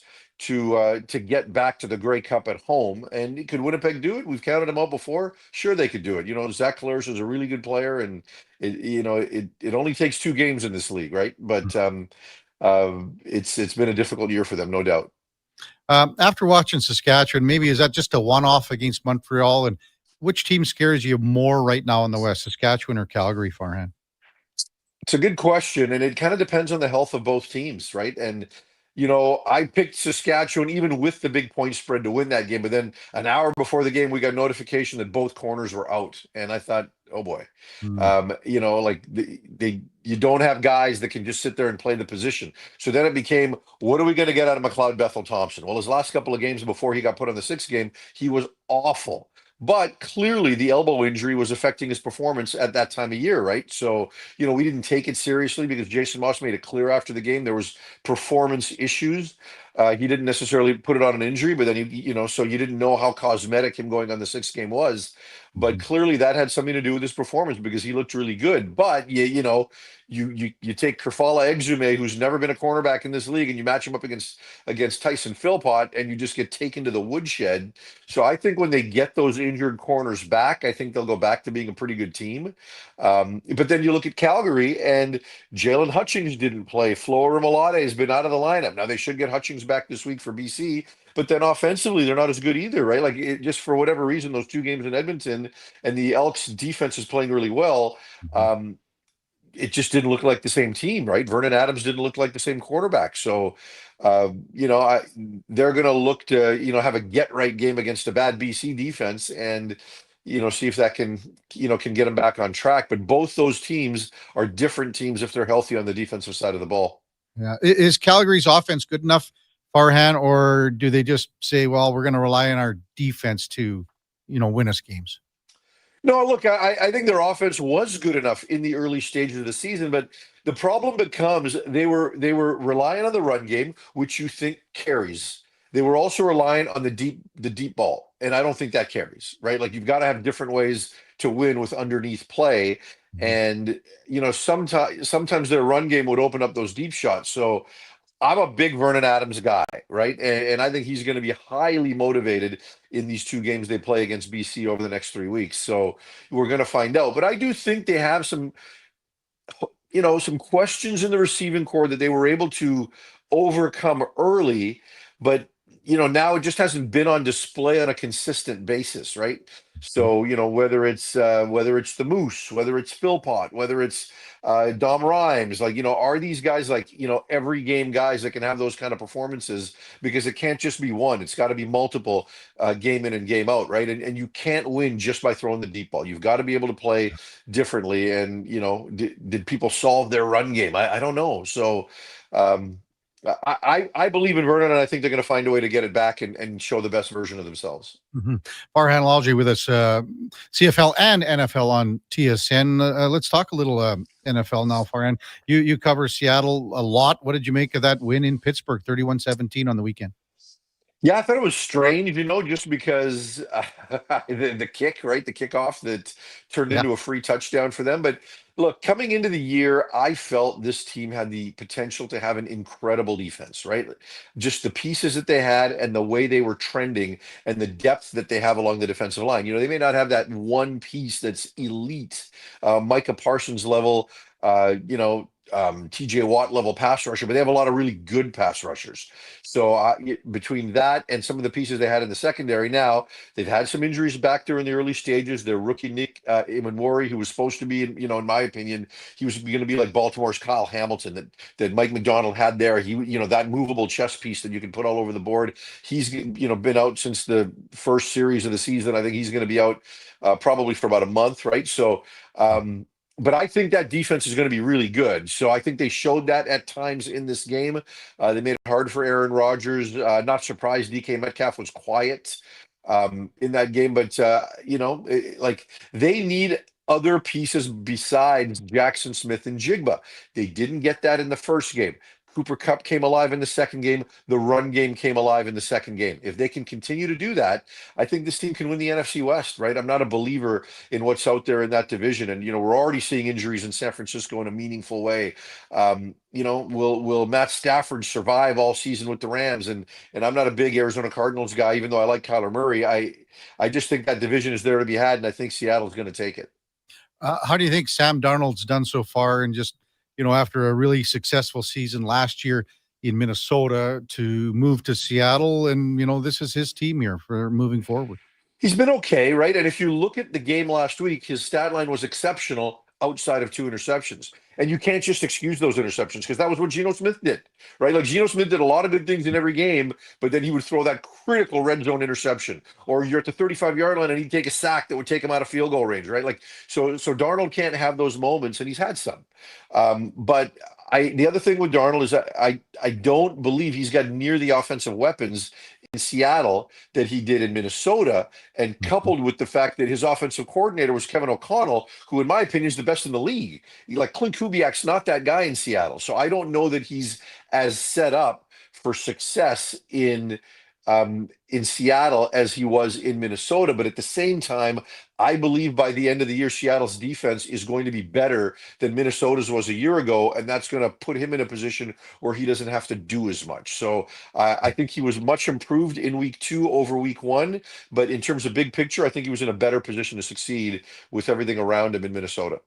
What do you think all the quarterbacks dropping like flies here, Farhan? I mean, and a couple big names when you think of Burrow, and Daniel's not so serious, but do you see some teams? I mean, we saw some signings here a little bit, but do you think teams are going to be wary of going, I don't want to trade our third stringer or a second stringer. We might need this guy.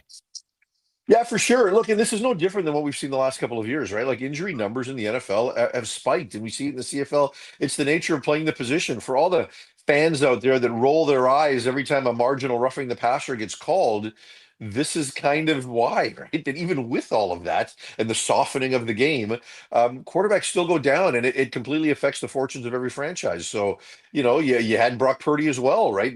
Coming out of week 1, like, this is the nature of the position. And this is why, like, if you're Green Bay, okay, and you had Taylor Elgersma, the Canadian, and you cut him, and you go bring a journeyman guy in, well, this is why that happens.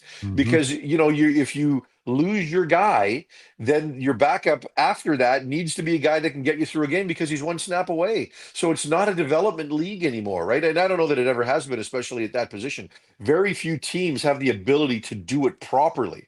JJ McCarthy's also going to be out for a little bit, and Minnesota made a decision at the beginning of the year last year that we're going to develop him. We're not going to throw him to the wolves. Well, he got hurt. Otherwise, what would have happened? Well, Darnold played really well, so I'm sure it would have gone the way they had planned.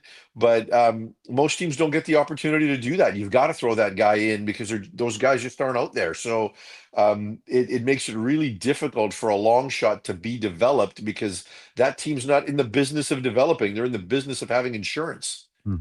What's your schedule look like, Farhan, this week? Do you go down to Seattle? I mean, they got New Orleans on the weekend.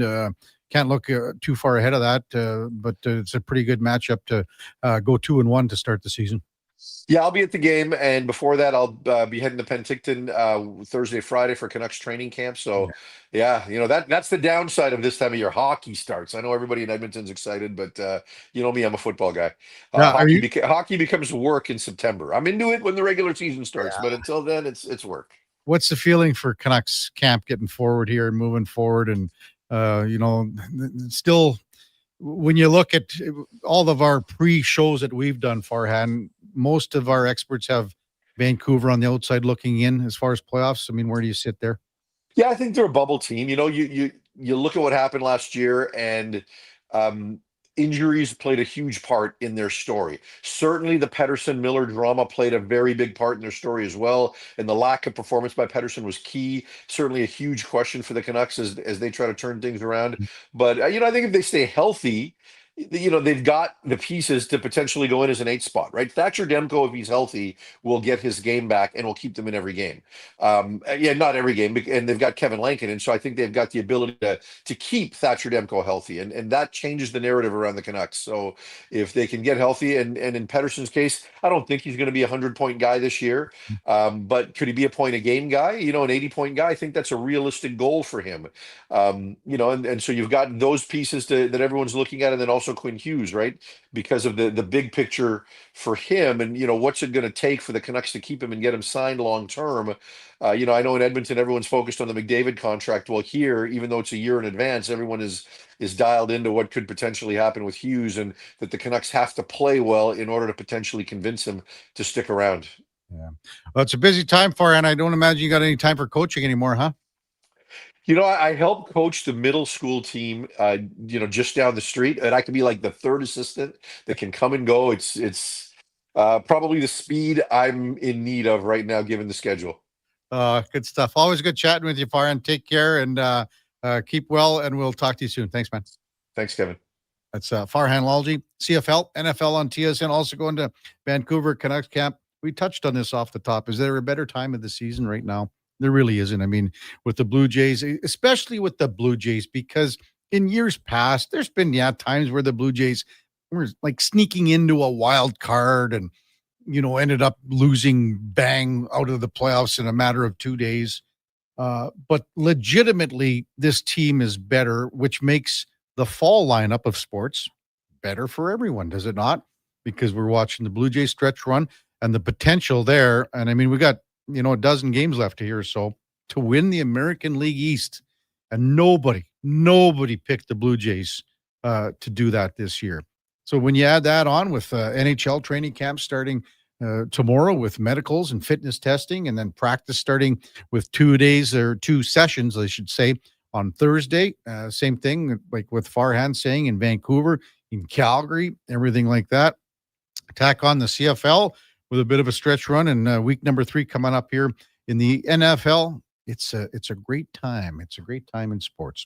When we come back, we will wrap the show up. Kevin Karius, along with Josh Fenwick and Sam the intern on Sports 1440, and we're streaming on YouTube and X.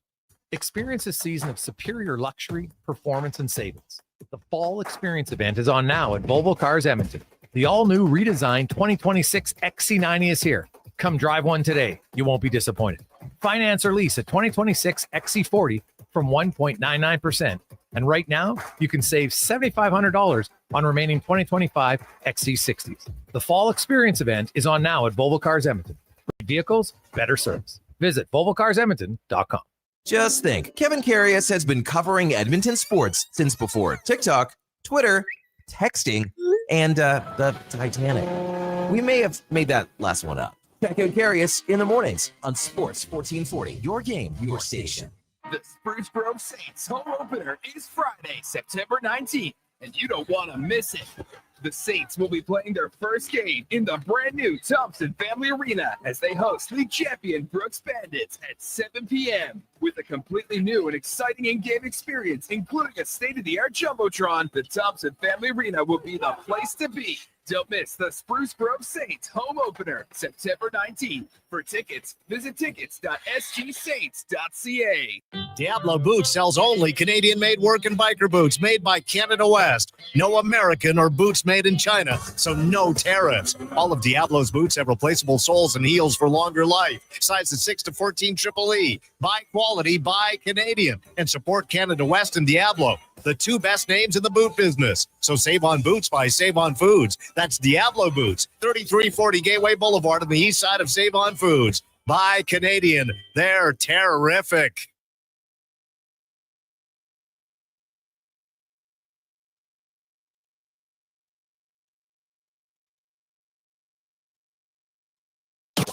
The Kevin Karius Show, breaking down Edmonton's favorite teams, even though his favorite Junior A hockey team is the Yorkton Terriers. Thanks for checking in with Sports 1440.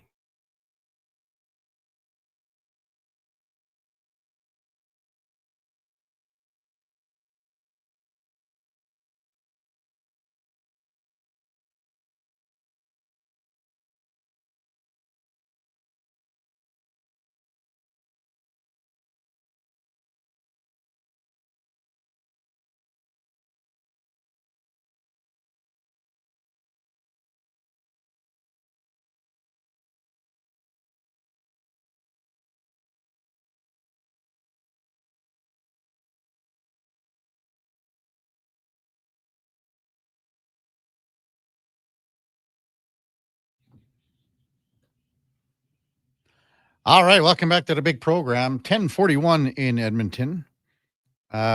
Just got a text from our old buddy Mark Levers down at First Round and said, Josh, why is he now called Sam the Intern versus Sam the Record Man?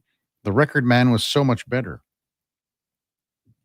Well, we can go with Sam the Record Man full time, but I mean, I haven't got the full approval here.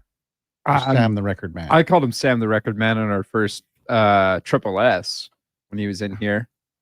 Well, there you go, Sam So the I Record thought Man. it stuck. Well, it's fine. It's his Twitter handle, Sam the Record That's your Man. Twitter handle? I made it after. You made it after I gave you the name. Well, hey, well, then it's it. Sam the Record Man it is. There you go. Levi texts in, now that's real music. Captain Tractor. That's the second time, Josh, since you filled in for the Duke that you've run Captain Tractor out. Pirates of the River, Saskatchewan. I think it's going to be whenever I have to fill in for Brandon. This is going to be That's the gonna last be your song. theme song It's for going to the be the last last segment. song I play. Well, Chris Winters is the lead singer there. Used to have man, I can't remember. Like I said, I saw him play many times. Yeah, you many were telling me. times. They were a good house band, a good rock band. Getting back to Josh and his moving days or moving day. That's is today, is it the day? Today is the day. So I think I'm foregoing the lowdown with low tide so I can get on it. A lot of texts that we didn't get to because we had a couple guests. Unholy goalie, I had a truck years ago and people warned me I'd be asked to move people. Well, I must be a jerk because it didn't happen that often. Who's got the truck here? None of my friends have a truck. My roommate has the truck. And he was like, do we need the truck? And I was like, no, we don't need the truck. I got it. Like, I just don't want you to waste your gas, man. You'll be there. What are you gonna like hire a U-Haul? No, my dad is like a regular pickup truck. None of us Okay. own a pickup truck except for him. My dad is coming with a U-Haul, however, with Well, how much crap have you got? I don't have my bed here. Like, you got to travel light, man.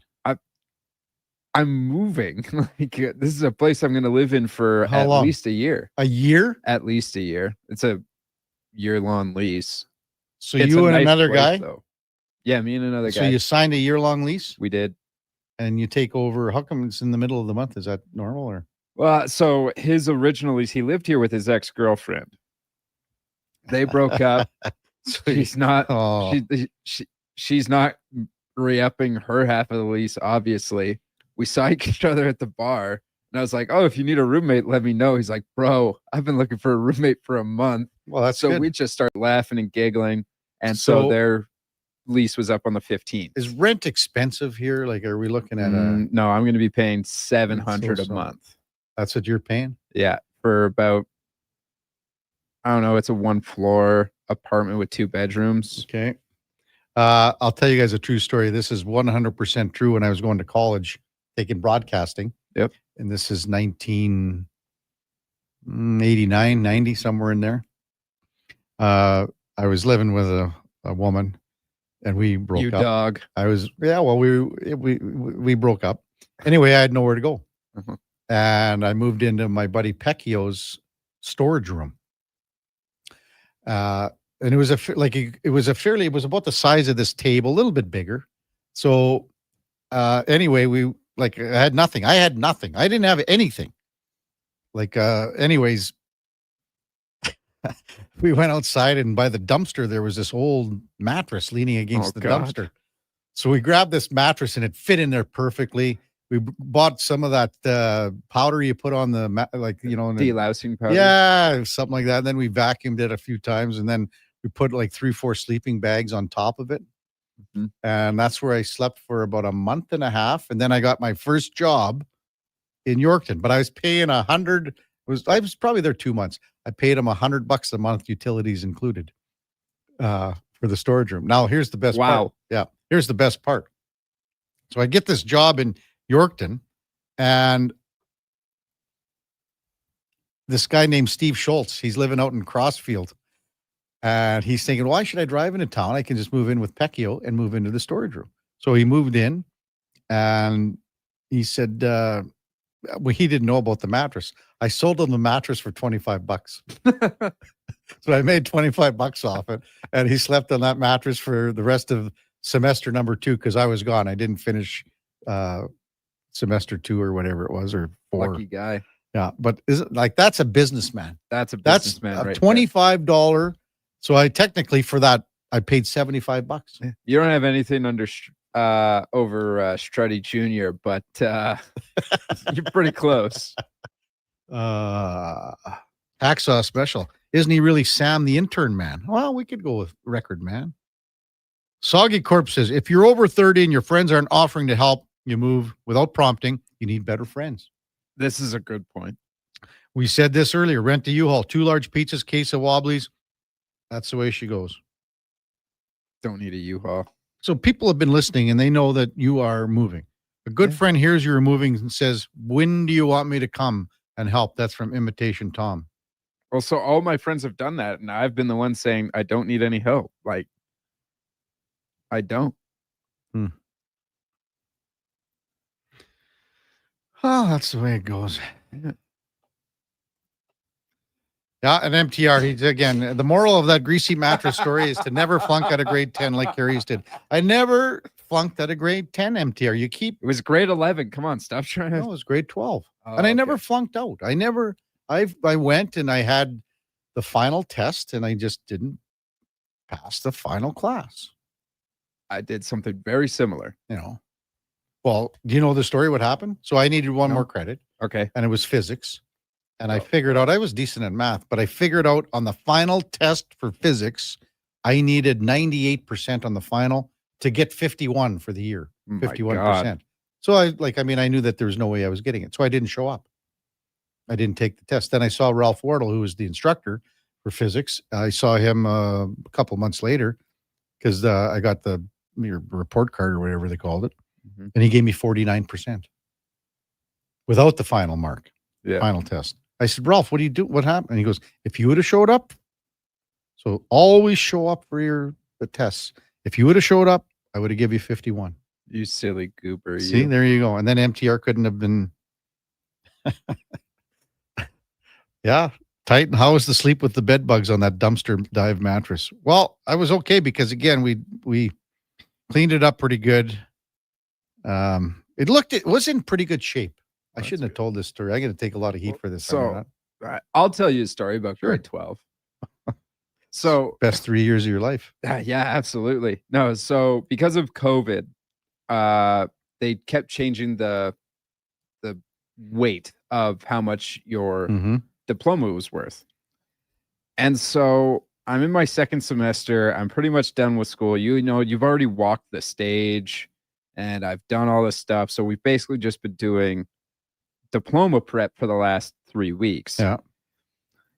And these social finals, you have to write 2 essays and then you take the multiple choice test. Okay. Well, I get a paragraph into my first of 2 essays and I realize that this essay and the other essay are worth 5% of my grade total. So 2.5% each. And I just wrote, never mind, I'm not doing this. Thanks for taking the time. Have a great day. And I did that on both of my diplomas and mailed it in because, like, if I lose 5% of my grade, I drop down to I think it was an 82 or something like that. So I was just like, I don't need to do this. I don't have to worry about this. It's exhausting just listening to it. I didn't want to do it anymore. I was done. I hate school. Blue Jays tonight will send Jose Barrios to the mound up against Ryan Pepio. Tomorrow it's Kevin Gosman against Ian Seymour, then Chris Bassett and Shane Boz. Then the Jays will head to Kansas City before a Monday day off next week, and then they're home to Boston. It'll be Barrios, Gosman, and Bassett again against Boston. They're going to face Garrett Crochet in that series. Boston 6 games back in the American League East. The Yankees are 5 back. They got pounded again last night. No one has a sniff what's going on with the Yankees. They haven't been able to get it together. I mean, they got problems at short. They got problems, they have problems in their bullpen. There's no denying that. Their starting pitching, depending if you want to talk about 2 or 3 guys, has been okay. but the consistency there just has not been good enough. In the American League wild card, the Yankees and Boston are 1-2. Houston is now into that 3 slot because Seattle's taken over first place in the division because the Mariners have gone on a 9-game winning streak. So Houston's a game back in the American League West. Cleveland, Texas, too far. They're 3 out, both of them. And after that, it's, the other teams aren't there. We discussed the National League wild card earlier. And Arizona, thanks to a 3-game winning streak, sniffing around.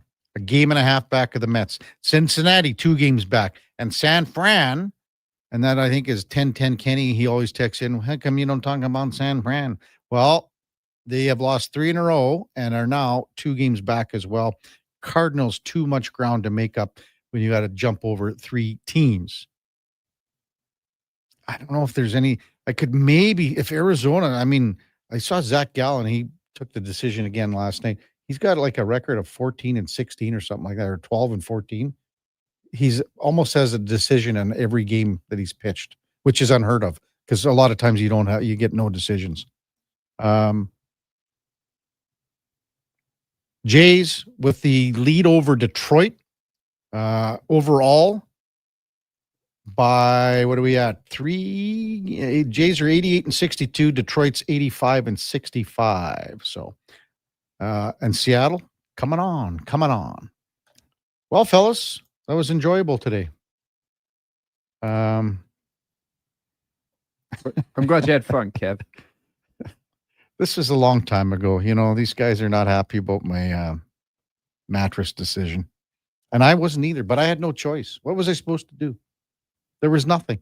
I would have done the same thing, respectfully. Yeah. I'm sorry, guys. I shouldn't have told the story. But that's how, like, again, back in the day, I had nothing.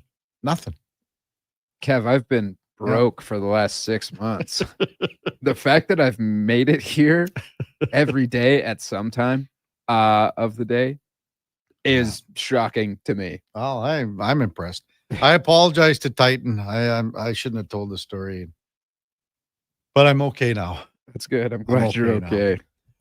Thanks to all our guests that came on a Tuesday. Thanks to the Duke, and we're thinking about you today, Duke, as well. You and your family. But thanks to Austin Mock, Mark Spector, Jason Strudwick, Lorianne Munzer, Jensen Lewis. We'll try to get him on another time. Alan May, great conversation with the former Capital Oiler, everything, and Farhan Lalji from the CFL on TSN. Coming up at the top of the hour, it is Fantasy Frenzy with the Ross Shep T-Bird, former Ross Shep T-Bird. Connor Halley, and is he running solo or is he running with you? He's running with me. He's running with you. Wow. Outstanding. And Joshy boy. At 12 o'clock, it's the Lowdown with Alan Mitchell. 2 to 6 is Jason Greger. He'll drive us home with the Jason Greger Show. We'll be back with you tomorrow morning after Fox Sports all night long. And we'll be back with our co-host David Schlemko tomorrow. Before all of that, time now for a Sports 1440 update brought to you by Harley Davidson of Edmonton. Locally owned and operated by the Kent family and celebrating 45 outstanding years. Locally owned Harley Davidson of Edmonton on Yellowhead Trail. Hey, thanks everyone for texting in. Thanks for listening. Thanks for being a part of the show. We could not do this without you. Have a terrific rest of your Tuesday, everyone. We will see you back here tomorrow morning at 7 o'clock. Take care. And until then, here is Josh Fenwick. This is the Sports 1440 update. 16 games in the majors today. Braves Nationals getting underway in just a couple of minutes here. Their first of a doubleheader. Jays going at it again tonight with the Rays. Berrios on the bump for the Birds just after 5:30. The Cincinnati Bengals have signed quarterbacks Mike White and Sean Clifford to their practice squad in the aftermath of Joe Burrow being out for 3+ months. Davion Clowney was signed to the Cowboys yesterday and says he expects to make his debut with the Cowboys Sunday versus the Bears. Over in the NHL, the New York Rangers have announced that JT Miller is the franchise's 29th captain. He had 48 points split between the Canucks and the Rangers last season. Matt Grzelcyk has signed a PTO with the Chicago Blackhawks. Grzelcyk had 40 points with the Penguins last season. Coming up on Sports 1440, it is Fantasy Frenzy with Hallie and Douglas, except no Douglas. I'm Josh Fenwick. This has been a Sports 1440 update. Sports 1440.